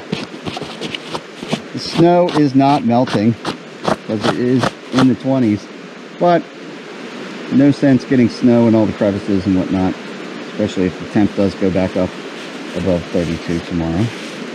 So, little Dutchware ultralight pack cover. I would use this if I was hiking in the rain or whatnot, but at camp I can throw that on and just keep the snow off my pack. Just a little precaution. And that little guy is basically made of like ultralight tarp material, only weighs a few ounces. All right, so I got the saw, and not quite the same as the other campsite, but I did luck out a little bit. I don't know how fresh or wet this wood is, but I have a little bit of something that I might be able to start a fire with that somebody didn't burn when they were here before. And so I'm going to clear out this fire pit area, and pretty sure all the leaves around here are saturated, but I'll clear some space out, and this might, I don't know, we'll see how this plays out. If my friend Mike was here, he would definitely right now be making both of us spend the next hour and a half collecting firewood before we even attempted to light a flame. But me personally, I don't know, I'm impatient. So I'm going to use the small amount of stuff that's here with my fire starters try to get a little base going and scavenge around in the immediate vicinity while keeping an eye on this and keeping it alive and kind of feeding it as I go. Then once I have a good base, if all goes well, I can venture out further around here to the areas where people most likely don't go to and look for stuff that I can cut up with my saw. Down trees like that, stuff that's already dead, and hopefully kind of dried out. Maybe get another layer on first, actually, because now that I'm not hiking, I'm gonna get chilly. So I got my camp shirt, merino wool base layer, and my synthetic Outdoor Vitals jacket. Let's get this on and go fast so I can get my hard shell on before I soak up too much of this moisture. I also have a pair of rain pants which will trap warmth on the bottom and obviously keep me dry. I'm on the fence about that right now though, because I think most of the snow is just brushing off, although some of it's melting. So yeah, I was gonna say I don't want to overheat, but nope, changed my mind on that too. So outdoor research, helium rain pants, and I'll just stay mindful as I trudge around not to overheat. And if I do start to get too hot, I can undo the pit zips on my jacket here, and that'll vent some heat, because I do not want to get sweaty. Even though everything I'm wearing is synthetic or merino wool, kick some of the snow off. It'll continue to work and dry pretty quick, but there's no sense getting sweaty and wet if you don't have to. There we go. Woo! Did it without getting too wet. So now I am ready for precipitation. Just got to be careful now when I start that fire. Those embers will put a hole in this lightweight gear pretty easy. Something to watch out for. All right, let's go. Got a little TP going with the driest of the wood I could find. I got some green wood out over here, which is fresh wood. It's not going to want to burn. But went ahead, put it on the outside. Maybe it'll dry out once we get going. And guess we need some fire starter. Take my gloves off here for finesse. So, like I was saying, this is real sticky stuff. It's a pretty big chunk right there. I want to be careful with this and not use it all. Ideally, 2 nights of fires out of this. But it looks like a lot now, but it might fail. So we'll save that. I'm just going to stick that in there. I got some leaves in there. They are wet, but we'll see what happens. Some small twigs. Let's see. Keep an eye on this for now until hopefully the base catches, and then I'll venture out on the smaller perimeter and get some wood, and yeah, just keep going from there. I did kick out a little area right here that looks like it's going to be my home for the tent. Relatively flat. I mean, it's a very small 1-person tent, so that's, you know, not too hard to find a spot for. And then I have this rock shelf here, and you can see the terrain fall off, so that should block some wind. And the wind right now isn't too much, but if you can slightly tell from the snowflakes, it is coming this way. So those rocks will work to my advantage. And then also, when I set the tent up, I'll put the door facing this way so that any blowing snow isn't going into the shelter. And that honestly is pure luck that it's facing the fire, so that works out as long as the wind doesn't change, but we'll see.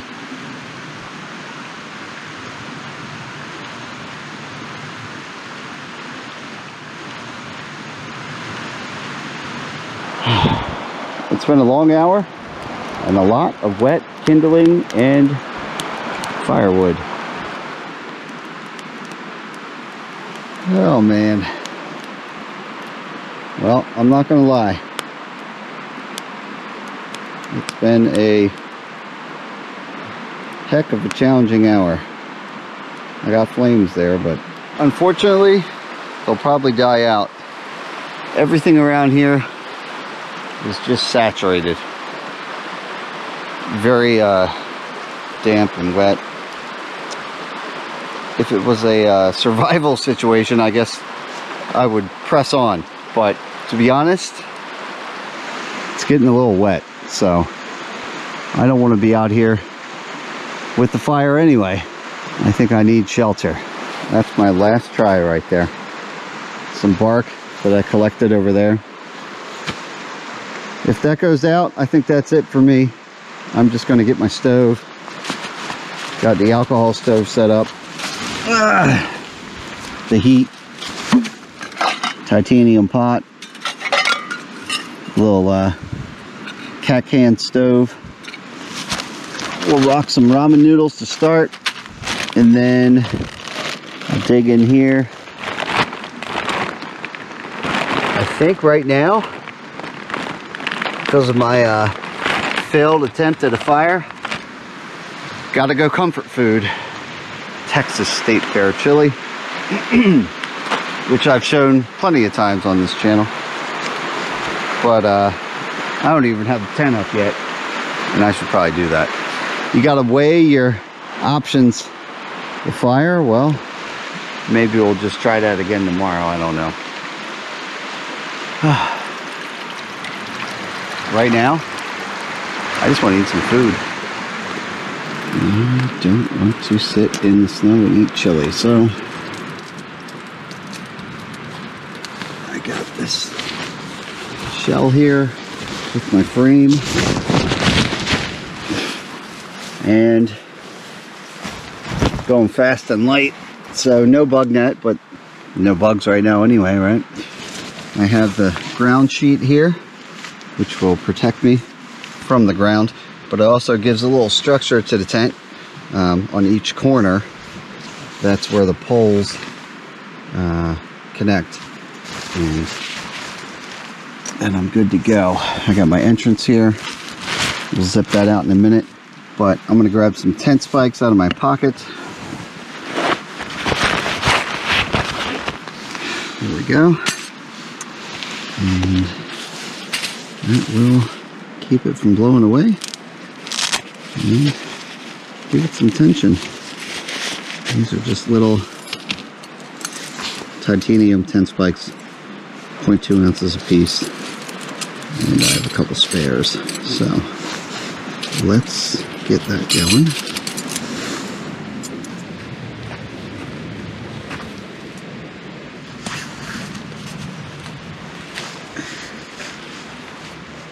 There we go.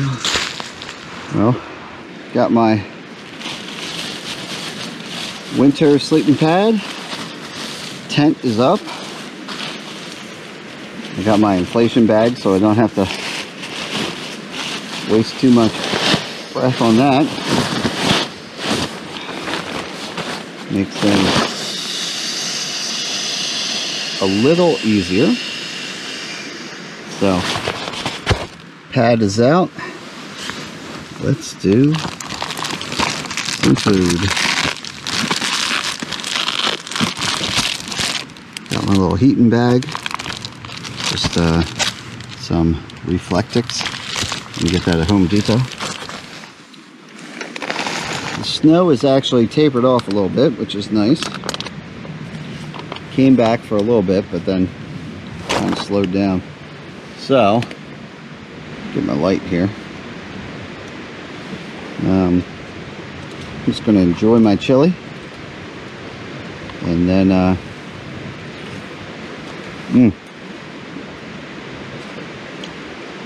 still warm. Heating pad does the job. This has been sitting for like an hour while I was doing chores, and it's still warm and hot.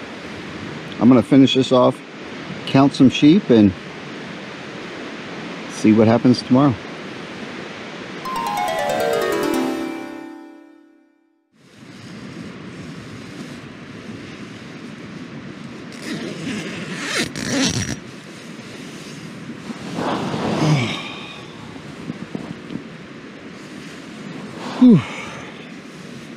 Good morning, everyone. It's about 7 a.m.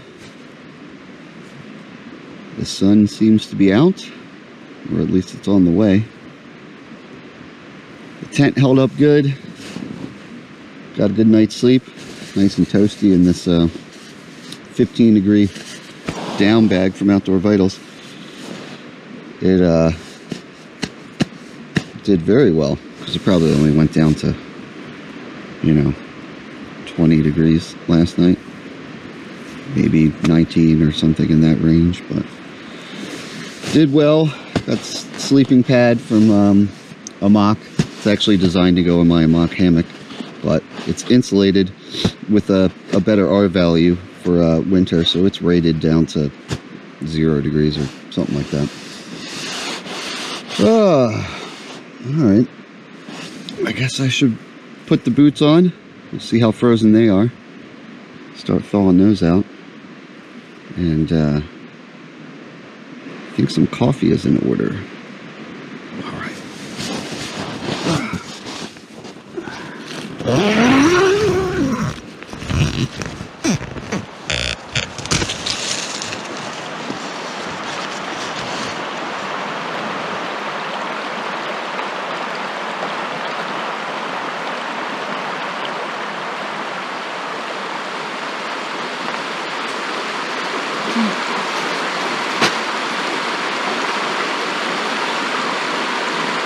Beautiful morning.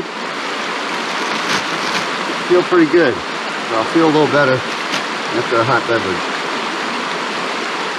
So, if you watched my last video in Vermont, you saw my attempt at drinking the coffee from Honey Bun and Night Train. They sent me some of this red coffee right here, Maxim. It's got the cream included, and a little sweetener, sugar, but they also sent some creamer packets that they like to use. A little cat can stove I always use, and some denatured alcohol. In my case, I'm using heat. Somebody actually posted a question on the last video. They said they had a bad experience with this, with the heat, and they had a lot of soot and whatnot, but he couldn't remember if he got the red one or the yellow. This is gas line cleaner, if you've never heard of that. Any gas station, if you walk inside while you're getting a hot dog or a cup of coffee, for like $2 you can get a bottle of this. But there's a red version and a yellow version, and yes, there is a difference. The red version is isopropyl alcohol. It's just rubbing alcohol in an automotive bottle, really.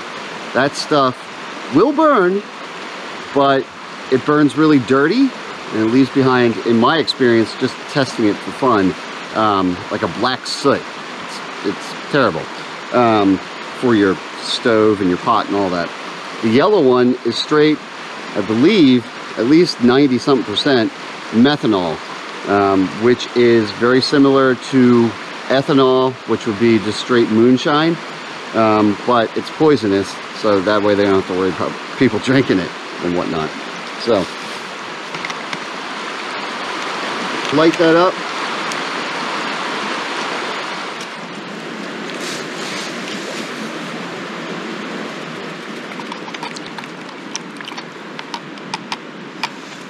A little creamer. A couple bits of ramen noodles still in there, but that's okay. A little carbs and fat mixed in with my coffee. Just a little extra energy. Which, by the way, I'm probably going to pack up the tent, which is over here, and get on the trail before I eat breakfast. Kind of psychologically just helps me not get too comfortable at camp, which I often do. If I eat breakfast here, I tend to get pretty lazy, and next thing you know, I'll be leaving at like 12 noon. We got like, ideally, 10 miles today at the most, but we'll see how it goes. But there's the tent. I have the doors rolled back. I didn't bring the tent body, which would have the bathtub bottom and the bug net, because I wasn't worried about bugs, and I wasn't too worried about like a downpour of rain either, which could cause it to splash up under here. But last night I just kind of packed my hard shell jacket and my pants, because I didn't wear those, of course, to sleep. I just put them in various locations to block wind, and you want a little airflow to keep the condensation down anyway. So there it is, the little Outdoor Vitals 1 person plus. Anyway, I'll pack up the sleeping bag, deflate the pad, which maybe I'll do now before I drink my coffee. Just let that start slowly leaking out. And just pull this, pull it out like that. And with the weight of my sleeping bag and maybe another piece of gear, it should be pretty much deflated by the time I come back.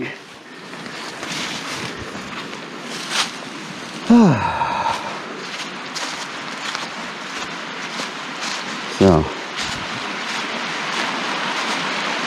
stare at the water, enjoy some coffee.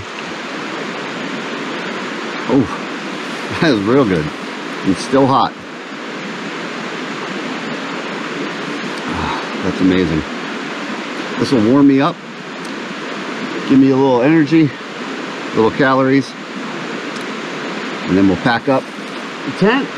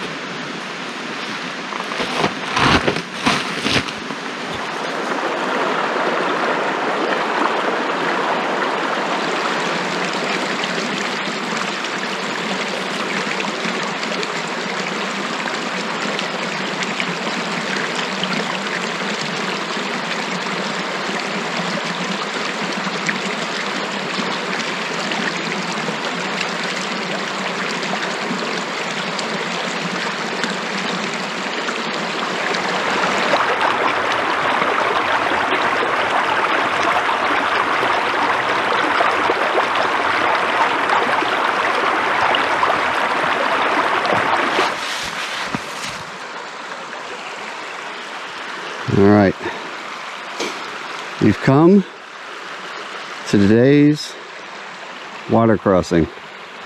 Looks decently substantial. 2 seasons ago, I got these Salomon Tundra Pro boots. They're rated -20. They're Gore-Tex, heavily water resistant for submerging them. But the problem is they failed one of the seams along the toe line. That is not ice. That is Flex Seal. You know, the stuff from TV in the spray can. I, in a last-ditch effort, sprayed that on there. But it has been flaking off. I don't know if it's still permeating the seams or if these things are going to leak or not.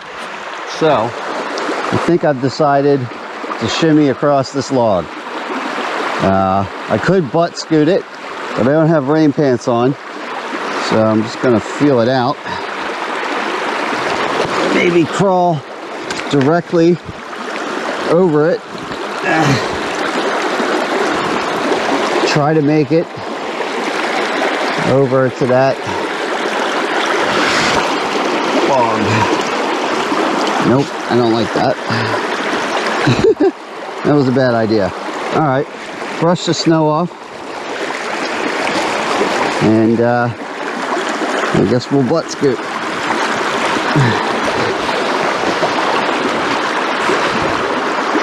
It would be pretty ironic if my feet still went in the water.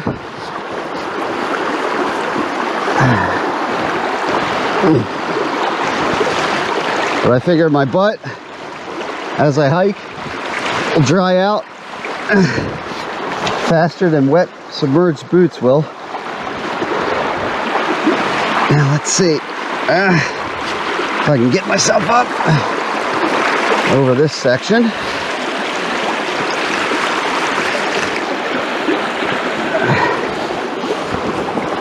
Oh yeah, I think we might have made it.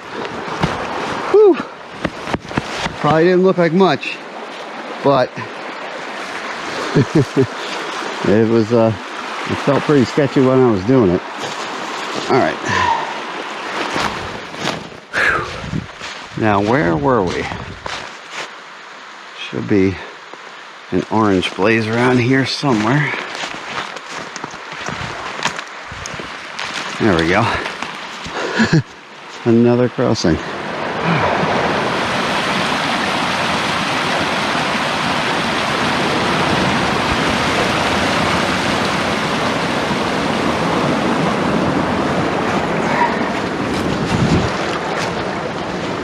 Okay.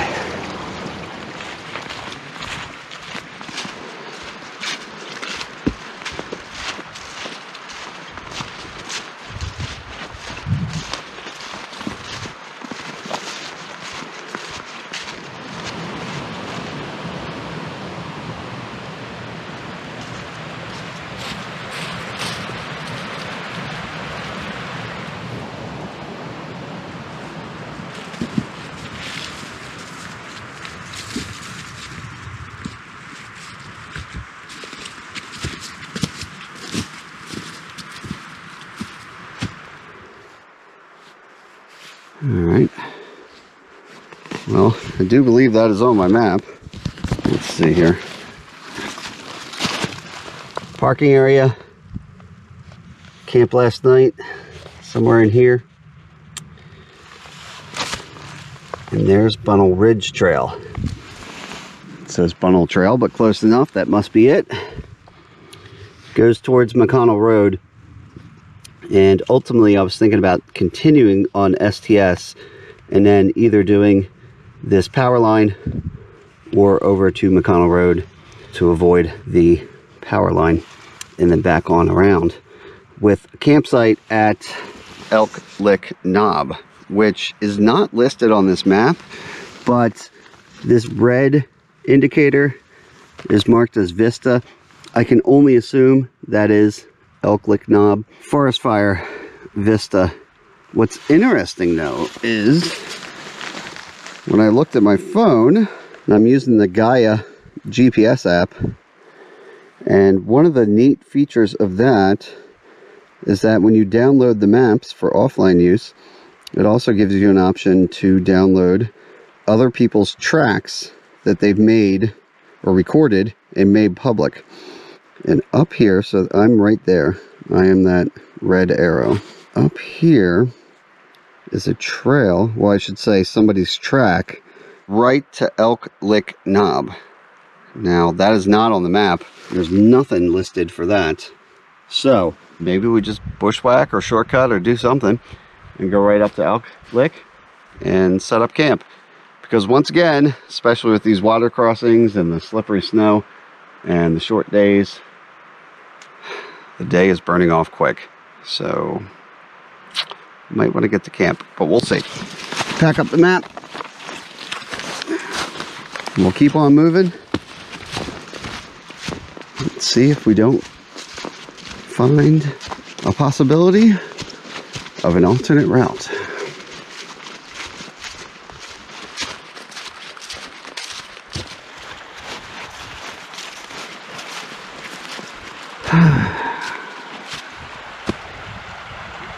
This appears to be it. I'm looking at my maps and GPS. Elk Lick Knob should be right there where my finger is, up that hill. No sign of an official trail intersection or anything like that. So this is definitely a bushwhack that somebody posted. I have to assume they didn't do it in the winter, just playing the odds. That could make things a little interesting. It looks to be about 800 feet over the course of a half mile. So I've been on, well, some of the most challenging trails I've ever done in New Hampshire are 1,500 feet per mile. To put it in perspective, it's about the same. But keep in mind, that's on a real trail. And this is not a real trail. It's going to be unestablished, slippery. My best bet, take my time, take it slow. I've had some peanuts, Swedish fish, little snacks and whatnot. I was going to have my hot meal finally before I did the elevation, but I think I'm going to leave that hot meal as a carrot at the end of the stick, a little reward. So when I get up top, I'll finally cook. I don't want to take the time to bust out my cooking gear and everything, because when I get up there, we're setting up camp. Leave these orange blazes behind. Whew. Get down to the water. And speaking of water, I should probably load up on that now, which means that my weight is about to increase by about, oh, I don't know, 7 to 10 pounds or so. But there's no water up there.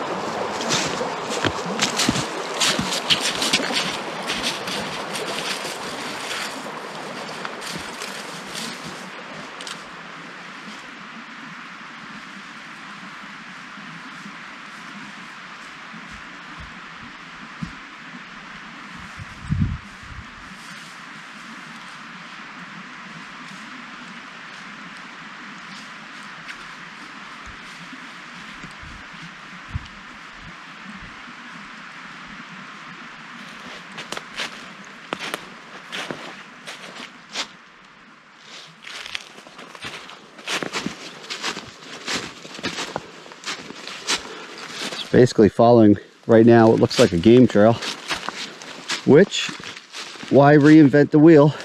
It's probably the path of least resistance through this brush. Speaking of which, look at that. That would be a buck rub right there,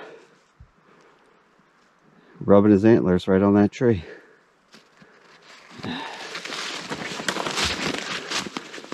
All right. Well, that's a nice open area here. I'm at about 1,600 feet, and I got to get up to 2,300 straight ahead here.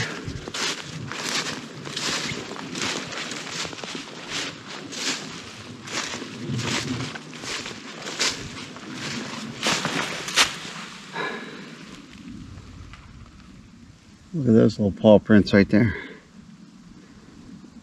Kind of cool. All the way along the length of this log. Lots of animal tracks around here though. Don't think many people have taken the route I'm taking now. And even that GPS track that I found, which is a good base, I'm not exactly following it. I'm just kind of taking my own path.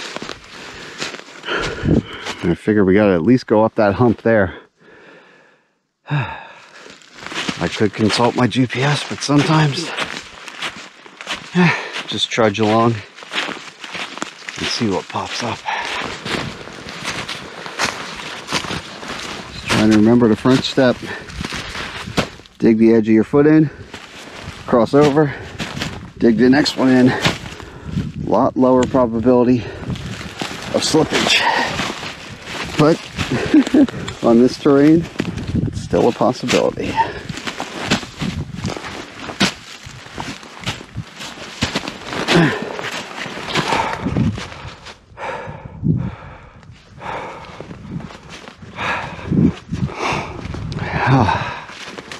I believe that's it. Made it to the top of the shelf. Topographically, should be relatively flat now. Maybe a 100 or 200 feet. Gradual, but the ascent is done. We're on a little knife's edge, it looks like here.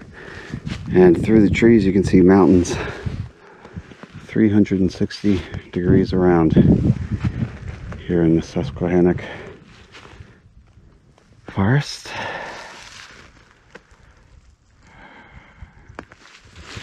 So about a third of a mile, maybe a quarter of a mile, something like that. I should mention, I've read no accounts of an actual campsite or camping here. I mean, it'll be legal, but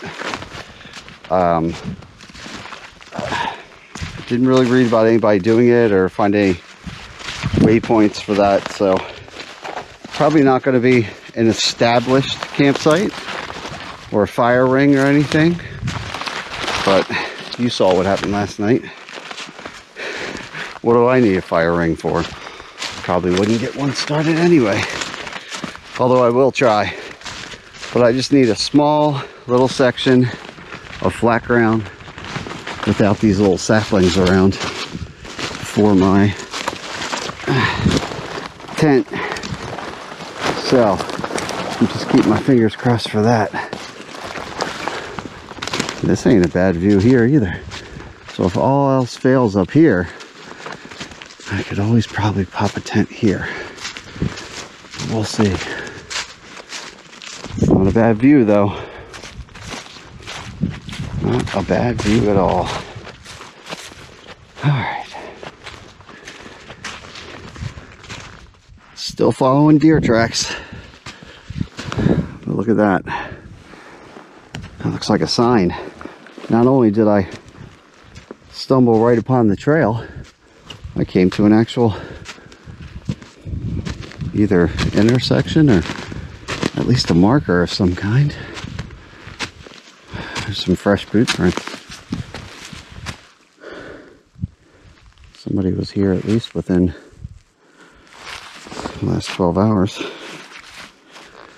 What do we got here?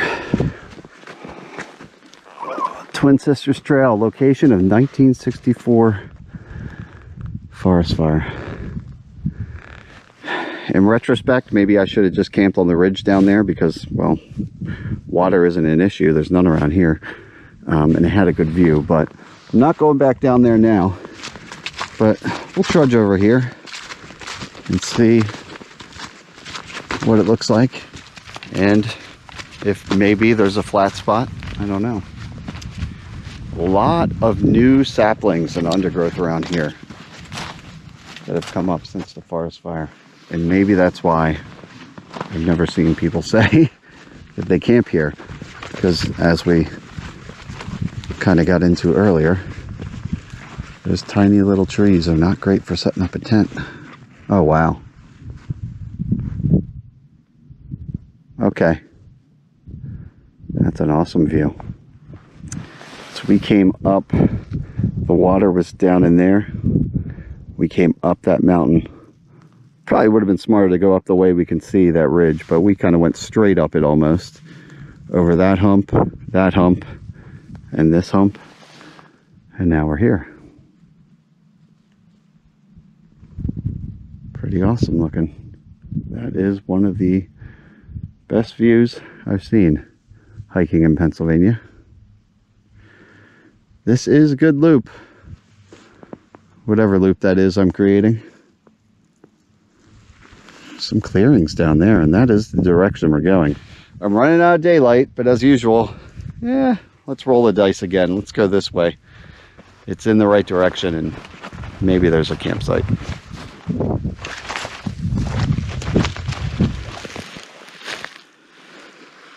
Sometimes you throw the dice. Sometimes they come up snake eyes. This looked good from a distance, but it is all of this basically dead ferns and whatnot. And I would not want to set up a tent on top of this. Wouldn't be too fun. And there's not much of a view unless I keep going over the crest there. And well, it's probably more of this. So, came from over there. Trail goes over here. I'm going to keep going. That means I will be in the woods, whatever campsite I find. But that's what I'm going to do, because I'm not turning back. So let's go. It is just about sunset, and it's going to be dark soon. It's getting cold too. Getting cold. I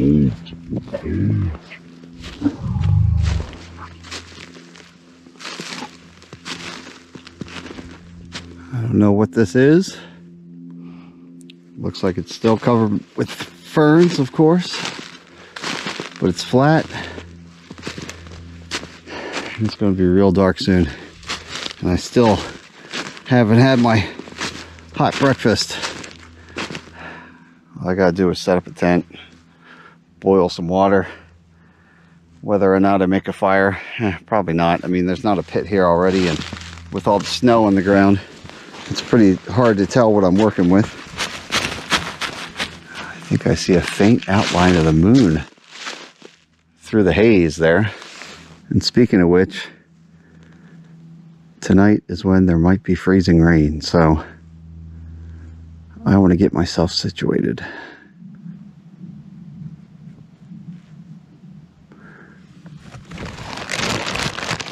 Alright. 5 something in the afternoon. Finally time for breakfast. Let's see what we got. I've had it Steve's cooking. And it is Santa Fe corn pudding. Oh man, I can't wait for this. I've been thinking about it all day. Stone ground cornmeal with fire roasted sweet corn, green chilies, cheddar jack cheese. I just put a cup of water in there and let it sit 10 minutes and I'm ready. So let's do this. I'll double up my cooking bag as a seat, which is why I brought this with me instead of my smaller one. It was a short day, but a long day, all in one. I'll tell you what, I do like winter for the different conditions and views, less people on the trail, but man, the lack of daylight does make things tough. Give this a nice little stir. So last night I think I added too much water to my chili. Today I may have not added enough water to my corn pudding. Almost forgot what I was eating. Actually, it looks pretty good. Oh my god. Okay, never mind, it's perfect. That's awesome. So I'm gonna enjoy this. I have the tent already set up over there. I got an owl friend that says hello every once in a while. The moon faintly through the clouds overhead. It's quite dark, but pretty good day.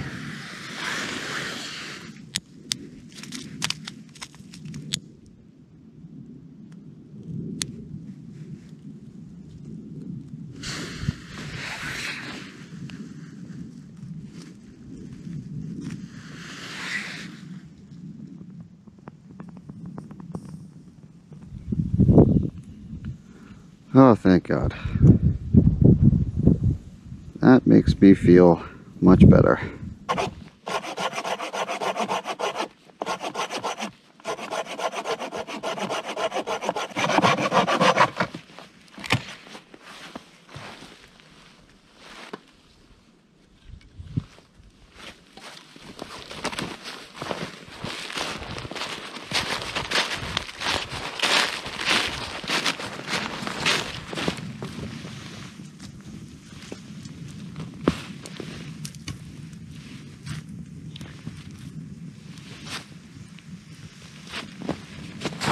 Now, my night is complete.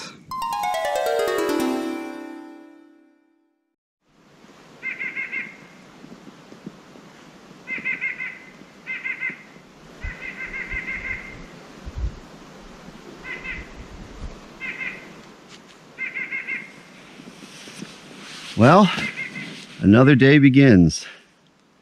Made it through last night, all yesterday really, without any precipitation. Light snow flurries here and there, but luckily none of that freezing rain, which is awesome. I was hoping if something did hit up here on the ridge that it would be cold enough to make it snow instead of frozen mix, but didn't even really end up getting much snow, just a little light dusting on and off as I sat and had my fire last night. So I'm feeling pretty good. I just got to break down the tent, of course, my sleeping pad, sleeping bag. I'll throw that in the pack, and then I think we'll get on the trail. I'm not going to mess with the stove, so I'm actually going to skip coffee today. This morning, probably just going to pound some hydration.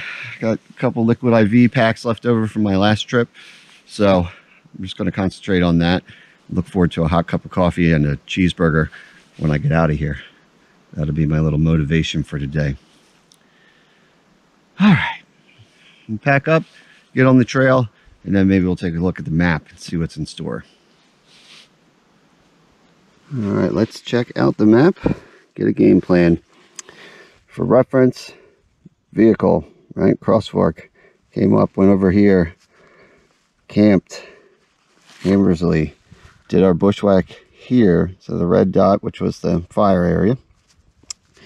Now, didn't end up camping there. We came down, it's not listed on here, but there's something called Blacksmith Hollow, and that is, I believe, right around here. So we're roughly around this area here. And then that bushwhack that was originally on my notes to take would have went and followed this drainage here. But I think I already got bushwhacking out of my system yesterday. So I think what I'm going to do today is just continue down Twin Sisters Trail instead of doing the bushwhack over. And then we'll link up with that original trail in where we saw the hunter in here. And that'll bring me back to the car. So this whole section's 4.2 miles. This is 1.7. That's a half. So 2.3. But we're already halfway into this. So I'd say roughly maybe 5-ish miles today. Maybe 6. Not too bad.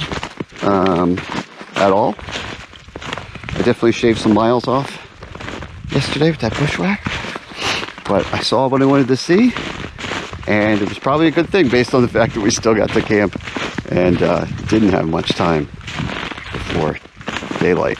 Now, where is the trail? Somewhere over here. TS, Twin Sister. Well, there's no doubt in my mind I'm on the right trail. This 1976 BLP was here. 69, 67. They're hard to make out. That's definitely a 76.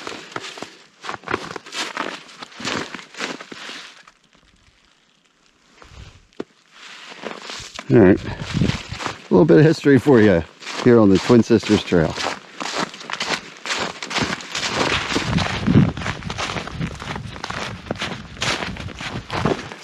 I'm feeling good today. Did not eat breakfast as usual, but I ate a ton last night. I mean, a ton. So I think I'm still riding on that. And I think I'm making good enough time that if this terrain holds out like this and the mileage I have to do, could probably skip breakfast, hold all the way out for a late-ish lunch, just go straight to the cheeseburger, and I'll be able to justify eating possibly 2 of them.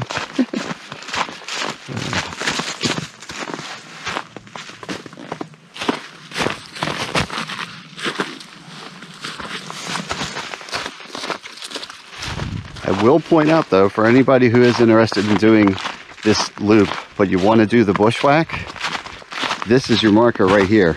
Not too long after you see those carvings, there'll be this pile of rocks. And in my case, I would turn right or towards the big stump and you bushwhack from here.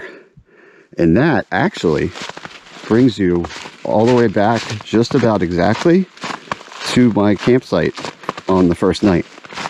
So that's kind of convenient because it is possible to just go there, and then if it was summer with more daylight, you could leave camp the first night, day hike the whole loop, come back to camp. It'd be about 11 miles for the loop. But with winter light window going on, I would save that for longer days.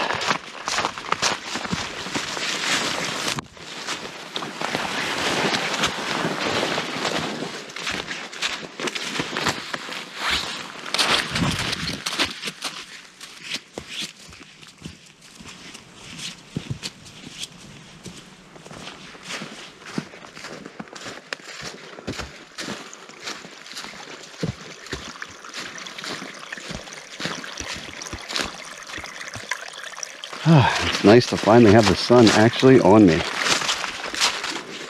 Back into those rhododendrons from the first day before we split off from the trail. So I do believe it means we're probably getting back towards that Twin Sisters intersection.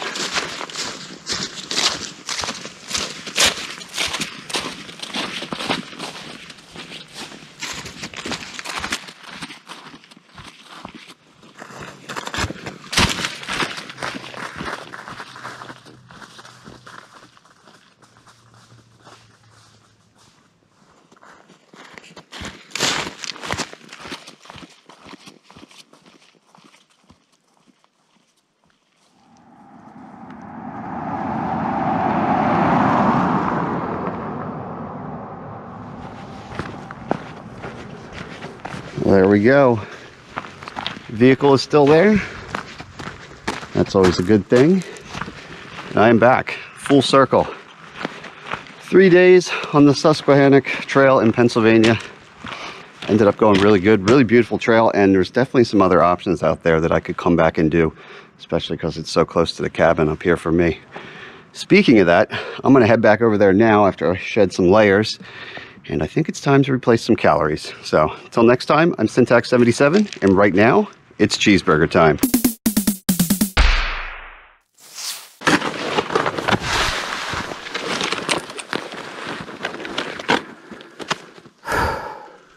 Gotta be close.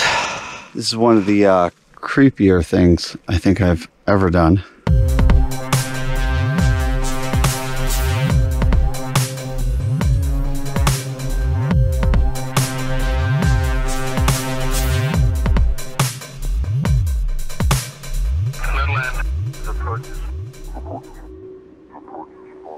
Hey everybody, Syntax77 here.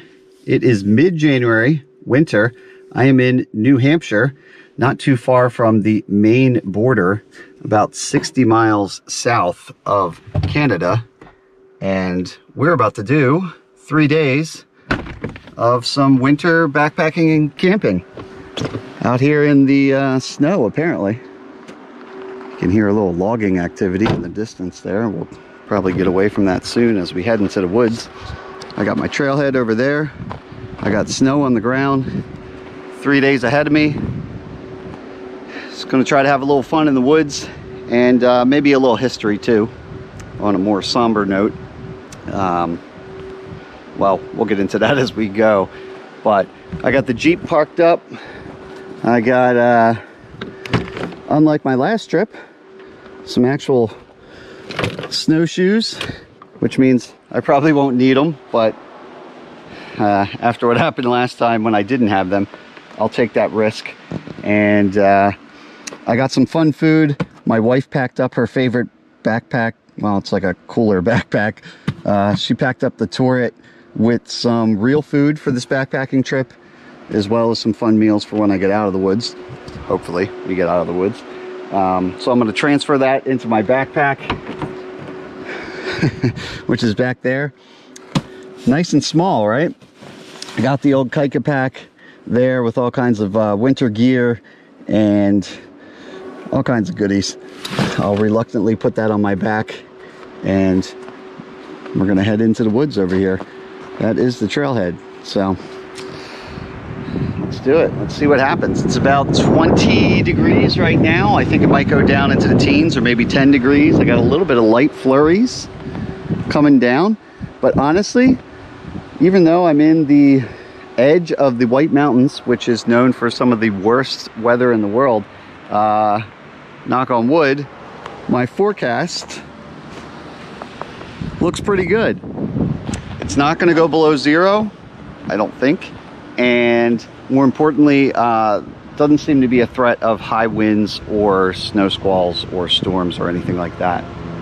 So let's do it.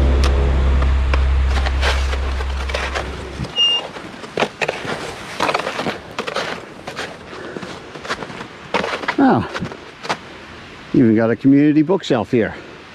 It's actually a house right there, some other houses around. I don't think I'll be taking a book, but that's cool. Conservation easement land. A little waterfall over there. Some blue blazes. Snow under my feet. And we're about to get away from the road into the woods.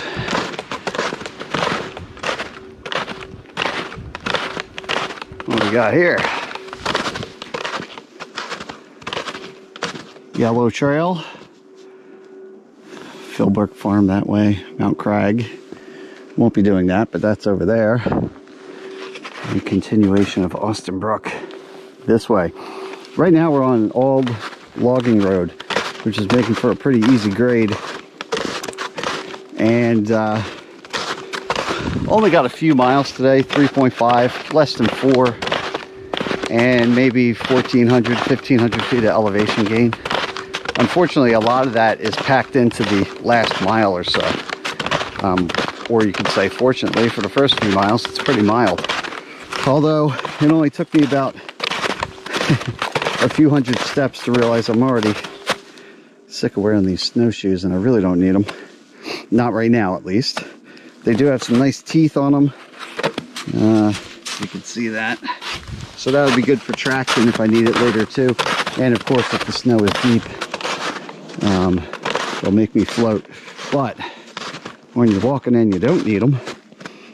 Well, it's about 1.5 pounds on each foot, wearing you down. So I think I might already have decided to throw them on my pack after all. But my plan today is, after this 3 or 4 miles,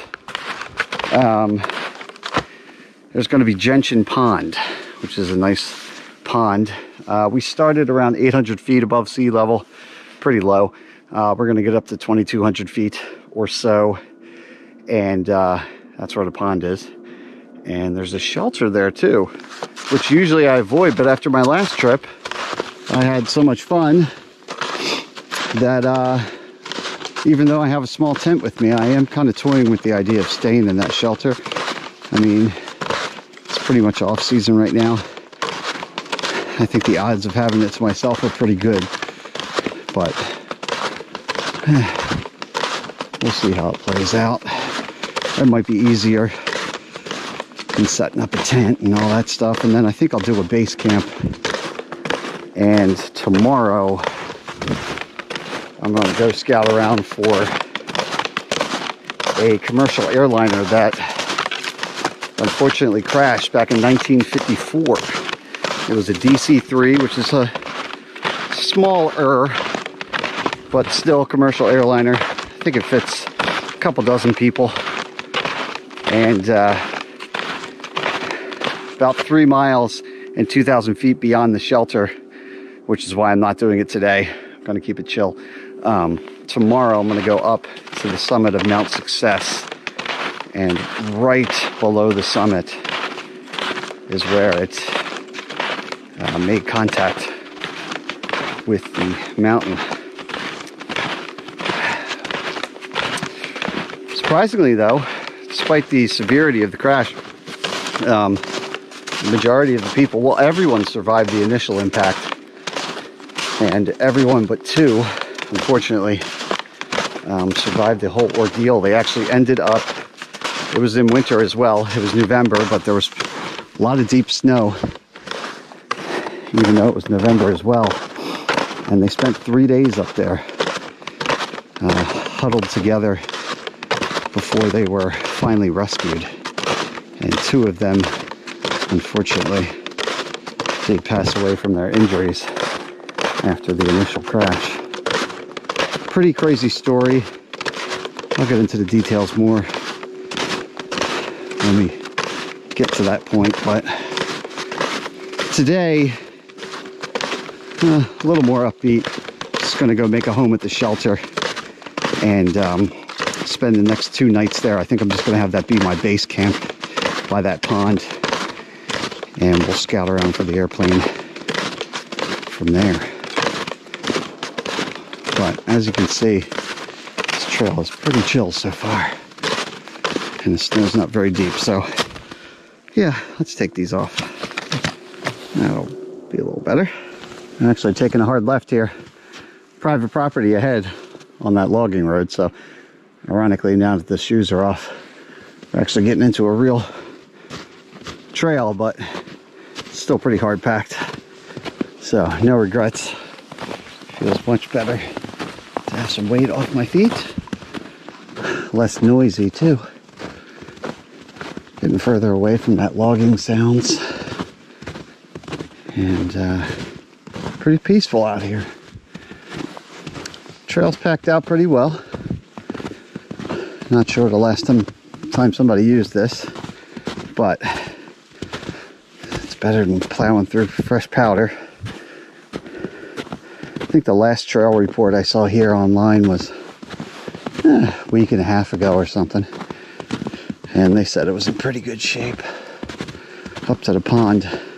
Couldn't find any reports for up to the summit of Mount Success, but that's okay because I'm doing the base camp routine.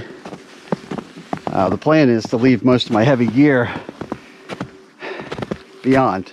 back at base camp, and then I'll go up with a lighter load, just some food and water and stuff tomorrow. Let's enjoy the next few miles and look forward to whatever comes next.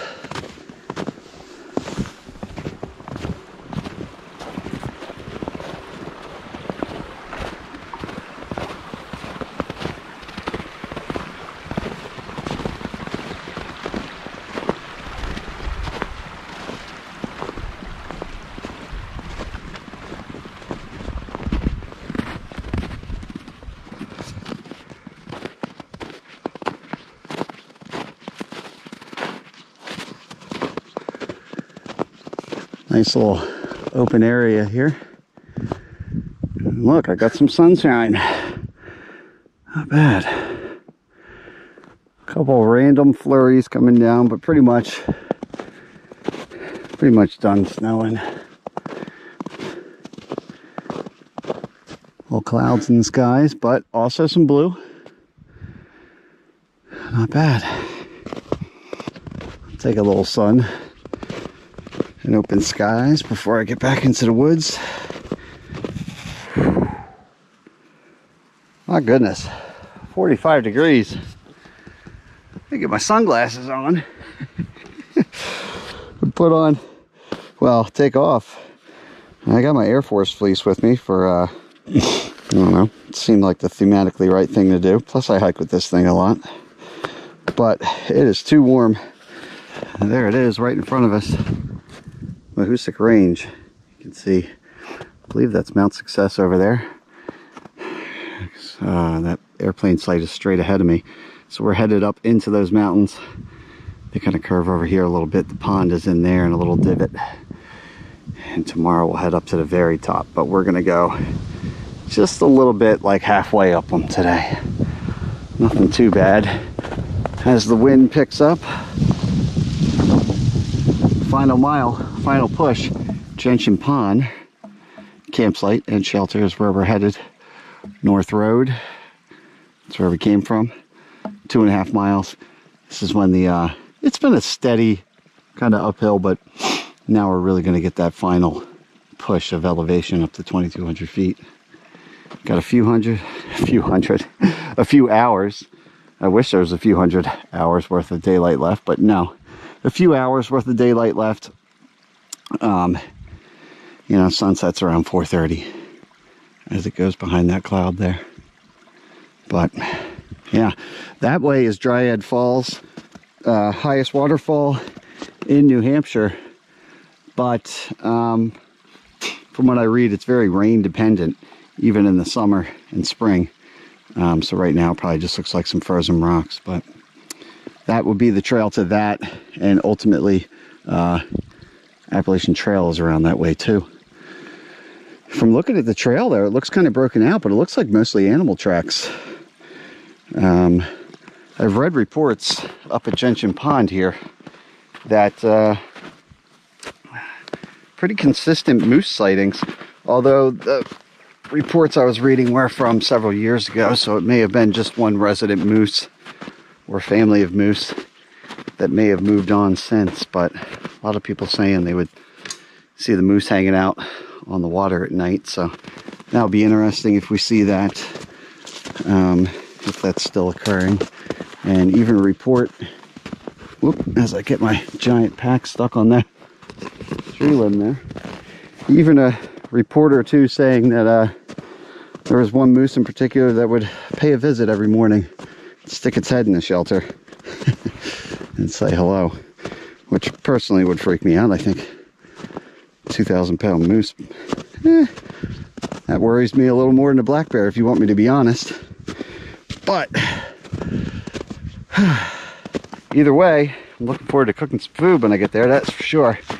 Got my fry pan with me, and we'll see what my wife packed me. Can't do that until we continue up this hill.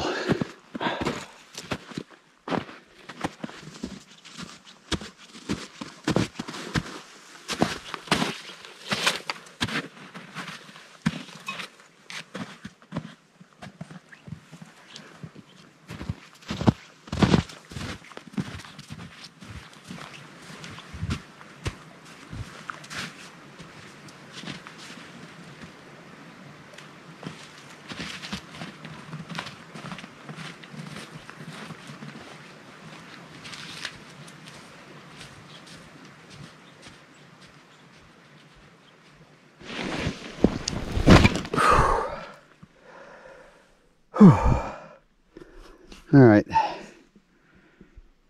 pretty steep and slippery. Not too worried about my footing. It's just, I think I've finally hit the point where I'm going to break out the poles. Whoops, as I lose my cup there. But these black diamond poles should help. So I'm within a 1/4 mile, but it's pretty intense right now.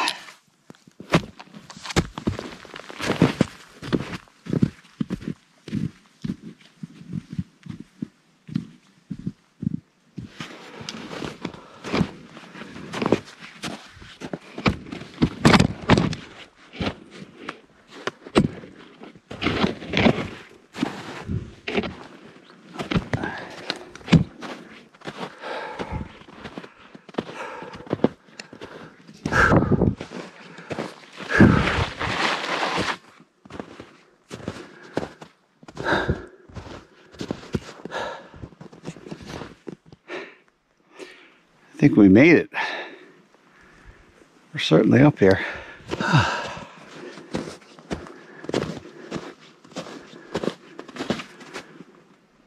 Gentian Pond Shelter. I don't know if you can see it there, but it says 1974. I actually found some maps from at least before 1945 that had a shelter listed here.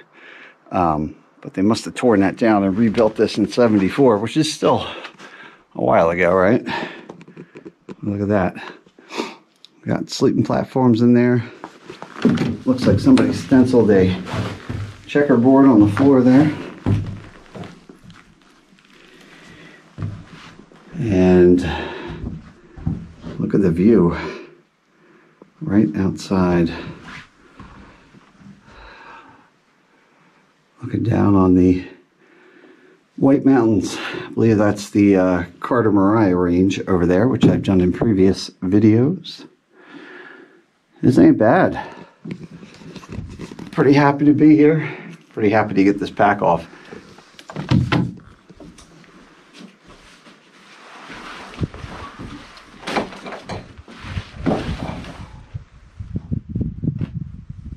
Oh, yeah, that's right. No fires here. Oh well, fair enough. Guess that'll be less trudging around for me. Don't have to look for firewood. But the view is nice. There's the other side of the shelter there. The view out front. According to that sign, there's water down there. I can investigate that in a little bit. Another cool thing is I don't have to hang a bear bag tonight, or tomorrow. Got a bear box. There's probably a latch over here. Yeah.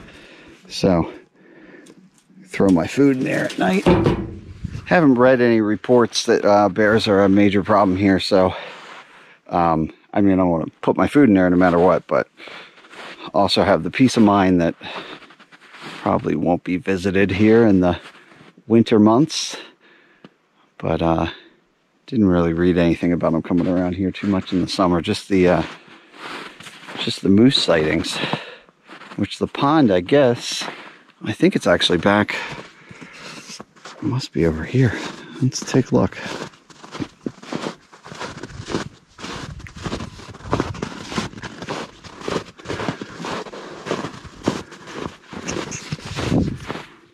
Okay, it's out there through the trees. I think you can get a better view of it. The trail wraps around to the side up there, but I'm seeing some deep post holing around here.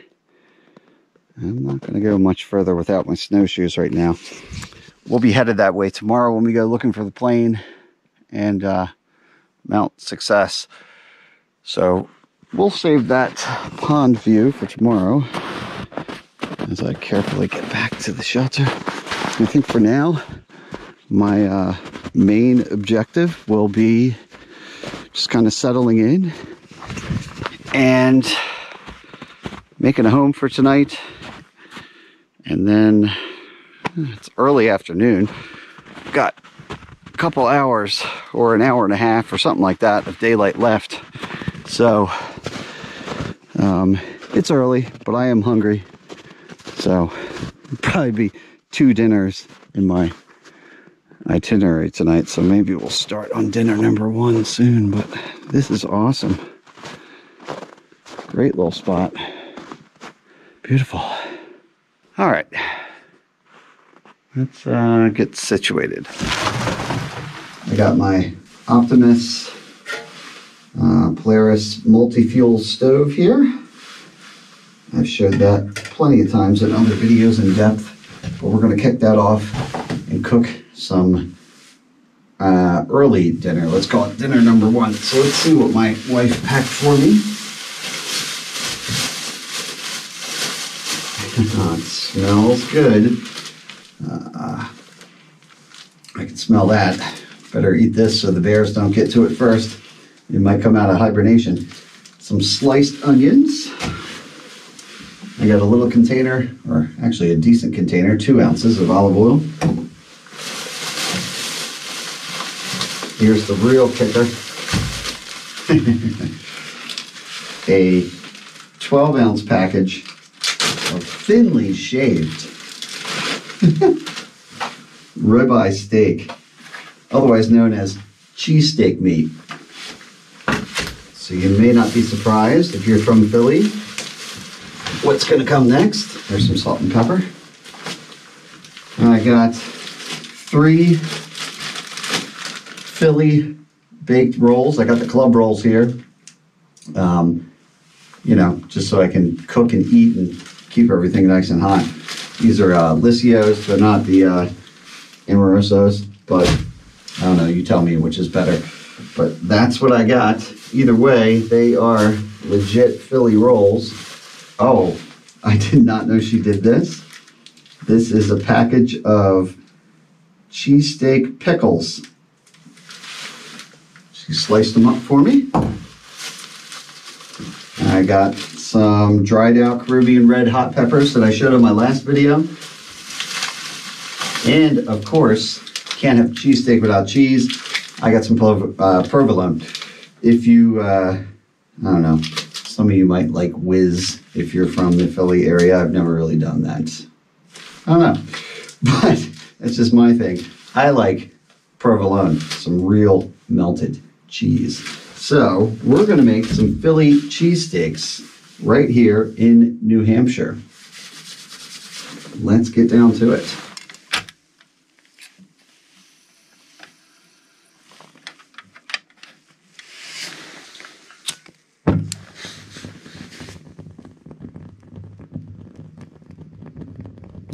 I'm using white gas,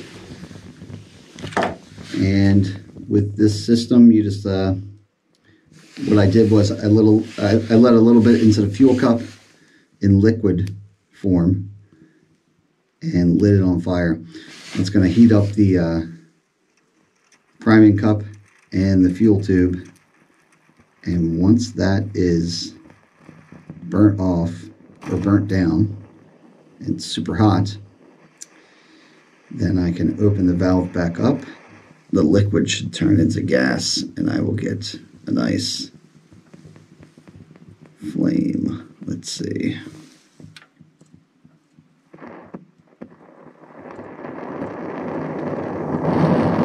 There we go. Almost there. Blue flame, that's what we're going for.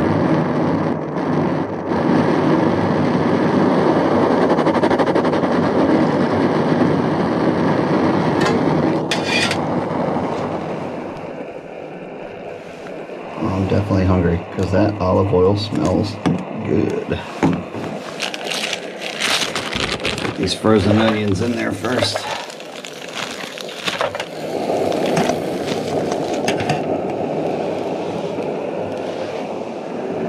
A little bit of daylight still left. All right, onions look good. Let's put a little salt and pepper. And the beef. About 27 degrees, 26. It's been fluctuating, so the meat was starting to refreeze, but we'll see. See if we can't get this cooked. Might take a little longer than it would at home, but I know it's going to taste a heck of a lot better than it would at home.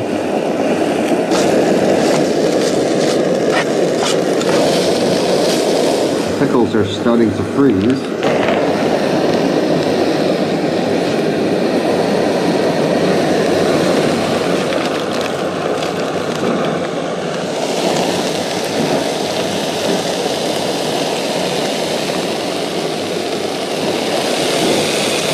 I'm just gonna add some cheese, of course, but I guess we'll do that right now.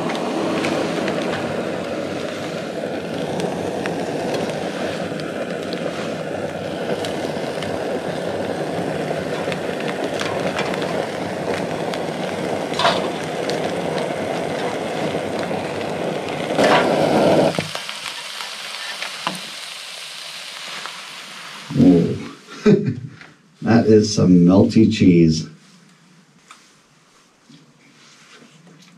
My goodness, that is incredible. The pickles are perfect. A little crunch, a little heat from the Caribbean red peppers. Middle of nowhere. Eating a cheesesteak. Good day one.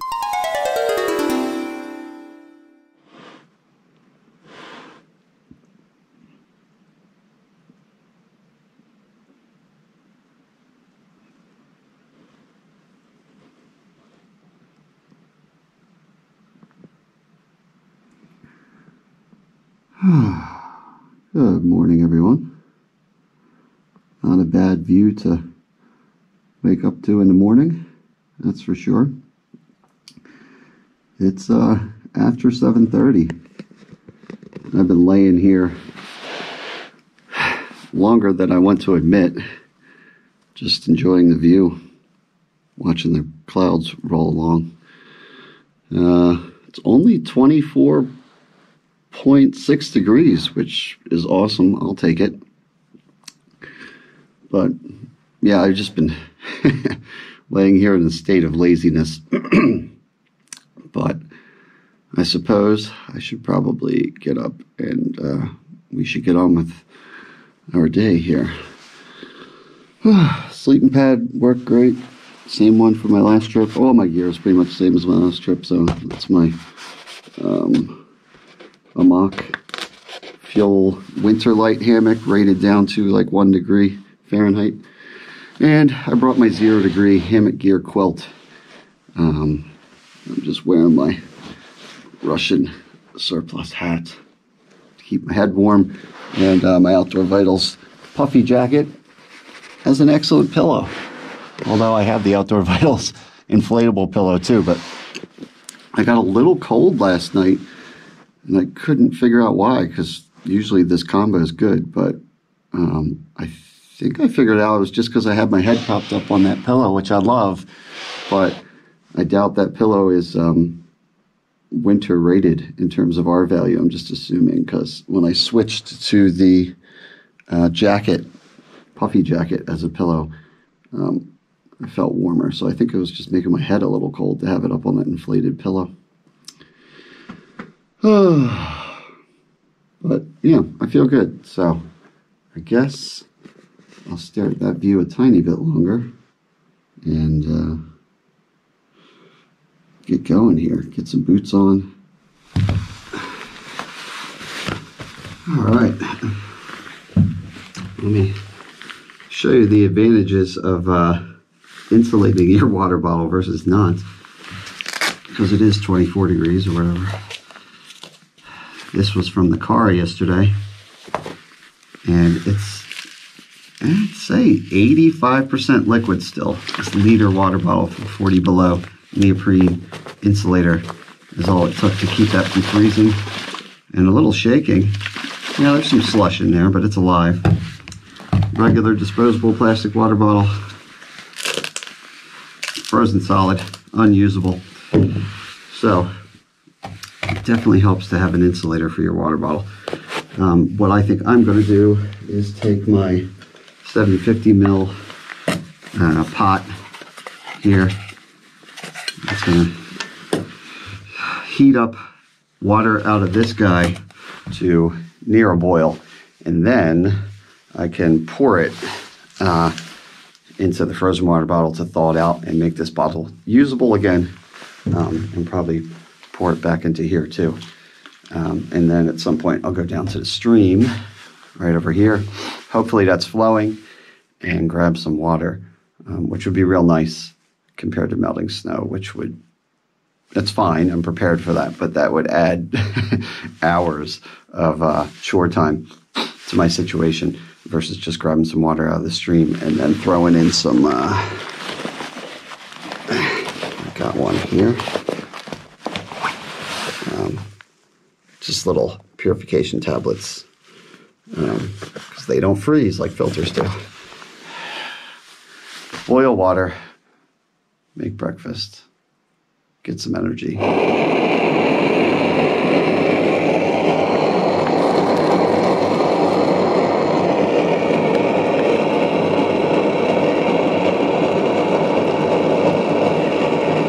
a new gadget, the AeroPress portable model. I think it's the AeroPress Go. So I can put some real coffee grinds in there and fill up with some hot water. That's the mug right underneath of it. Make myself a hot cup of real coffee. One minor hiccup in that plan though, it comes with little filter discs, a bunch of them, but I either misplaced mine or didn't bring them. Not sure what I did. So this might not be the best review of the AeroPress because I'm not going to do it correctly. I did have some MRE toilet paper. Took a square of that and put that in there as a filter disc because I do have regular toilet paper, but nothing quite has the consistency of a coffee filter like military toilet paper does. It's the best I could do. I don't know. We'll see what happens. I also have my meal rehydrating over here. My Peak Refuel breakfast skillet with hash kind of thing with potatoes and sausage and all that. So I have a nice sausage scrambled breakfast and some coffee, hopefully. If this toilet paper holds up. Water is actually boiling right now. So I think I can cut this heat. Take the lid off. And they say I'm supposed to pour it in the cup.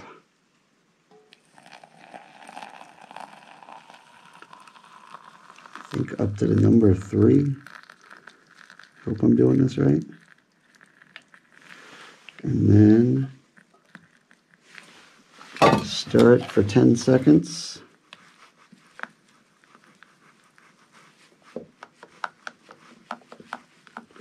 Looks like some of it's filtering through already. Yeah, I probably didn't do this right, but that's okay. I know the amount of water in this cup is, this pot is the same amount that the cup holds, so I'm just going to keep pouring. And it's slowly dripping through. And I'll give it another stir with the stir tool. And now I'm supposed to take the plunger and push it through and see if the toilet paper holds up.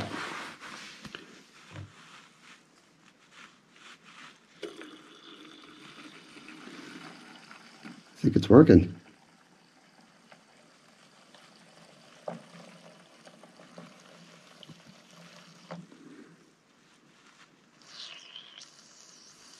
Yep. Let's see. Toilet paper, I think, is intact. I don't see any grounds floating around in there. And then afterwards, I take off that disc and I use the same plunger to push all the grinds out. So easy cleanup, apparently. So let's see how this goes. The mug feels good in the hand. It's not burning my hand, but I know that is some boiling hot coffee.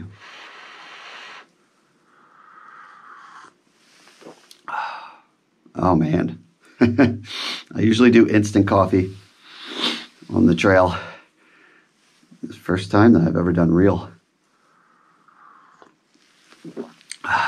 Even with military toilet paper, that is some good coffee. I think this is going to get me feeling pretty good, especially when I bust out this breakfast hash over here. And look at that view. Still can't get over that. This is a pretty awesome spot. Actually, fun fact. I just looked down and there was a nice little tin in here, or plastic container, that holds the filter discs. And my wife packed some in there for me. So perhaps tomorrow or this afternoon I won't have to have toilet paper coffee. Thanks, Sarah. Appreciate that. All right. Anyway, let's get into some sausage, potato, peppers. This is 640 calories. And then on the trail, I'll probably just bring with me some trail mix and stuff today.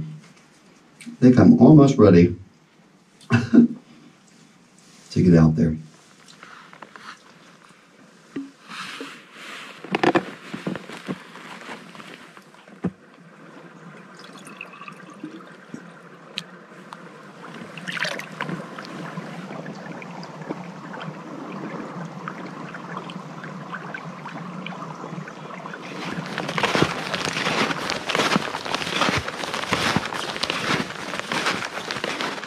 Well, we're linked up with the Appalachian Trail now, although there's not a whole lot of evidence of that. You can see a faint monorail or packed down section of snow in front of me, but doesn't look like anybody's used this too recently. Of course, people doing the Appalachian Trail as a through hike, you don't really do that in the winter. But it's still a major trail, so it's hit or miss if somebody else will be out to break it for you. But in my case, I think I'm the first one on this for a little bit. Luckily, not a lot of fresh powder on the ground, which is good, so I'm not really trudging through and using a lot of calories. But honestly, compared to yesterday, having that, who knows, decided to get a little workout and bring some fun gear, so it was probably a 40-pound pack. I don't even know. I don't want to know. I didn't weigh it. But this little backpack feels great. It's my total pack. It's just a packable backpack. It packs down into itself. I use it for travel and situations like this where I want a separate backpack. So, yeah, the trail's not super easy to follow. There's occasional white blazes, which there should be. That is the symbol of the AT. But not too many, although we are up on top of some snowpack, so a lot of times the problem is you're up higher in the air than usual, so the blazes aren't actually at eye level where you expect them. And in the White Mountains, sometimes the blazes are even underneath the snow, drifts and stuff in winter. But it's going pretty good. I got GPS for backup, I got a paper map, compass, all that stuff. And it should be 2,000 feet of elevation gain or so. Got some up and downs along the way. There's a blaze right there. And that'll get me to the top of Mount Success. We'll check that out. And then we'll go poking around for this aircraft.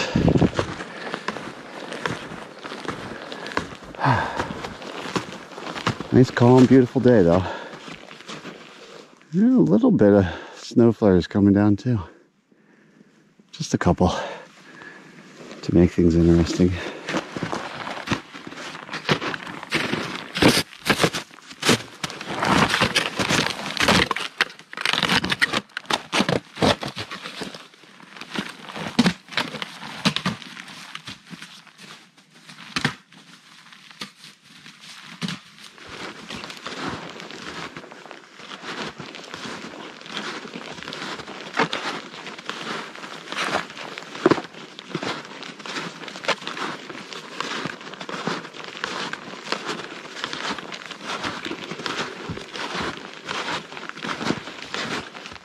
It was actually a pretty brutal uphill section, even by summer standards. The snow and ice definitely added to it. I am definitely glad, or I certainly was when I was going up it, that I'm doing the base camp thing, because having my pack on during that probably would have been a little sketch and demoralizing. But then again, some of the sections yesterday were, and you know, when you're in it, you just kind of go with it, right? But I definitely was glad that I wasn't doing that today. That's weird. All of a sudden, I got some footprints. Oh, no. Well, no. Wow. That might be moose. Really don't think... Well, no. Maybe somebody was camping over here. See deer tracks. I'm off the trail. I don't know what I'm doing right now, but that's okay. I don't know.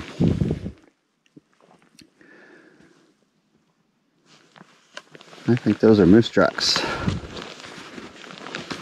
It's definitely the drag marks of a deer. Well, not definitely, what do I know, but looks like it. Huh. Interesting. Some other tracks over there, but maybe that's actually the trail. Huh, let's beeline towards it. It's the only thing on this trail that I'm seeing right now. It was unbroken for a while, but I'm just following moose tracks now. Speaking of moose, look at that rub. You think that was a deer? I'm gonna say no. If that was a deer that did that rub, which basically means rubbing its antlers against the tree, it would be a monster buck and the biggest one I've ever seen. No, that must be a moose rub. Look at that. There's another one behind it. I mean, they stripped all the bark off of these things.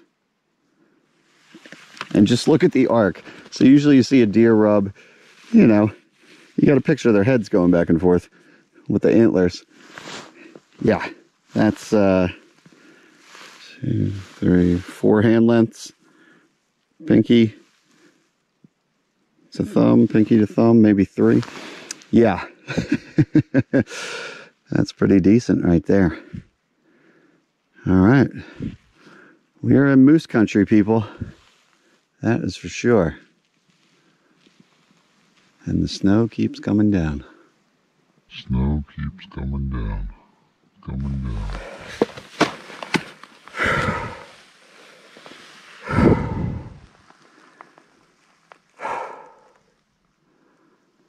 Oh man.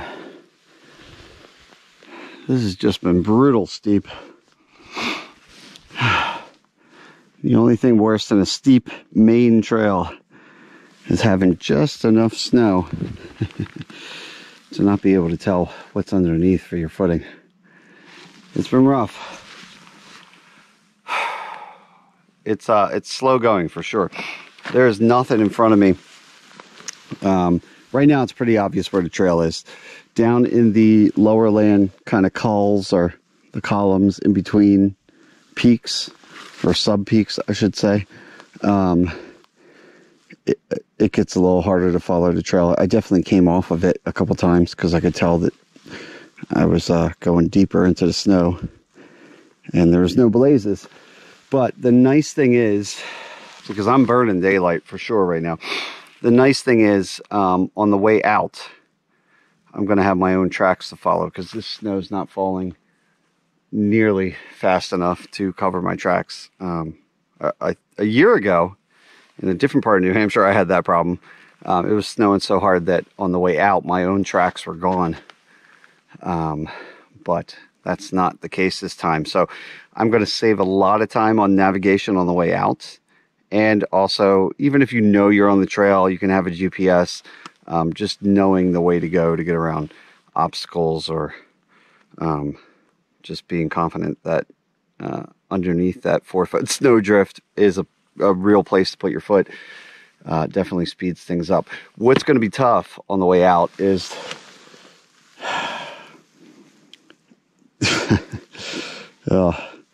just really steep sections that I'm going to have to be very careful on, and most likely some of that will be in the dark. I have a headlamp with me, I got food, I got water, I got a first aid kit, I got water purification tablets, so yeah. But anyway, right now I'm only a mile away from the at least summit area, but that will be a long mile. Those white blazes are, I guess, occasionally covered under the snow stuck to the trees. So it's slow going. I mean, I knew at a certain point I'd be night hiking. I thought and I hoped it would be on the way back. I never thought it would be on the way to the intended goal for today. But we'll see how it goes.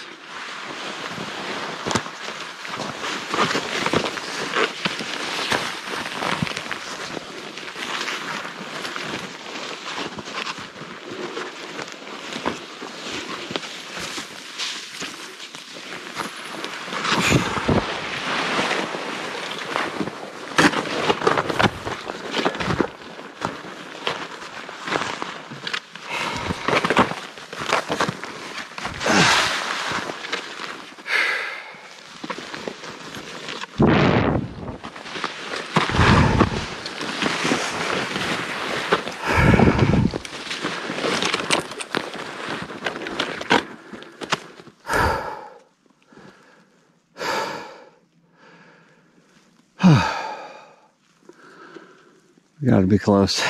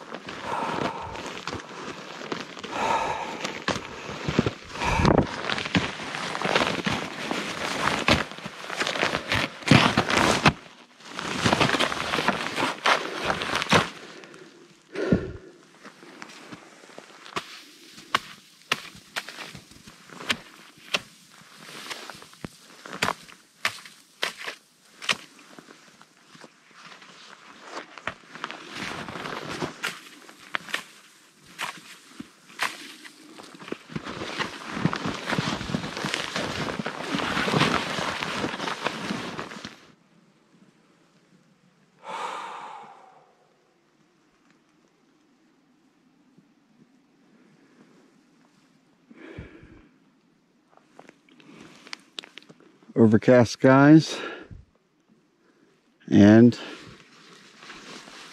10 minutes 10 minutes till sunset, so that's fun. The good news is we're getting into the crumults, or mini trees if you will, which is a good indicator that at least in the White Mountains of New Hampshire, that means you're getting towards the top of a summit, because the wind is on average too high for the trees to grow. Little view over there, which is nice.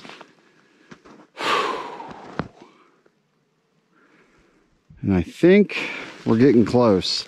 Now we got to get to the summit of Mount Success, and then we're gonna hop off trail and go about a quarter mile through the woods and see if we can't find this resting place for the DC-3 airliner from 1954. It's been pretty rough. I actually like it up here because the wind is blowing away, or has blown away the snow, it seems. But there hasn't been a trace of human activity on these trails for quite some time, which is made for some slow going and trail breaking, but that's okay. Right now, guess I'll consult my map and my compass, make sure that I'm going the right way, and then try to find where to break off from the real trail and find this resting place.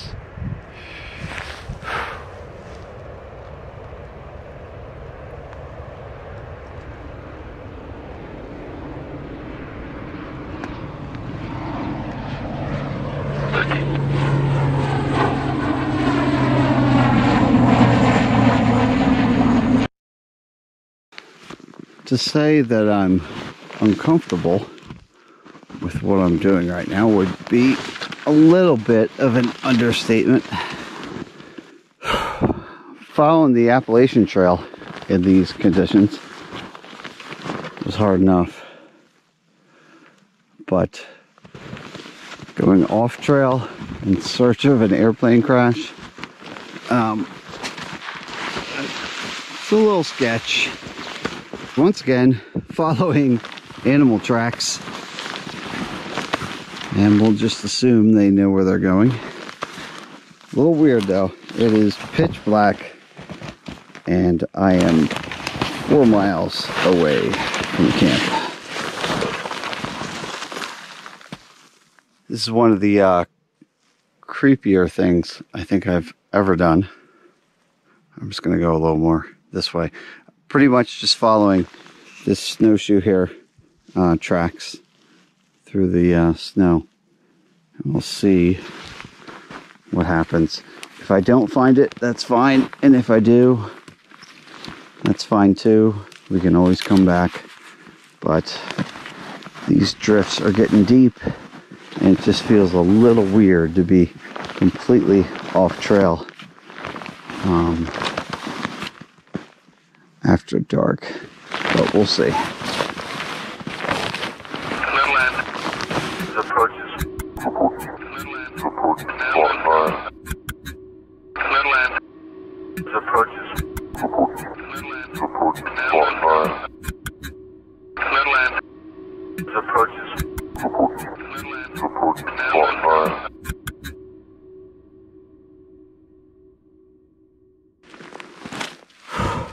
This is one of the weirdest feelings I've ever had.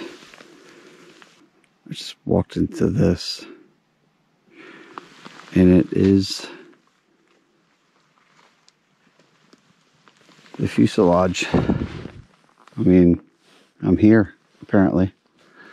I don't know how I feel about it, but I am. Certainly didn't take the most effective route to get here, but it is what it is. I've been just following animal tracks. Oh God, this is creepy. Okay. Yeah, here we are. Damn, that's weird.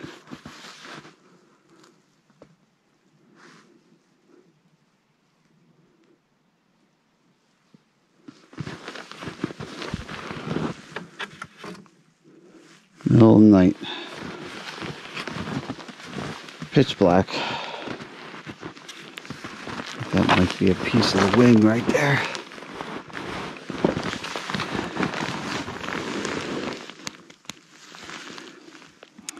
Gotta be careful with this headlamp, because if I burn that out, I don't have light to get out of here, but I want to be able to show you what I'm seeing. And ideally, I should have been here during the day, but it is what it is.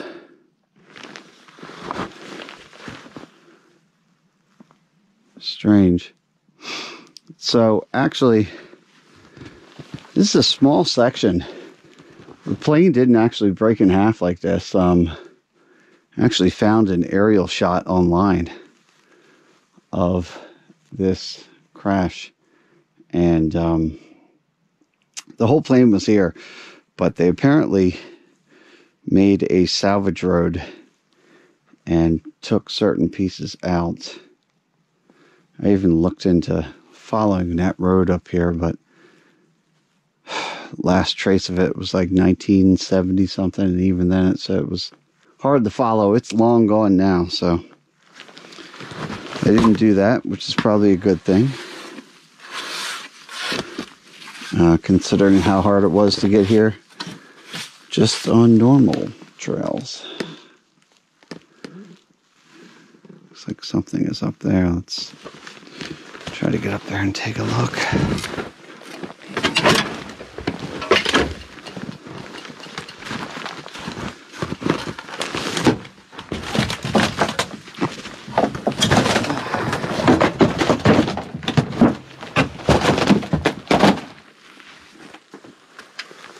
Aircraft body is all aluminum, hence the reason that it's still here and not rusted out. I don't know what these glass jars are. That's a little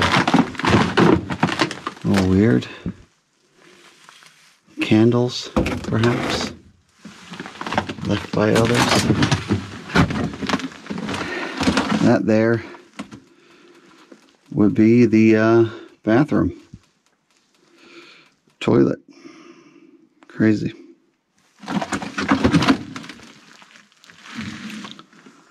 Long ago. Probably the electrical connections for the light switches right there, and probably the ventilation system right there.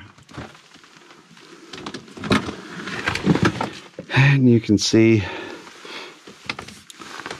the printing on the walls here, because this would have been covered by the interior walls. Cargo section to rear wall, max 1,000 pounds. They actually made a sleeper version of this plane that right around here or so would be bunk beds, and you could pull the curtains shut and sleep, kind of like you're on a Amtrak sleeper train. Jenny O. This thing has been here for almost 70 years.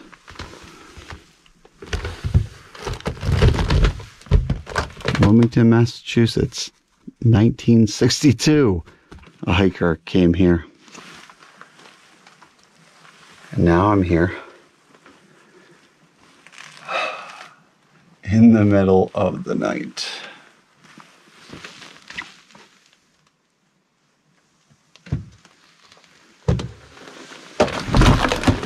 Yeah, strange feeling.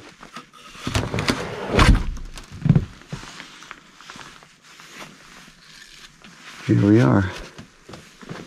So, yeah. Maybe it's anticlimactic, I don't know. The age-old saying is, it's the journey, not the destination, so this was my target, and it drove me on through the night. Now, according to my GPS, I got probably 4+ miles to get back to camp, and hopefully all my gear is intact. No mice have rummaged it. So I know I'm looking forward to some dinner. I'm about tired of trail mix, so I'm gonna just kind of set a beeline through the trail, or I should say through the woods, and hopefully hit the trail, retrace all of my steps, and maybe, just maybe, get back to the shelter, some comfort, and some food.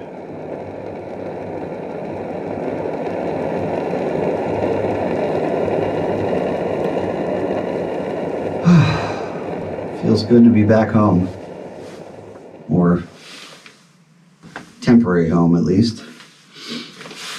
Little quesadillas and some salsa, and yeah, I'm hungry. So this is the rest of my night right here. Have some food, digest, and hit the hay.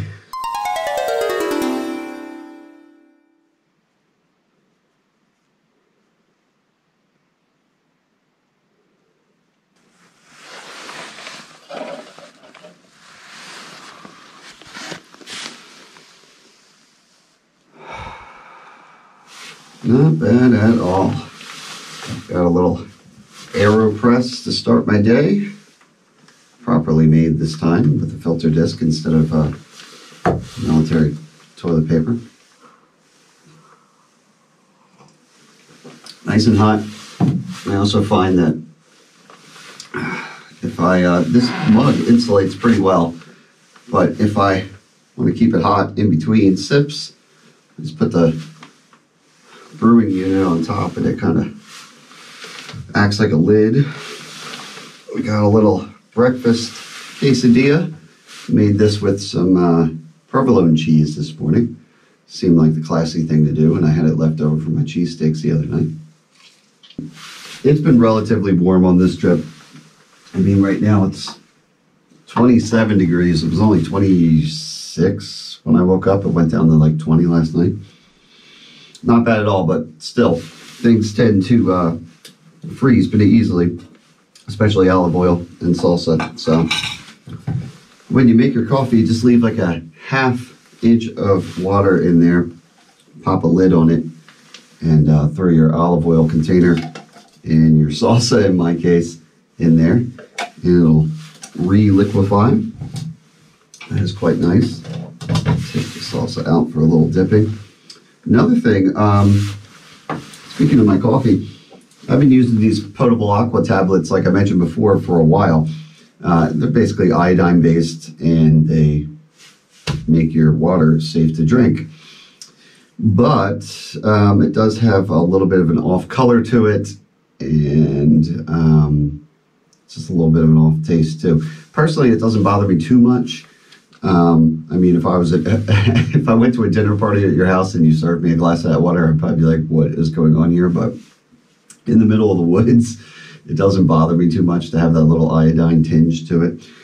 But nonetheless, I picked these up by Potable Aqua as well, called PA Plus, 2 tablets.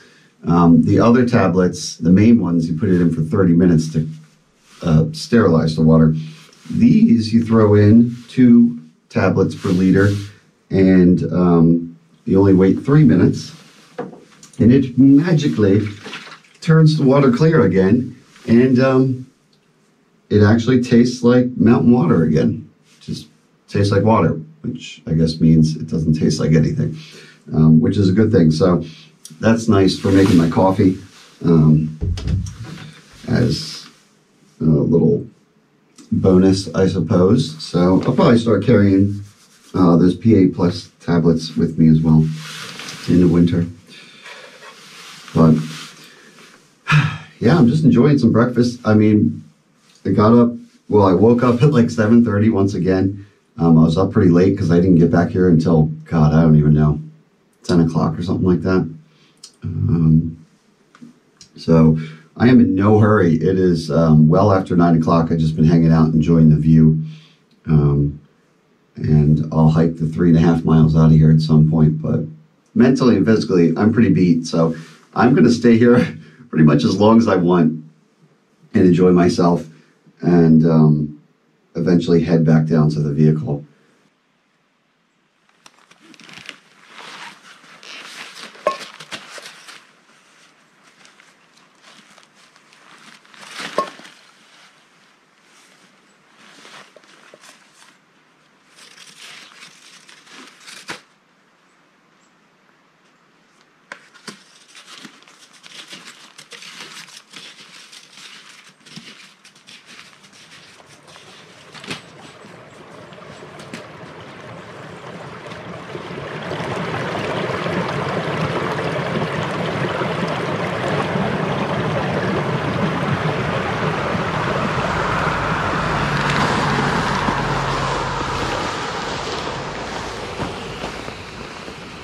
Just like that, back to the turnstile, back to the Jeep, back to society. Leaving the trail behind. That was a good trip. I enjoyed it. But at this point, I don't know what time it is. It's probably going on 3 in the afternoon. And I am a bit hungry and tired, ready to relax. So I'm gonna dump the gear, and with visions of flame broiled goodness in my head, fire this Jeep up and get myself off to a hot shower and a hot meal. So, oh boy, that feels good to get off. Yep, there it is. There it goes. No more pack, no more snowshoes. Did things go exactly to plan? I'm gonna say no, but that's okay. I like the way the trip ended up. It was fun. Would I've liked to maybe explore that crash site a little better? Probably, but I definitely won't forget how I found it, that is for sure. So I think I'm just gonna let that be. It is what it is. That's how it played out, and I'm good with it. So didn't really show gear a lot on this video. If you're interested, I'll put a just check out the video description, or you can go to syntax77.com. I'll put up GPS data and all that stuff. But yeah, that pretty much wraps it up. So Till next time, I'm Syntax77, and right now, it's cheeseburger time.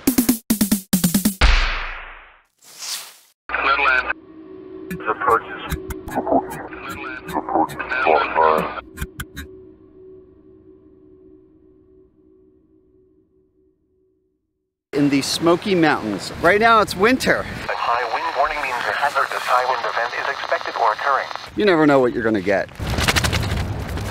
Just makes a huge difference to be up there on those ridges. Whoa. So now I have a bit of a decision to make. Here we go.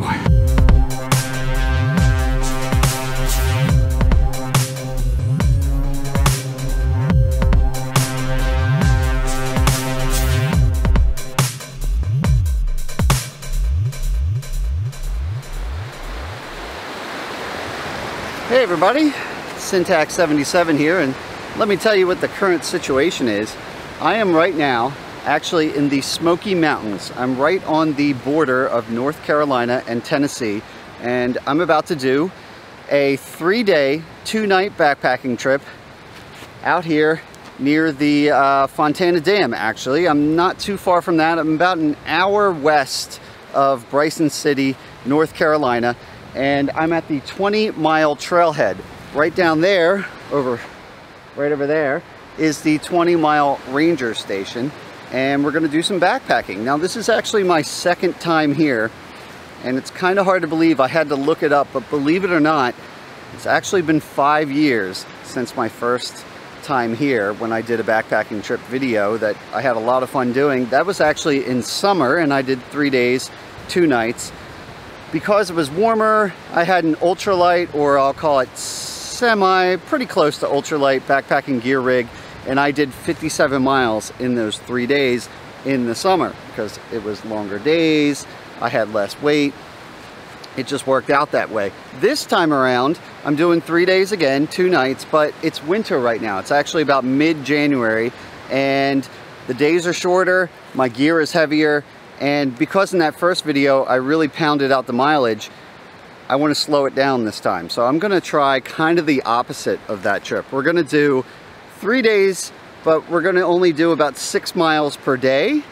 Should give us some more time at camp, especially because it will be shorter days and whatnot, and we'll kind of soak things in. Speaking of a slightly heavier pack, there's my pack right there. Base weight, roughly 23, 24-ish pounds plus food and water, so around a 30-ish pound loadout, and then I have some camera gear and whatnot as well. But we're going to take our time and just kind of soak in the sights and enjoy the Smoky Mountains. I'm really glad to be back here. I'm super excited. I drove down last night. It was about a 10-hour drive to get here, actually closer to 11 probably with stops and whatnot, but stayed at a hotel, got here. It's mid-morning right now, and we're gonna get on the trail. I got a map over here, trying to show you what we got going on. We are right here. Right there is there it is, 20-mile trailhead. That's where we are right now parked. We're gonna take the 20-mile trail to the Wolf Ridge Trail, and we're gonna snake our way up here and eventually towards Gregory Bulb, which should be pretty cool for the second day, but our campsite is a little before it. It's at campsite 13. And then we're going to keep going. Now, if you wanted to do a shorter route, you could cut it short here with this, what is that? The Long Hungry Ridge Trail. But I'm not going to do that. I'm going to go over here around to campsite 113 for night 2. And then hopefully a little excursion to Shuck Stack, which is a nice fire tower with some great views from what I've read. And then we'll continue along down here and back to the 20-mile trailhead and our vehicle. I got my trusty GPS right there. I'll be recording all my track data, waypoints, and various items like that. So if you're interested in that and you want to do the home game or do this hike yourself, feel free to download that from my website, syntax77.com. I got my campsite reservations. Now, it should be pointed out, you do have to make reservations in the Smokies. It's one of the most, I think it's actually the most popular national park in the country. about 11+ million visitors in any given year. So you do have to reserve your campsites. Interestingly enough, we're actually in the middle of a government shutdown right now, or at least a partial government shutdown. When you go to the website, they make it pretty clear that normal services like bathrooms, rangers, etc. are not available, and pretty much hike at your own risk. But the reservation website was still up and running, and they still gladly took my money. It's only a few bucks a night. So I was able to reserve. I got my permit on me and printed out, and we're gonna hit the trail and check things out. Because we're doing more of a backcountry experience as opposed to front country, I don't think it's really gonna affect us too much unless something goes wrong and I need medical attention, which I should probably knock on wood and not even say. I don't think it's really gonna affect us that there's no rangers out and about. We're just gonna be safe and careful and go about our business and have a good hike. I actually did recently, I think it was my most recent video, I put out a winter backpacking gear video, kind of an essentials list of things you can add to your kit so you can get out there and winter backpack if you're only used to 3-season backpacking. So if you're interested in my gear, I'll show it and get into it as we go, but if you really want the nitty-gritty, I'll link it right here and you can check that full gear video out. But right now, I'm just gonna get this thing on, lock the Jeep up, and get on the trail here. All right, so into the woods we go. The drive down last night was pretty windy. It's actually a lot colder back home. Wind chill was like -2 when I walked my dog the other morning, so going south sounded kind of good. Right now it's only like 40 degrees. Might go down into the maybe the 20s, possibly the teens tonight. And right there we got our first trail sign. So 20-mile trail, Wolf Ridge Trail. Like I said, that's what we're going for. So a half mile from now and we'll get to that junction.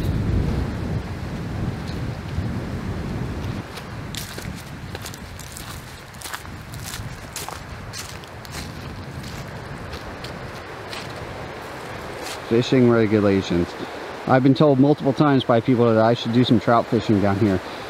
I'm not really much of a fisherman, but I have some friends that are, and I've told them over the years we need to come down here and do some fishing. Just hasn't happened yet. Maybe one of these days, but this is obviously a solo trip, other than the fact that you're joining me, of course. So no fishing, but hopefully we'll get some good views. Gregory Bald, super popular, especially campsite 13 where we're going tonight, but that's in the summer. Right now it's winter. So the fun thing about booking in advance on the website is you can see exactly how many people have already booked that spot, and you can kind of plan accordingly, or at least know what you're getting into.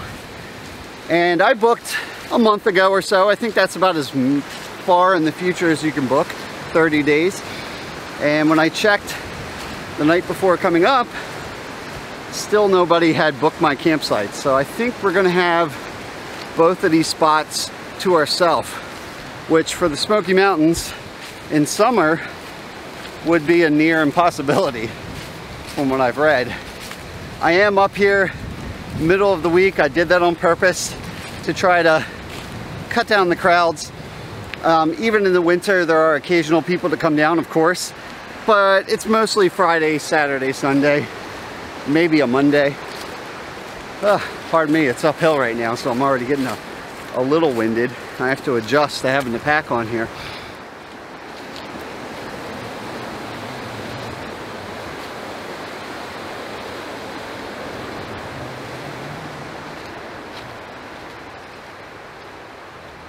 This initial leg of trail right here that we're on, the 20-mile trail, is actually, formerly at least, an old logging road from the 1920s. So, nice and wide, fairly mild grade. It's not too bad. It's not a terrible way to start a hike, that's for sure. And we got this water right next to us just rushing by. Pretty cool. And like I said, temperature, not that bad. Actually, right now I don't even have my puffy coat on. I have my base layer, a t-shirt, a long sleeve shirt, which I probably could do without, and my hard shell. So even after a 1/10 of a mile, I'm already heating up a little bit. Might have to shed a layer. It's nice and dry and clear right now, very sunny. Tomorrow, potentially, might have some rain from what the weather report said. No internet in here, so I won't be able to get updates on my phone, that is. I do have a weather band radio that I'll bust out later. I've never used one in the Smokies before, so I don't know if I'll be able to get reception or not. I know when we were out in Colorado, it worked pretty well. And believe it or not, without an app or a cell phone, you can still get weather. Go old school, get a weather band radio, powered by some AA batteries, and you can get some weather reports. They just go 24/7, they just run on a loop. But I think mostly tomorrow is gonna be the day that I might get wet. I have a full hard shell, not just this top, but also bottom pants, rain cover for my pack. Hopefully at higher elevations, maybe we'll get snow instead of rain. That would be awesome, because I'm looking at local weather forecast for Gatlinburg, Tennessee, but I think Gatlinburg's elevation is 900 feet. Our first campsite tonight is going to be 4,600 feet, so you usually lose 3 degrees Fahrenheit per 1,000 feet of elevation, 3.3, something like that. So I'm thinking we'll be 10 to 14 degrees below the forecast in town. We'll take it as it comes. Right now though, it's quite nice.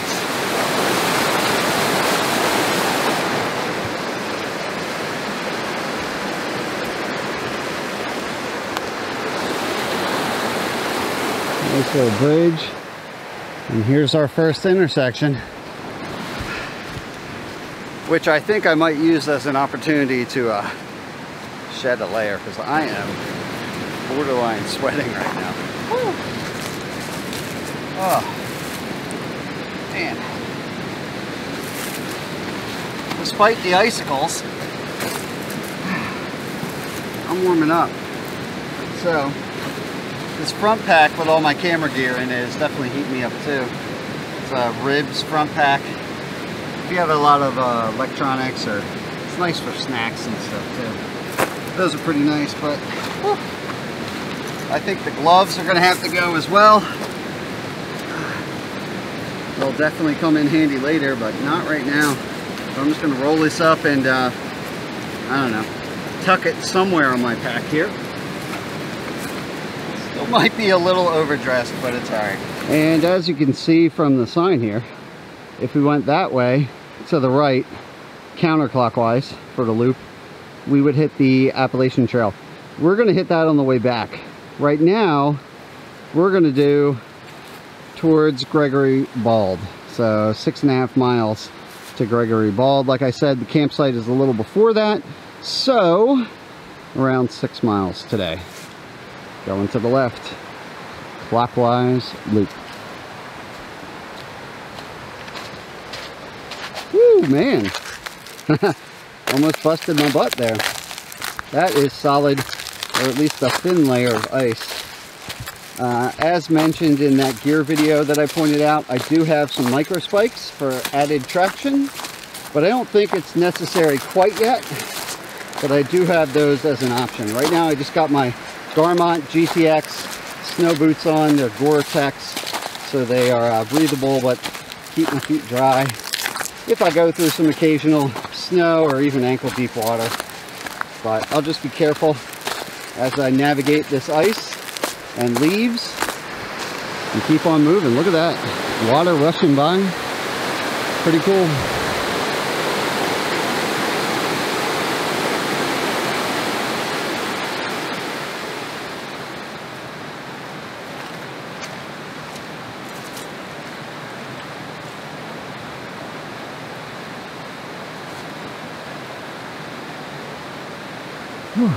All right, I got a little nervous when I saw this water crossing peek into view, but luckily, and as I read when I did my research, I don't think we're doing any water crossings that require our feet to get wet. Just got to be careful of the ice on here, of course. But there are bridges like this throughout this loop. So we'll just take our time and be careful and make our way across.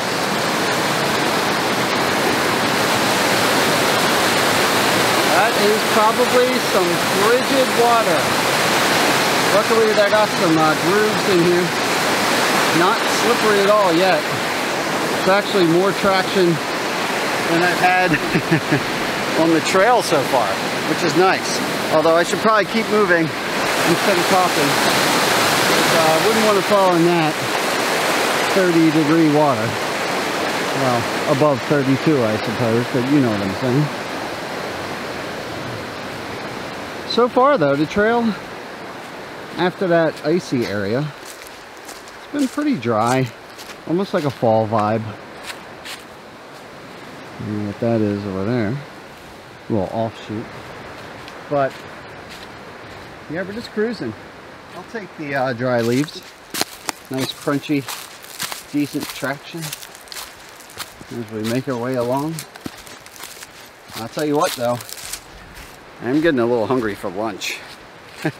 I know, I just got here, but I got some ramen noodles. I got my white gas stove. In the summer I do alcohol or Esbit stoves, so nice and lightweight and minimal. But oh look, another bridge right up here. But yeah, for winter trips, low temps, more hot meals, just makes me feel a little better to have a heavier but more robust stove system. So I can probably bust out some noodles in 5 minutes or less. What do we got here? Whew. Another crossing.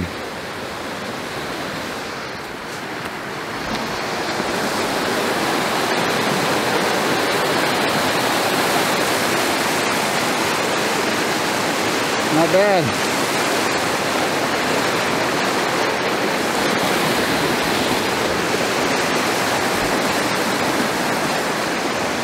So I'll just keep making my way along the trail here. And when the mood hits me, I think we'll stop and make some ramen noodle soup.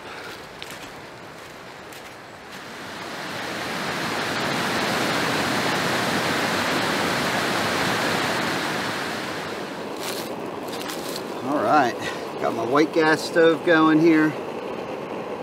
Hooked up to the Polaris Optimus stove system.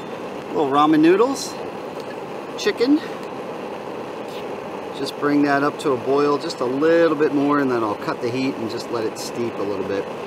But this is definitely the opposite vibe of my first trip, where I was cranking out 20 plus miles a day, eating Cliff Bars and just keeping it going. But this trip, 6 miles for today, why not relax a little bit, have some hot noodles, slow things down a little bit, and have a nice meal on the trail. In fact, that's pretty close to boiling, which is more than I need. So if I turn this off by flipping it over, there we go. That'll cut off the fuel. This should be hot enough to finish off the noodles. And I got myself a lunch. Sit pad here, which I showed on that gear video. Keep my butt kind of a little insulated, although to be honest, right now it is 57 degrees. Didn't expect a temperature that high, but that's fine. According to my weather report, it could still very well go down to the 20s, if not the teens tonight. I got long johns under here, or a base layer. I'm a little warm right now, but that's all right. We'll keep on trucking and just keep the layers kind of light. Enjoying the sights. I got the river right here, right back over there. That's where I got the water for my soup. I brought it to a boil, so I'm not worried about that. I have my water reserves still intact over here. I got two 1 liter bottles, so I'm only carrying 2 liters maximum at a time. I do have a collapsible water bottle that might not work so well if it goes below freezing, but I have that as a backup. But in these temps right now, I'm not too worried about it. I do have to be careful though, despite the fact that I'm only doing 6 miles today. It's going to be dark in about 4 hours. As usual, I'll probably get to camp on the cusp of dark. Always seems to be the case for me. I'm actually right at the junction with the 20-mile loop trail. I'm going to go left towards campsite 95 as marked on the sign here, but I'm not staying there. I'm going to go towards campsite 13, which is a bit beyond that. But once we get there, hopefully before dark, but we'll see, we'll set up camp and be good to go.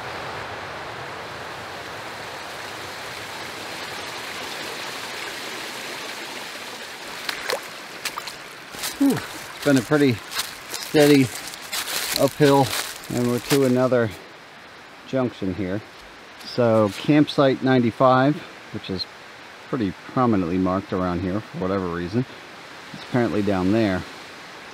I know that campsite 13, which is what we're on, is on Wolf Ridge. So I think down there is probably just a spur trail to campsite 95.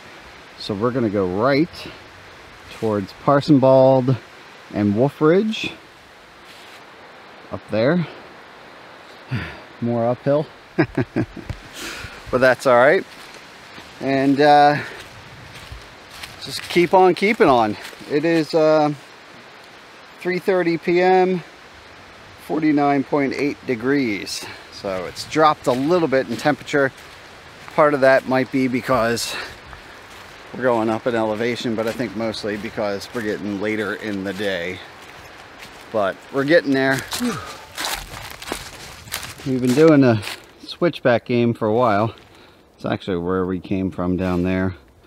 Kind of snaked back and forth, on and around.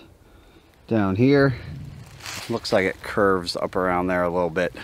So basically just kind of following the terrain in and out of these little ravines and mountainside runoffs. I would like to get to camp with an hour to set up in daylight, but it was nice to have that lunch down there, relax by the stream. So we'll see what happens. Enjoying the sights. As we curve around the side of this ridge though, onto the opposite side, definitely some increased presence of snow, that's for sure. Sun must not hit quite as much over on this side. And I definitely am starting to hear, oh actually it's right there, starting to hear some drainage. There's a little stream right there. I think I'm good on water, but that would be a good opportunity. I'll probably tag that on my GPS. It looks pretty reliable.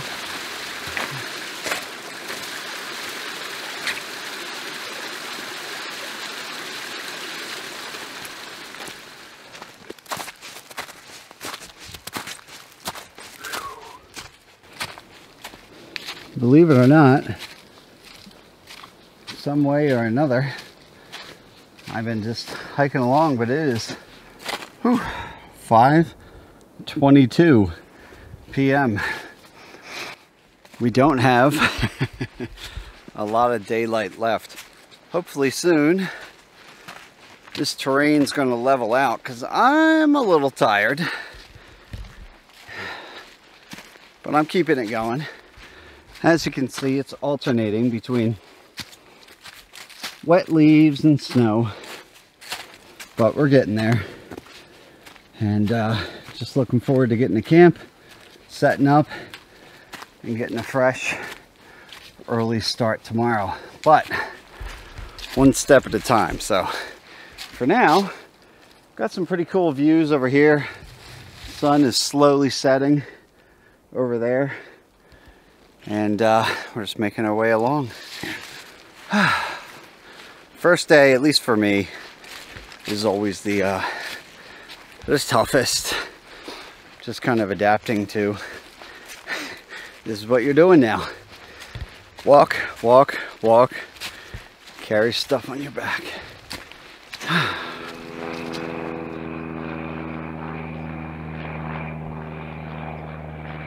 So it looks like there might be some night hiking in my future. It was nice to kind of take my time, relax, have lunch, sit, look at the sights. But this is the flip side of that, especially in winter. Next thing you know, the day is over, in terms of daylight at least.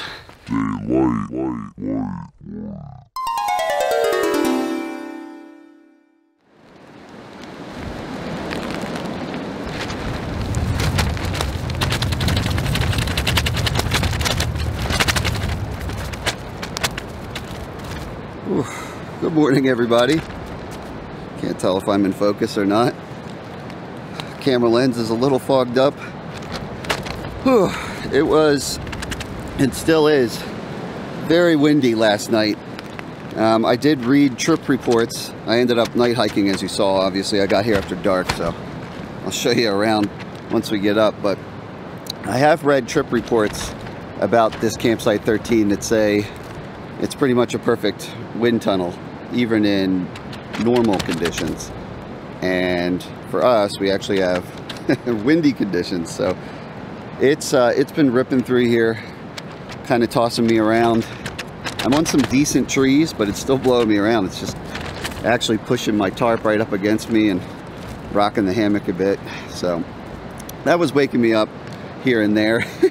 Plenty of dreams of jumping out of airplanes and going skydiving and windsailing and all that. That's what I feel like I've been doing. But I got here last night, just had some dinner. Didn't make a fire or anything. Just hopped right in the tent. I think with the wind it would have been crazy, so rather than collect firewood, I just ate dinner and hopped in here. Luckily, the lowest temp I saw when I woke up around 4 a.m. It's 8 a.m. now.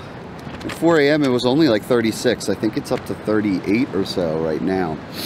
So with my 0-degree quilts, which are pretty overkill for that, I've been fine, because despite it only being in the 30s, that wind is just constantly sucking heat off of me, or at least trying to. But with these 0 quilts, even though I don't have a winter sock or a top cover or anything like that, I've been fine.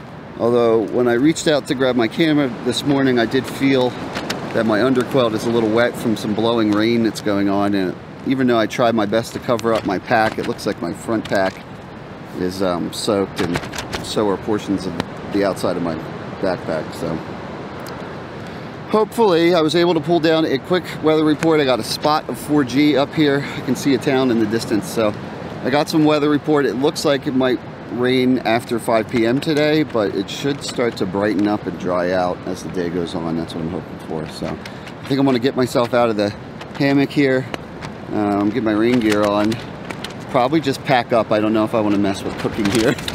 Man, as I get blown around, I think I'm just going to get on the trail maybe and find somewhere a little more protected to cook. Although we will be approaching Gregory Bald pretty shortly, so it might be a while before we have some shelter from the wind, but we'll just play it by ear. For now, I got to convince myself to get up, because it is nice and toasty in here, and it does not sound like it out there.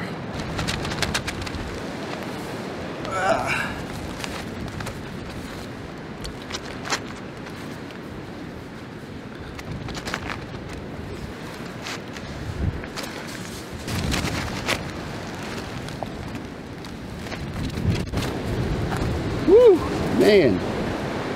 It is foggy and chilly and windy. Look at that. So there's my hammock gear, Coop and Hex fiber, little 5-ounce tarp stretched out over my, I can't really see it right now, but my hammock gear hammock, zippered bug net hammock. Not that bugs are a problem right now, but you'd be surprised that bug net actually maintains a decent amount of warmth. It's certainly better than nothing. It would have been a nice time for me to use a sock though, which would be the thing I've shown before that completely envelops the hammock to hold in heat. Also would have protected me from the elements, because this wind has just been blowing and getting everything wet, including, like I mentioned, I guess I just didn't have this completely covered, and it's just been blowing a constant mist. So the bag's a little wet. Here's where I had dinner last night at the stove, obviously. Sat right there with my camp stool, which I actually did bring with me. Luckily it didn't blow away. This little Buyer of Maine Tri-Light stool came in handy, but I think I'm going to pack up and get myself out of here, out of this wind. This is what I've been listening to all night. It's been crazy. The weather report I pulled down actually said there could be gusts as high as 40 miles per hour today, and I am not sure if that's taking into consideration. It's probably talking about in town. The elevation I think for that weather station is like 900 feet, and we're up at 4,600, so we could get some serious gusts. Oh, looks like I just lost a tent spike. Came off finally. Maybe I might have tripped over it when I got out. I'm gonna try to find my spike. Anyway, whew, I gotta get my gloves back on. My sealskin gloves that I showed in the gear video, like I mentioned in that video, they're usually fine down to 30 degrees. Once it goes under 30, I need to layer up with like a mitten over top, but for this weather, I've been fine with just the sealskins if I can find them in my pack. They're a nice, breathable, yet waterproof or heavily water-resistant glove. Whew, cold. Over here, hopefully it didn't blow down. Oh my God, it did. Darn it. Here's the bear hang system they have. It's very easy. And I had my food double bagged and tied on there. A lot of times I'll put it in my pack cover, but I wanted to keep it on my pack last night for the rain and wind reasons. And this blew right off. Now, one thing I will say about these is you notice they're just hooks like this, and I should have carabined it on there. This is not the one I used, of course. Mine is way up there, but I should have carabined it because it probably just blew right off the hook. Luckily, nothing attacked it. So there's my bag of food, still intact. I just keep it all in a grocery bag. It's all in one spot, so I can easily put it on the hook when I get to camp. Of course, it didn't really matter last night, I guess. But I just throw that right in the pack, right in the top of my pack. Makes it easy to get my food and go. Whew. Frigid. All right, let's break this down. These 0-degree quilts are around, I think, 24, 25 ounces a piece. And they're definitely take up some room in the pack, but so warm. Obviously didn't need it. I have a 20-degree set that I could have brought, but actually because I read about the wind, I figured I would bulk up the insulation. I just felt like doing something different. This is the last few trips I have done the sock, where I can get away with a lighter quilt because I have that sock containing my heat in there. So it's just a bit of a trade-off. I bought some more weight in quilts, but less bulk and weight from leaving the sock, hammock sock at home. Let's see here. It's so crude. I don't think the interior of the bag is wet, so that's good. In fact, I didn't even put on my thicker socks. I had these for around camp, but didn't even feel the need for them, honestly. There's my gloves. I gotta try to shake some of this moisture off of this underquilt before I pack it up. I'd like to leave it out and breathing for a little bit, but all it's doing is soaking up more of this mist that's spitting through here. So, just gonna take the loss on that. The hammock gear, the stuff sack is integrated. Stuff's right into the pouch right there. But I find that's nice at night. Keeping stuff like a flashlight or a knife or whatever. I have a stuff sack here with my phone and my battery charger in it. Also, a little weight on the hammock was nice to keep it from blowing all over. It was a mess setting up last night. I'm directly broadside to the wind, which was good for my tarp to block some wind instead of it coming straight down, you know, my back. But until I got set up, well, as you can see right now, it's weighted down and it's still trying to get away. So it's been interesting, that's for sure. This is a breathable fabric. I believe it's argan. So it's breathable, but the outer material is slightly water resistant. It's going to get wet, and it is. But it does beat up a little bit, so if I shake it, it's coming off. And the other side's perfectly dry, so I'll get it set up tonight and air it out a little more. And I should be just fine. Hopefully, if it's drier tonight, as I sleep in it, it should warm up and evaporate out. All right, just plugging along here.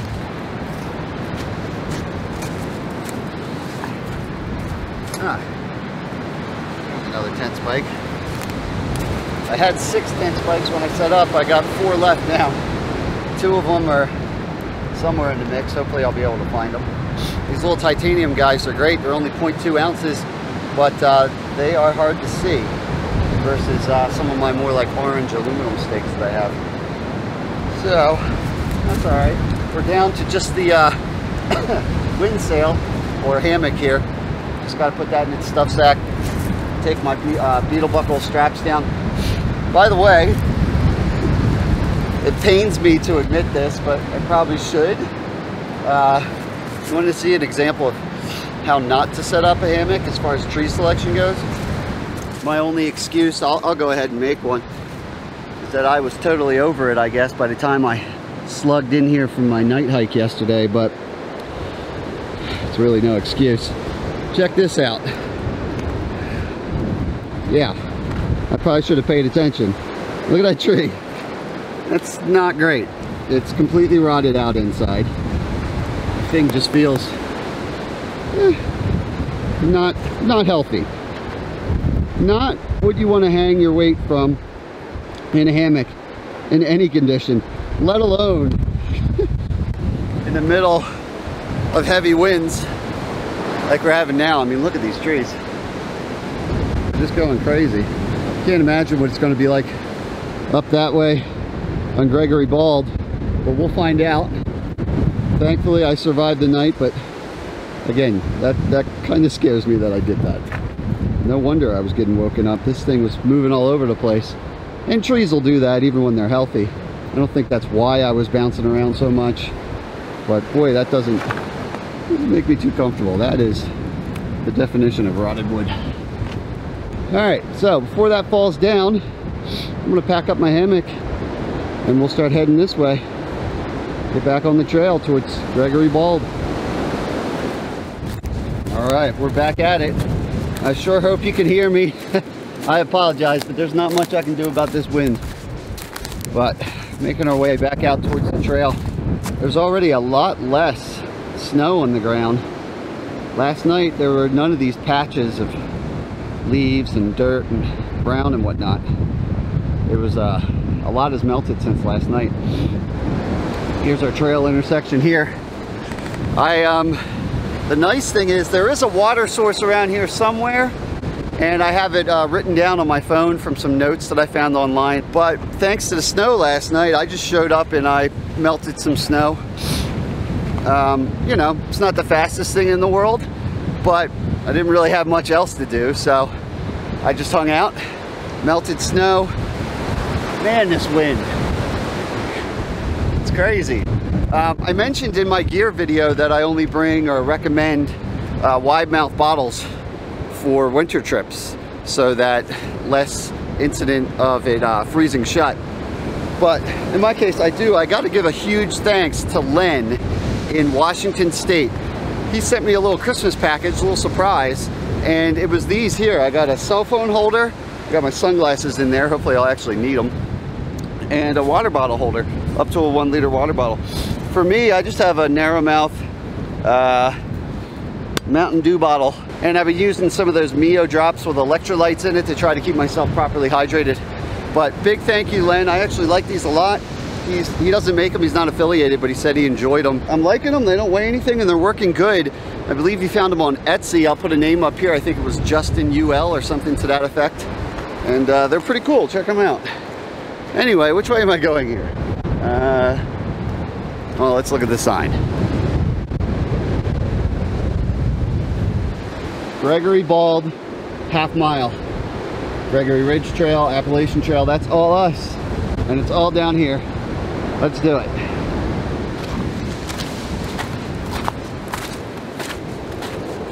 Took my time a little bit, but not too much. I realized in retrospect yesterday I was a little too comfortable with the timing, and I don't think I really got started until like noon. I took that lunch break and kind of took my time, but next thing I knew I was doing that night hike, and it just felt like forever. All uphill. I don't think I remember any times where it was downhill for sure. Maybe there was, but it didn't feel like it. It barely felt like there was any flat sections. It was just constant elevation gain. Did about 3,000 plus feet of elevation gain, and we're still going uphill right now, so we'll see, but we'll make our way along. Got a mix of mud and snow now, and we'll try to just find somewhere out of the wind and have a little brunch. I think I'll have my scrambled egg Mountain House meal that I was going to have for breakfast as more of a towards lunchtime thing. If I can find somewhere, I could go for a cup of coffee too. Woohoo, all right. Flat land. I'll take it. And that probably means we're going to get some heavier winds. I don't know what that sign used to be, but look at that. It's opening up. Woo! Man, it's no joke. Oh, look at those storm clouds rolling by over there. Whew, man, getting blown around up here. Don't lose my hat.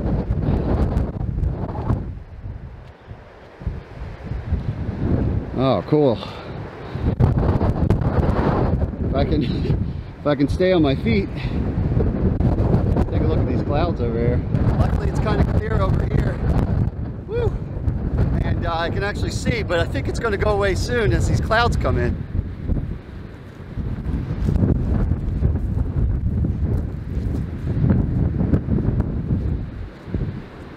So I would have to assume this is Gregory Bald. It's definitely a bald.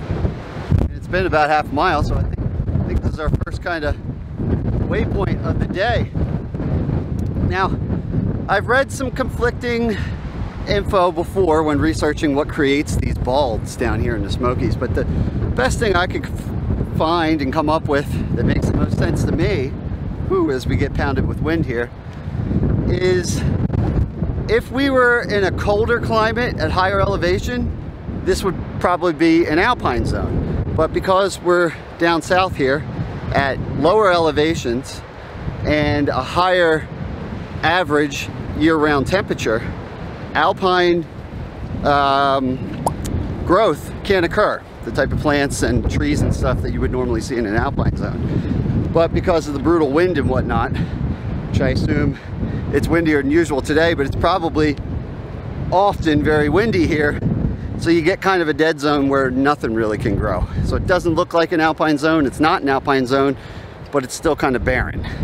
It's pretty neat, pretty wide open. Now you can't actually camp here. The closest you can camp to Gregory Bald is actually the campsite I did last night, campsite 13, which is why it's so popular in the warmer months at least. But wasn't a soul around yesterday. I haven't seen anybody today either. We'll see if anybody's day hiking in this this stuff here.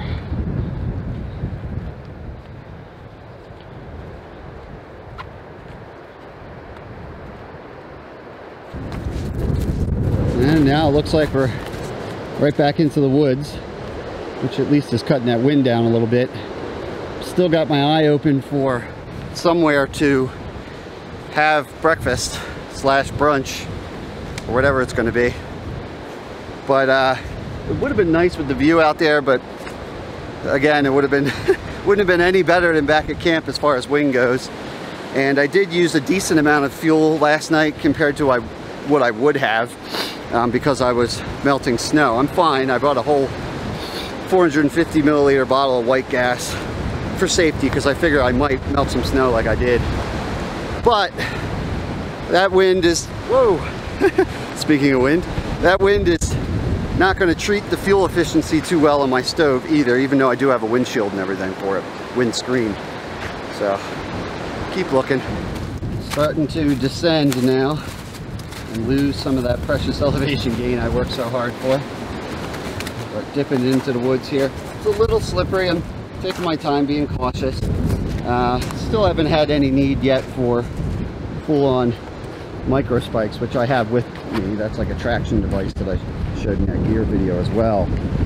But it's just been mushy snow mixed with mud. A little slippery, but if I encounter solid ice or sheets of ice here and there, then I can put the micro spikes on. If I put them on now, honestly, they would just do what's commonly referred to as snowballing, which means they'll start to just pick up all that sticky snow, and you end up with these balls, these snowballs in the bottom of your feet. Basically, it's no fun to walk in. You end up going slower and a little less safe than probably without them, because you might roll an ankle or something. You have to keep kicking them off. So we're just gonna stick with the regular boot tread and tread lightly.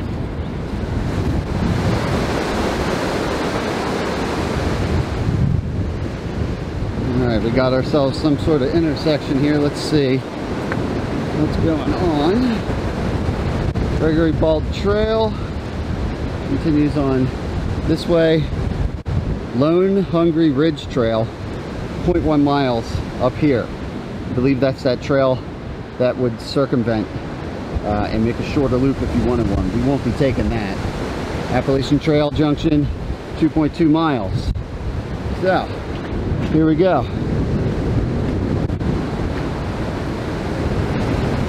The wind is not giving up. The ground is getting sloppier.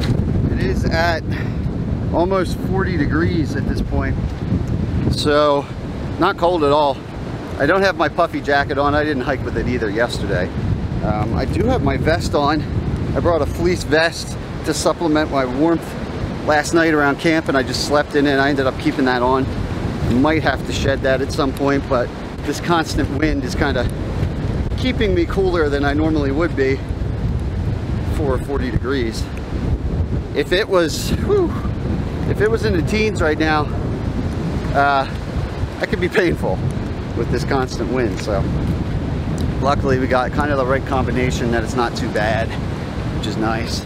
Matter of fact, it didn't take long at all, a 1/10 of a mile. There's the junction right there for Long Hungry Ridge. Down that way you can see 20 Mile Ranger Station. That's where I'm parked at. So if we really wanted to, we could go this way, probably be, well, definitely be back to the vehicle today in 7.5 miles.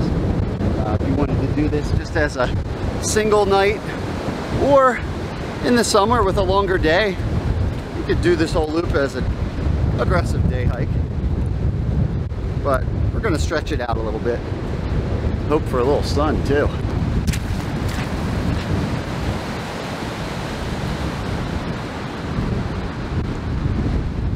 As I hike along, I'm having a feeling that this fog out here is kind of taking the views away from me a little bit that I would possibly get on this normally.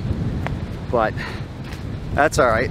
Gregory Bald was cool. At least it was opened up a little bit when I was up there. That was good timing. Those clouds started to roll in just as I got there, and they seem to be stuck on the ridge now. We got a drop on each side. That wind is fierce.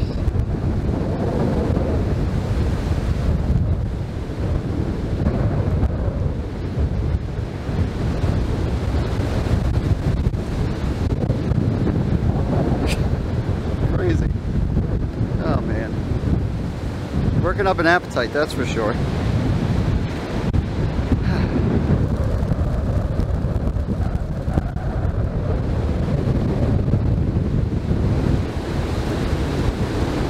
At this point, we're like 2.5 miles in, so I'd say we're close to halfway, which is nice. I would really like to get there before this afternoon rain, because that rain mixed with this wind just doesn't sound like a good time if I can avoid it. But we'll see. I've been feeling a couple drops here and here, but I don't think it's here and there. I mean, I don't think it's actually, well, I don't know. I'm not going to say it, but so far it's been holding out.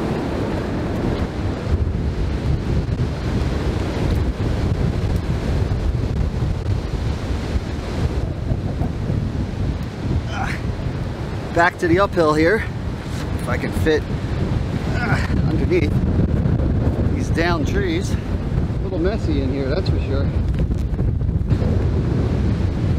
I guess this is the trail. Just kind of following the wreckage here. Some sort of precipitation is coming down. I think it might be like a hail or something hard. Hopefully that doesn't pick up too much. Temps 41. We'll see. But this is definitely some slow going in here. I don't know how recent this carnage was. There was another major storm recently that did all this, or if it's always just doesn't get a lot of maintenance, I don't know. But we're getting there. Got ourselves a junction. Let's see what's going on here. Gregory Bald Trail, that's where we came from. Parson Branch Road, Appalachian Trail, Molly's Ridge Shelter, Russell Field Trail. Up this way. Oh, and we finally see a white blaze. You know, I almost came on a minute ago before I realized we were at this junction and said, come to think of it, I haven't seen any blazes of any kind all day. But white blazes now that we're hooked up with the AT. So I'm just going to double check what we're doing here. Lost Cove Trail, Fontana Dam Trailhead. So I'll double check my GPS, but I believe we're going this way and eventually get to campsite 113. Not to be confused with campsite 13, which was last night. A little confusing, but all right. Well, what do you know? We had a light drizzle back there for a bit. Still haven't cooked any food, but I did have some trail mix. I got it from Target, actually. It's like the whatever their house brand is. It's like a Tex-Mex mix. I like it. It's like a chili flavor, and there's no like candy in it, so it's actually no sugar. Lots of carbs, but no sugar. By the way, where am I supposed to go right now? As you can see, still fighting with terrain here. Good Lord. Enough about the trail mix. Where am I going? Up? Over? Maybe? Guess that's the best route. Man, that was a big old tree that came down. All right.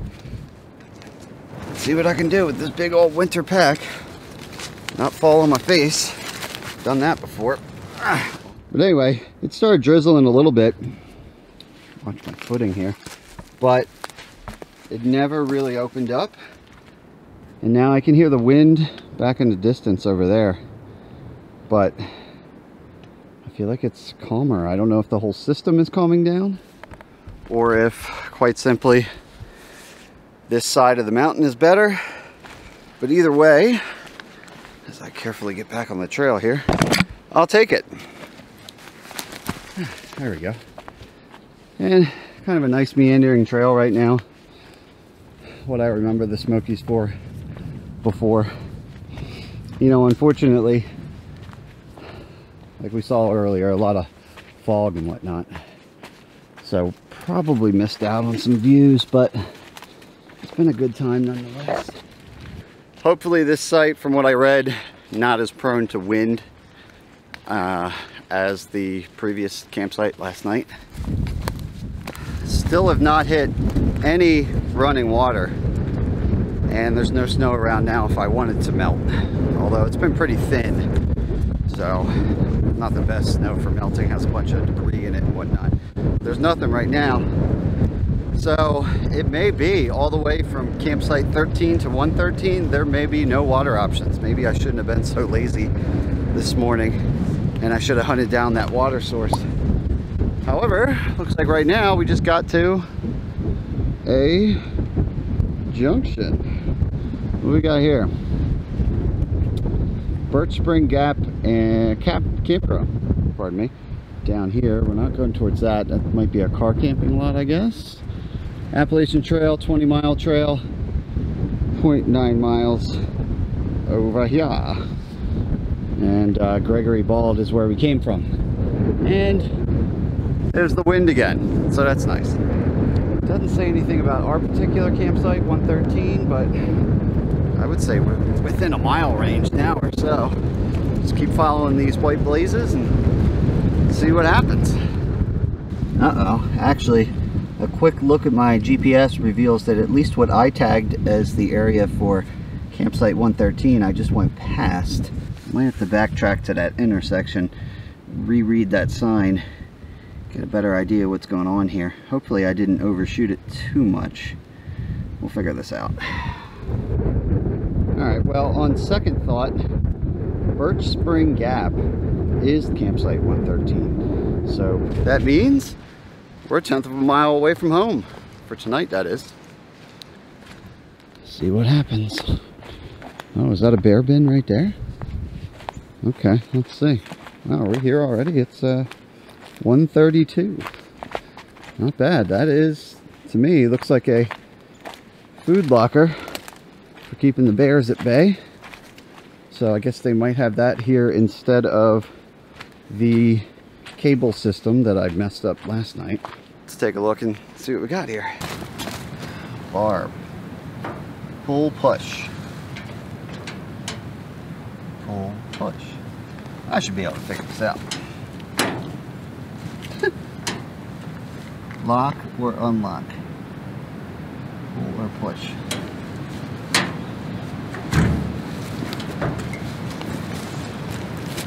This must be some sort of IQ test that I'm failing. Something happened. It's still open. Oh, I don't feel too intelligent right now. Well, I'll come back and mess with it later. Sure doesn't seem to be working for me. Let's say, notice. Wait, is this true? Campsite 113 is closed due to aggressive bear activity. If this wasn't hanging up, it's sitting over here, and they let me book the site. Of course, it is a government shutdown right now, so, well, I wouldn't put it past any government entity, actually, to have a website that's a little off. But there were no warnings when I booked.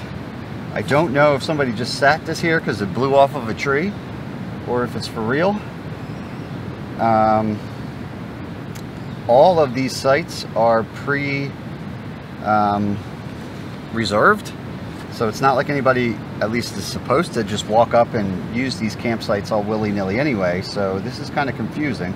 Oh, and this one says bear management in progress. So there's two different types of signs here. Please do not disturb. Unlawful. Removal of this sign may result in injury to others, so I wouldn't want to cause that. I don't know if this is legit or not.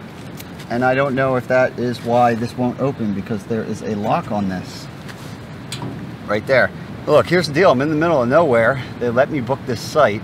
I got my own bear bag line, and it's the middle of winter. I know they do wake up occasionally, so they could always come out of hibernation. It's not like they sleep the whole way through, and I think it's late January or February that mothers will wake up and actually have their cubs, usually in pairs, 2 or 4 of them. It's what, mid-January? Anyway, I'm not going anywhere else. Sorry. I know I like to set a good example on these videos and do the right thing, but right now I think I am. I don't know if there's a miscommunication. I don't know why this is locked. Probably has something to do with the sign. It's not really hanging up. I don't know. But I'm not hiking all the way back to that junction and then another 7.5 miles just to sleep in my vehicle after booking this site and paying a hard-earned, what, $4? So we're gonna go down and check it out, and we're just not gonna do anything dumb with food and whatnot. I don't know what else to say. All right, let's go see what this campsite looks like. It only takes a couple more steps to see fire pit right there, and actually there's another pulley system there. The bin we just saw is up there on that crest of the trail, so I'm not really sure what's going on here. I say we just use the cable system tonight and figure it out as we go, I guess. See if we see any more signs. I'm not trying to break any rules here, but it's all a little weird. Let's see what this sign here says. Welcome to Birch Spring Campground. Food storage, that must be what we went past. Campfires are allowed only in the metal fire ring. That's fine with me. I would like to have a campfire tonight. I think that'd be nice, especially because I didn't get one last night. It was just a little rushed. And like I said, the wind and everything. But where can I set up a hammock is the real question. Actually, first things first, I want to get up a tarp, start cooking, and then at least if it opens up rain-wise, I'll be good for a little bit. Kind of a cool area with the wall back there.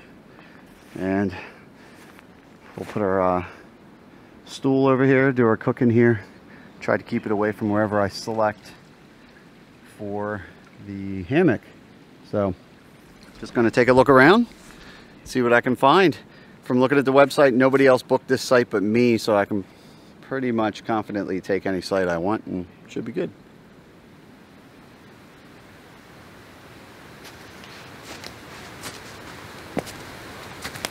All right, I think this will do it. This is one of the pre-established campsites around here. There's about like a half dozen or something like that. Not all of them are great for hammocks, so keep that in mind if you're a hammock camper. But this spot right here, I have my pick of the litter because nobody else is here, and I don't think there's gonna be. This spot right here has 2 trees, pretty decent distance apart, so I should be fine getting my hammock in here. My hammock has 2 15-foot beetle buckle straps, so I can get a pretty decent distance between trees.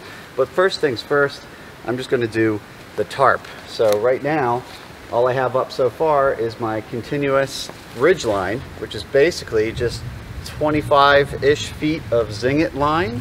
And at one end it has a Dutch hook. You just wrap it around, clip it to itself. The other end has a wasp.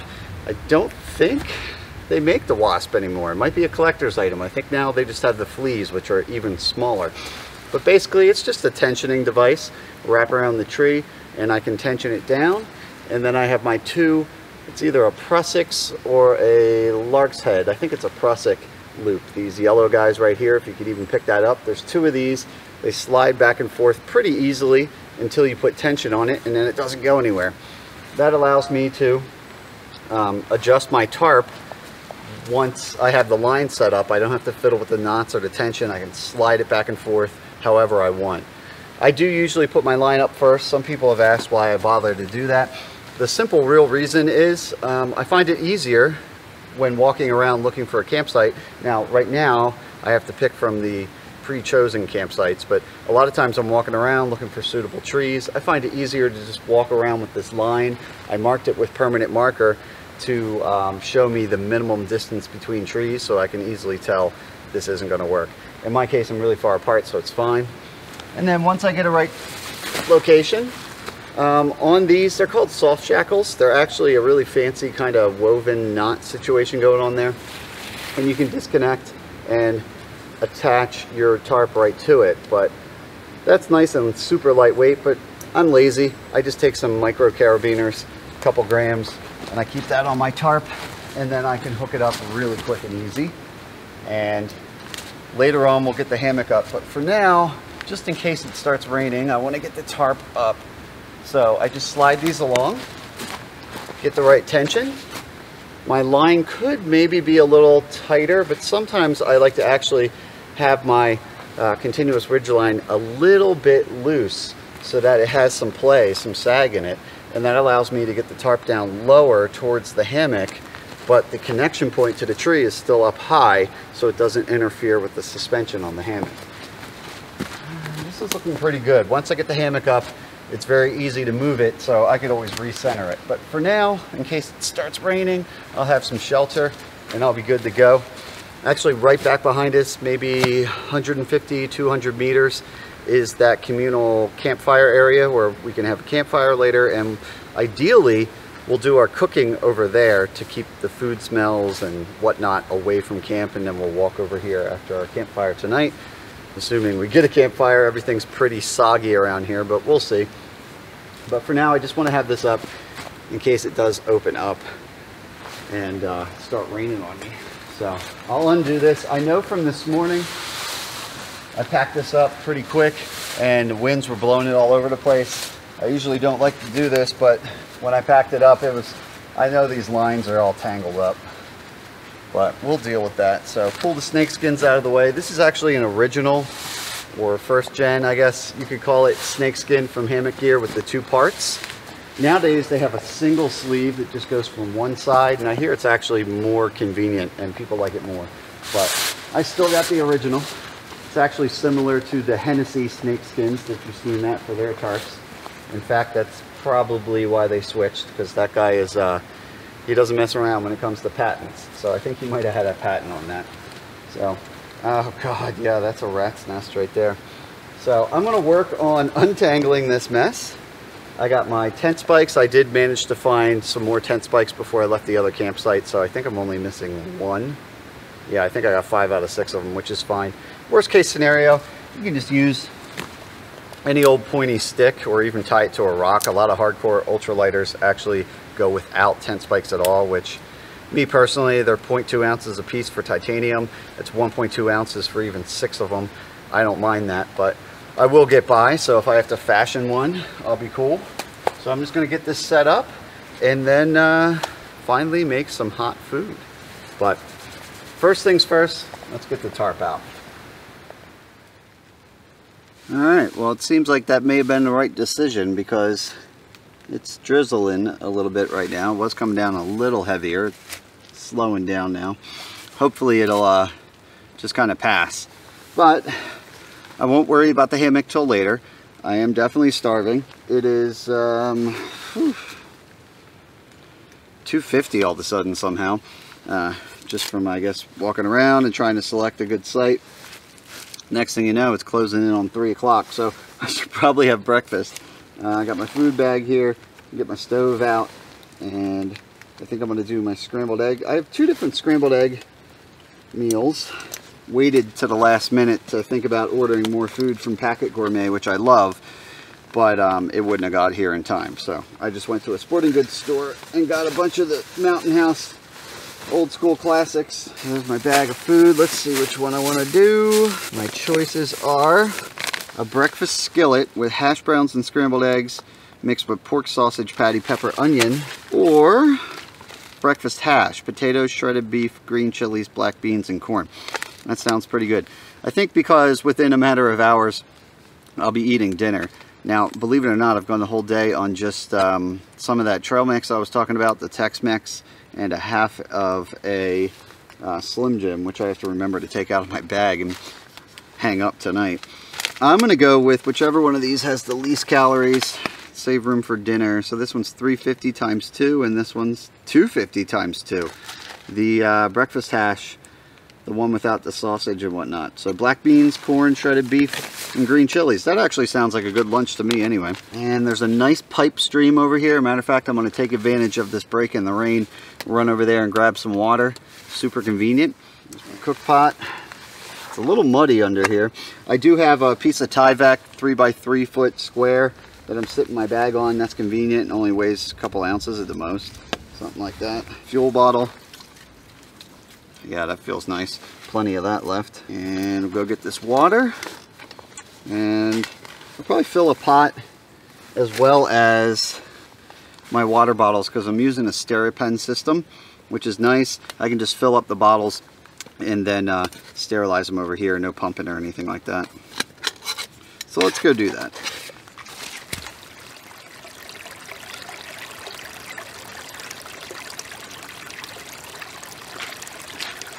Alright, doesn't get much more convenient than that right there.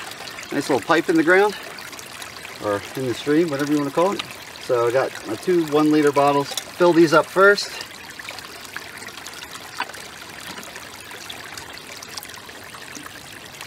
Two down. And I need 1.5 cups for that meal, so I'll just fill this halfway and we'll be good to go. Alright, and it's not raining right now. But I think we'll still go under the tarp just to get this done.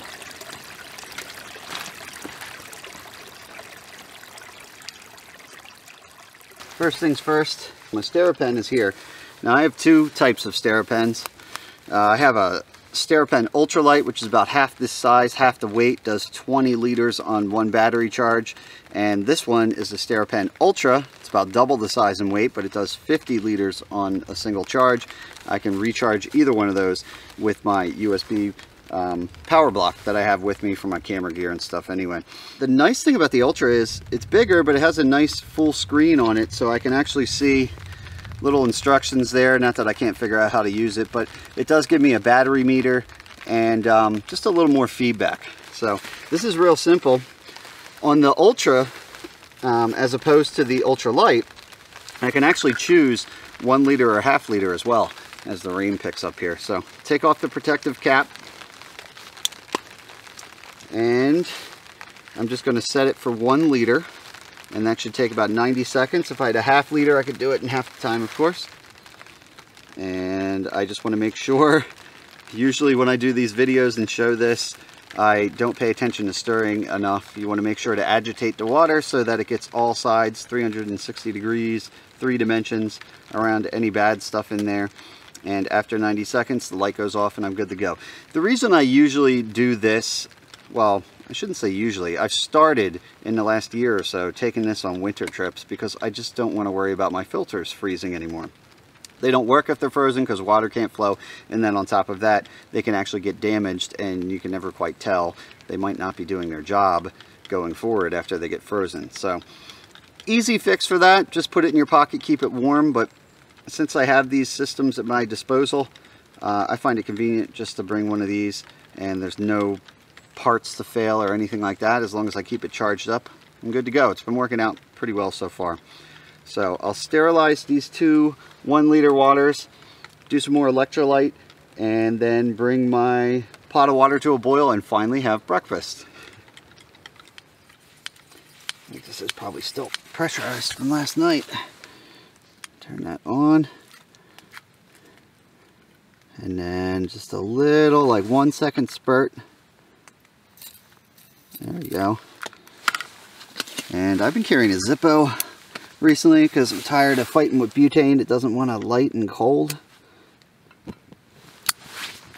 Let that prime up.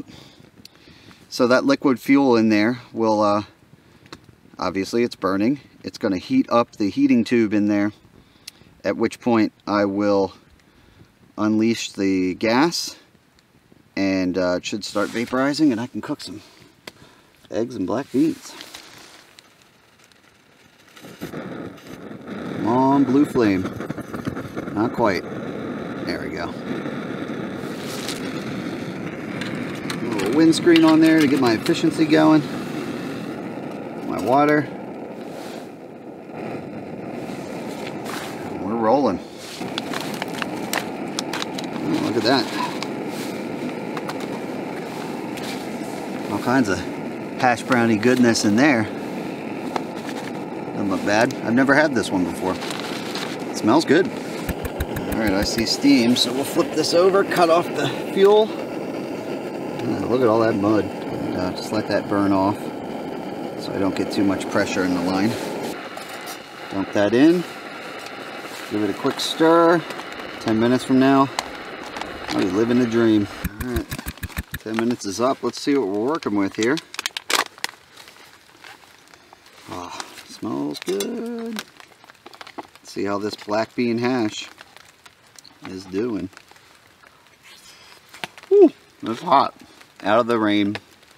Got shelter. Chill little camp area. Enjoying. Nice little meal.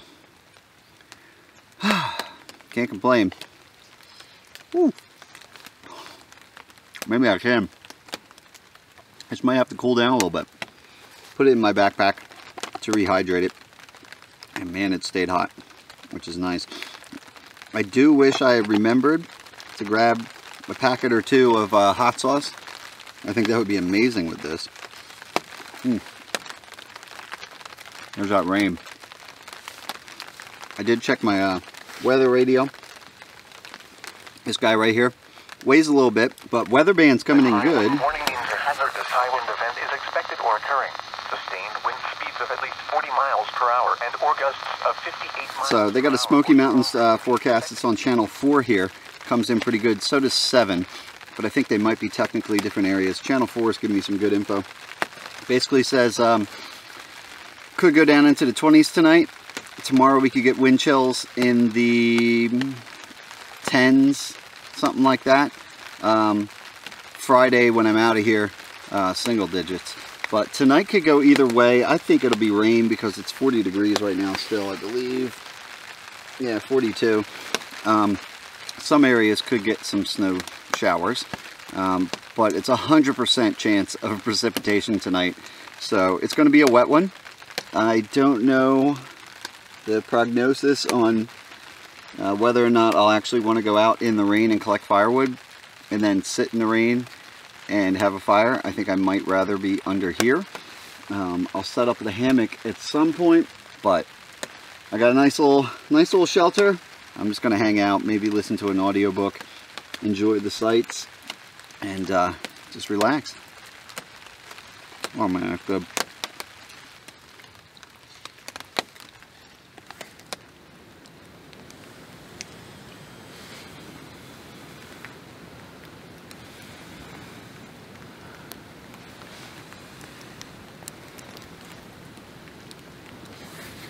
Well, we got a little break in the rain here, so I figured might as well come over and at least play with a fire. Don't have much else to do. Got a little wet fire starter, just putting some little pieces of that in there, feeding it some twigs, trying to get a TP going, but everything around here is pretty saturated. It's just a question of can I get a hot enough fire going in the beginning. There's a ton of wood left here by previous people because this is a big campsite. This is probably all from 3-season or summer hiking. It's been sitting here soaking up water for probably quite a while. But if I can get a base going and it doesn't open up again, rain-wise, maybe I can start feeding it some of these stockpiles sitting here. I'm not in a survival situation by any means. I got my hammock sitting over there that looks real comfortable. I'll put a little effort into this, but it's not the end of the world. And as you may be able to tell by the patter of raindrops on my Cuban fiber hex tarp here, the rain has returned.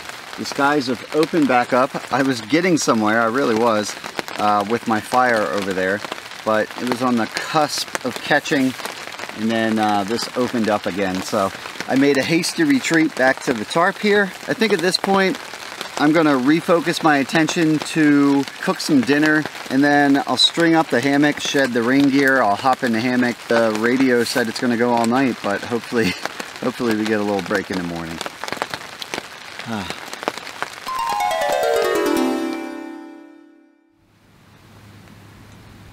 Well, I think it sounds like it may have finally stopped precipitating. Whew. It's about 7:30 in the morning here, and it rained all night. Oh, I got my buff up on my head because I couldn't find my hat in the middle of the night.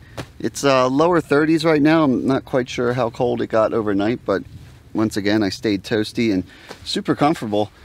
This hammock gear hammock, it is nice. I've been super comfortable in this, but man, it was raining heavy last night at periods. And then there'd be times where I'd think, okay, it's gonna stop, and no. I'm gonna warm up a little bit more because my hands are getting cold from being outside the hammock here. I'm gonna warm up a little bit, get dressed up, and then I don't know if I'm gonna eat breakfast here. I'm not terribly hungry right now. I might just hit the trail, we'll see. As is customary for these trips, I do have a little post-hike cheeseburger in my future, so that'll be nice to look forward to. So I won't eat too heavy today if I don't have to. All right, I need to stop dreaming about hamburgers and get out of this hammock, get warmed up. Whew, it's definitely colder today. In fact, it switched from rain to a little bit of snow coming down. I thought I could hear that on the tarp earlier before it stopped. It's got a bit of a different sound when the snow hits the Cuban fiber tarp. Whew, I gotta get my gloves on. My hands are freezing right now. I had a bit of a mud pit that I was stuck sitting on last night, so I got mud on pretty much all my gear. Luckily right now it's starting to harden up and freeze, so maybe it won't be quite so messy as I walk around to pack up my hammock and my quilts and all that stuff. But it's frosty out here this morning, that is for sure. Okay, I'm gonna get some gloves on, hard shell, try to get some of this mud off my hands, and I don't know, figure out what I want to do next. Get warmed up. I think a hot cup of coffee actually sounds great, because I'm not in a super rush to get out of here, because tonight I'm getting a hotel and a burger. Okay, keep talking about that. But yeah, so it's not a super rush. It should be 6-7 miles to get out of here. Oh my God, look at all that. So I'm gonna relax and have a cup of coffee, warm up a bit.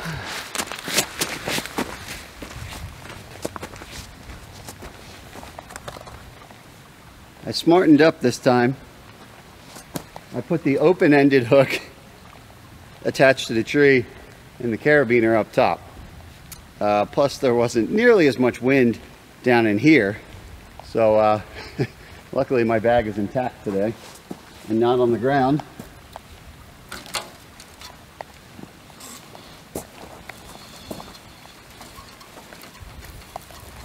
So got my food, fill up some water bottles. Almost coffee time. All right, stove came back to life nicely, so that's good. I got a nice pot of water on. I'm just doing a full, almost full 750 ml pot full of coffee. Got my military surplus cold weather hard shell pants on. They're a little mud covered from last night, but that's all right.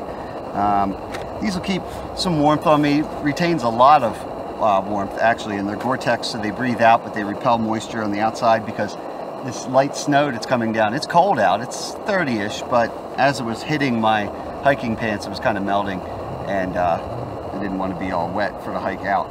So, make some coffee. I got to give a big shout out, or a thank you rather, is in order to Bill C. in Massachusetts. He sent me a little care package of some fun stuff from up there.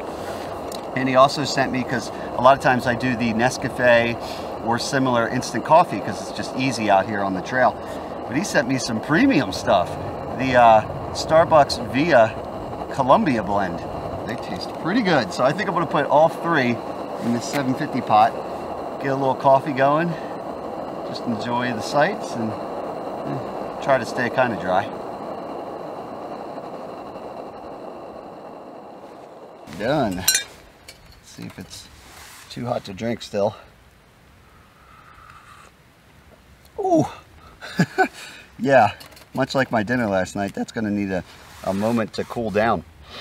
Well, thanks, Bill, for the hot cup of coffee. Speaking of viewers that are just way too nice to me, I actually got a package recently from viewer M down in New Mexico. She sent me a dog leash that she makes herself for Denali. I haven't done a video on that yet.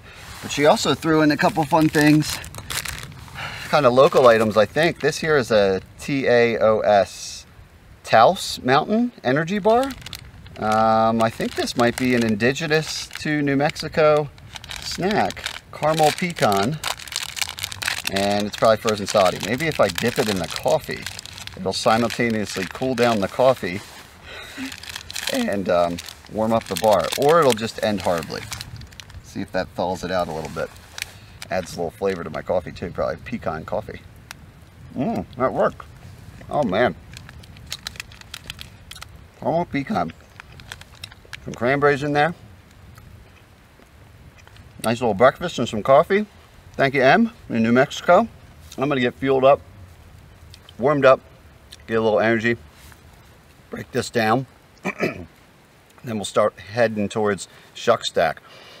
Now I think about, I can't remember if that has stairs on the way up or a ladder. If there's a ladder involved, I don't think I want to be climbing up that in the ice. I hear it's pretty tall. I want to say someone said 60 feet, but that sounds crazy tall for a fire tower, but could be. I don't know, we'll see when we get there. But one thing at a time.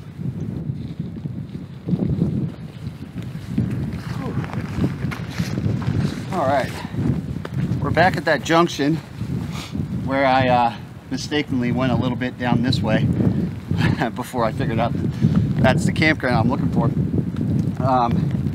So hitting back up on the Appalachian Trail towards Shuck Stack by going this way.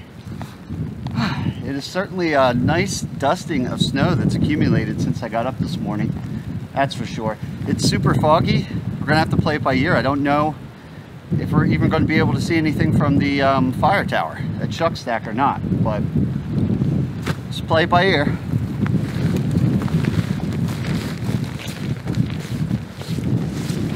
More trail destruction right from the gate here. This stuff, a lot of it actually looks pretty fresh, as you can see from the color of the wood there. They're all over the place. And this is the actual Appalachian Trail, so I'm thinking this is some recent damage. Of course, people don't really do the Appalachian Trail this time of year. They're long gone through this area, through hikers that is. But I imagine by the beginning of the next season, which usually starts April, if not late March, that they head out from down in Georgia, this will probably be cleaned back up. They have some pretty good volunteers that keep the AT in good shape, but it's not on this trip.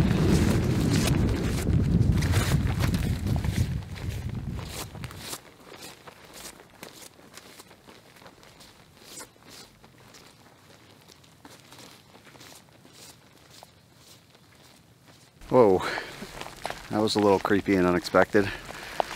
Just had a meeting with, I believe, a coyote on the trail here. Just basically looked like a dog, but it was not a domestic dog. He took off down this ridge here. It was like a brownish color. He was quick. He wanted no parts of me, which is fine with me. Well, that's cool. So no bear sightings. I saw a ton of bear and wild pigs when I came down here 5 years ago in the summer. But so far, that is my first wildlife encounter. And the first time I've ever stumbled upon a coyote in the woods. That was pretty cool. I don't see his tracks. There's not enough snow on the ground here. But that was cool. Pretty cool. So we're just making our way along here. As you can see, trail's mellowed out a little bit in terms of we're gently going downhill now. I'll have to check the topo. I'm not sure how much we give up and then have to go back up again to get the Shuck Stack, but actually I see an intersection right here. Give us an idea of our progress so far without bothering to look at my GPS. Lost Cove Trail and Lakeshore Trail. Speaking of my summer trip years ago, I did a big old 57-mile loop. Part of it was the Lakeshore Trail, but we're gonna go, looks like it crosses this way, because 20-mile ranger station is 5 miles away. Not bad at all. So now I have a bit of a decision to make. Ultimately, we're going towards 20-mile ranger station over there, but up here, continuing on the AT, should be about a half mile, is Shuck Stack. This fog is crazy, and I really doubt that I'm gonna see anything. I'm not on a super time crunch though, so I'm just gonna go for it. So over here, hopefully not too much elevation change. We'll get to Shuck Stack, at least see what it looks like for any of you who plan on coming out here in better weather for reference. And then we'll backtrack to that intersection, and looks like it's a decent amount of downhill after that. So here we go. Staying on the AT a little longer.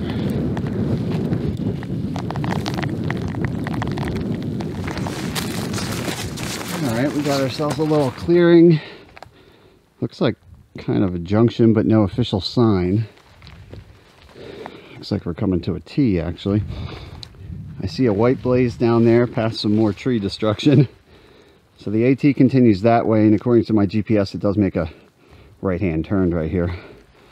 So I'm assuming, because I also have the Shuck Stack tagged on my GPS as a waypoint, it says it's right around here. I'm assuming this is a spur trail to it. It's just not marked. Certainly a frozen winter wonderland today. That's for sure. It does make it pretty cool looking around here. Shed off my, got an Outdoor Vitals synthetic jacket, which is nice. I don't have to worry about getting it wet, which I have. But finally had to take that off. It's steady around 26 degrees. Yeah, it's been holding at 26 this whole morning. So I'm certainly comfortable. It's probably actually good that it's 26 because I want to be able to keep my hard shell pants and top on. I've had to do some crawling underneath of some of these trees that are down and stuff, and that's keeping me dry. But if it was any warmer, I'd probably be overheating pretty good. All right. What do you know? I can barely make out some stairs right there. So it is stairs, not a ladder. That's nice. Kind of ominous. I can't see the top of it. It's lost in the fog. A little more uphill. Oh, look at that. Here's the remnants of an old building that used to be here long ago. And now we're at the base of the tower there. Now I can see the top through the trees there. There we go. Somewhere up there in the fog. And yeah, that's just an old chimney. All that's left of this building. Well, we're here. We might as well do it. Probably take the pack off for this. No reason to take that up there, that is for sure. Whew. Nice to get a break from this pack for a little bit anyway.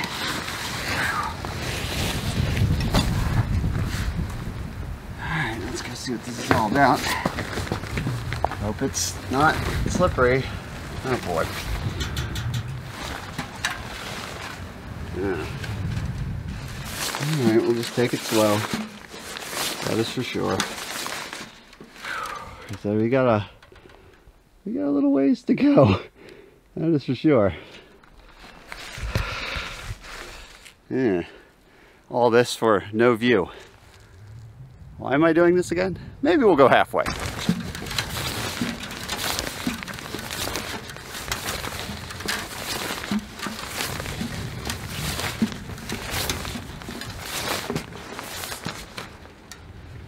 Yeah, it just keeps going and going, and honestly, I can't see anything. This thing is slippery. I mean, there's my view, folks. I don't think it's going to look any different from the very top, and I just don't like how icy these stairs are. So I'm not going to bother going up there. But if you come here in better weather, I can never seem to say that correctly, better weather, say that 8 times fast or whatever it is. If you come up here in better conditions, just know this is here and you probably have amazing views. But right now I can barely see past those trees right there. So I just have a nice view of the smokestack over there, pretty much. So yeah, there's Smokestack, and it's not a total loss. I got a nice morning workout. We'll make our way carefully down, because even looking at that first flight of stairs there, it yeah, going down, that doesn't look fun. So I'm going to do that carefully.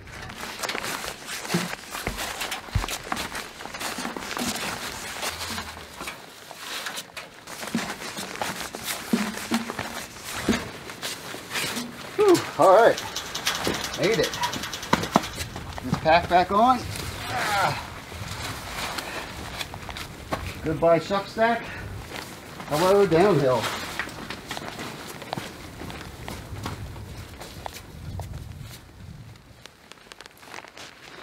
Well, the snow has finally slowed down a bit, so I don't have that in my face anymore. And I even got some nice moss to walk on for a little bit, which is nice. This trail, I'm down past that intersection again and making my way towards 20 Mile Ranger Station.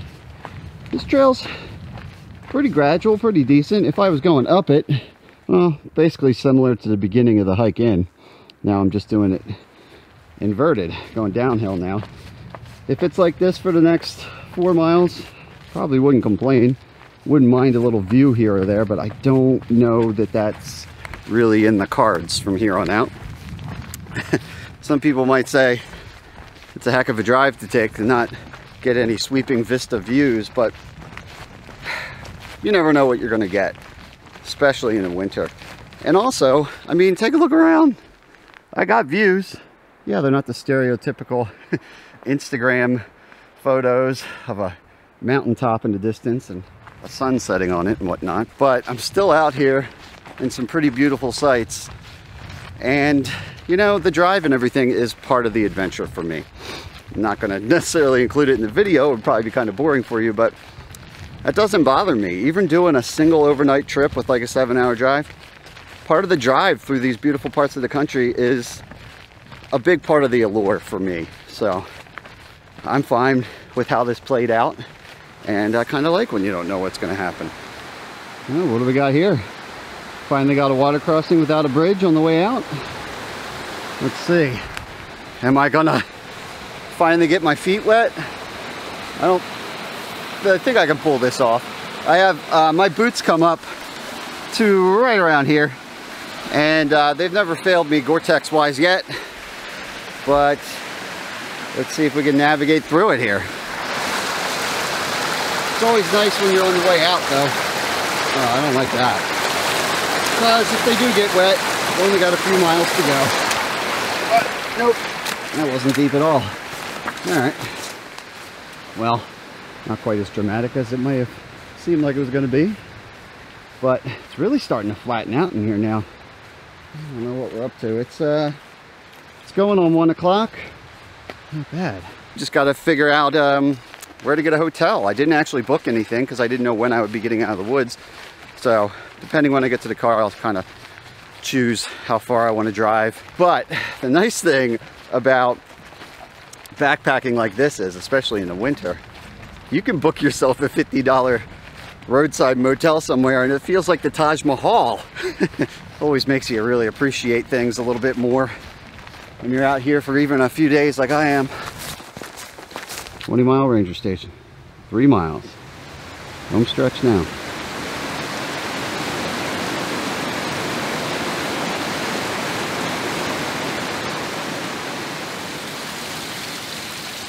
And here's our original junction where we split off on day 1 to start the loop.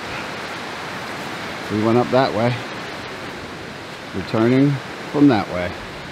So we are practically back to the vehicle. This wasn't here before. Huh.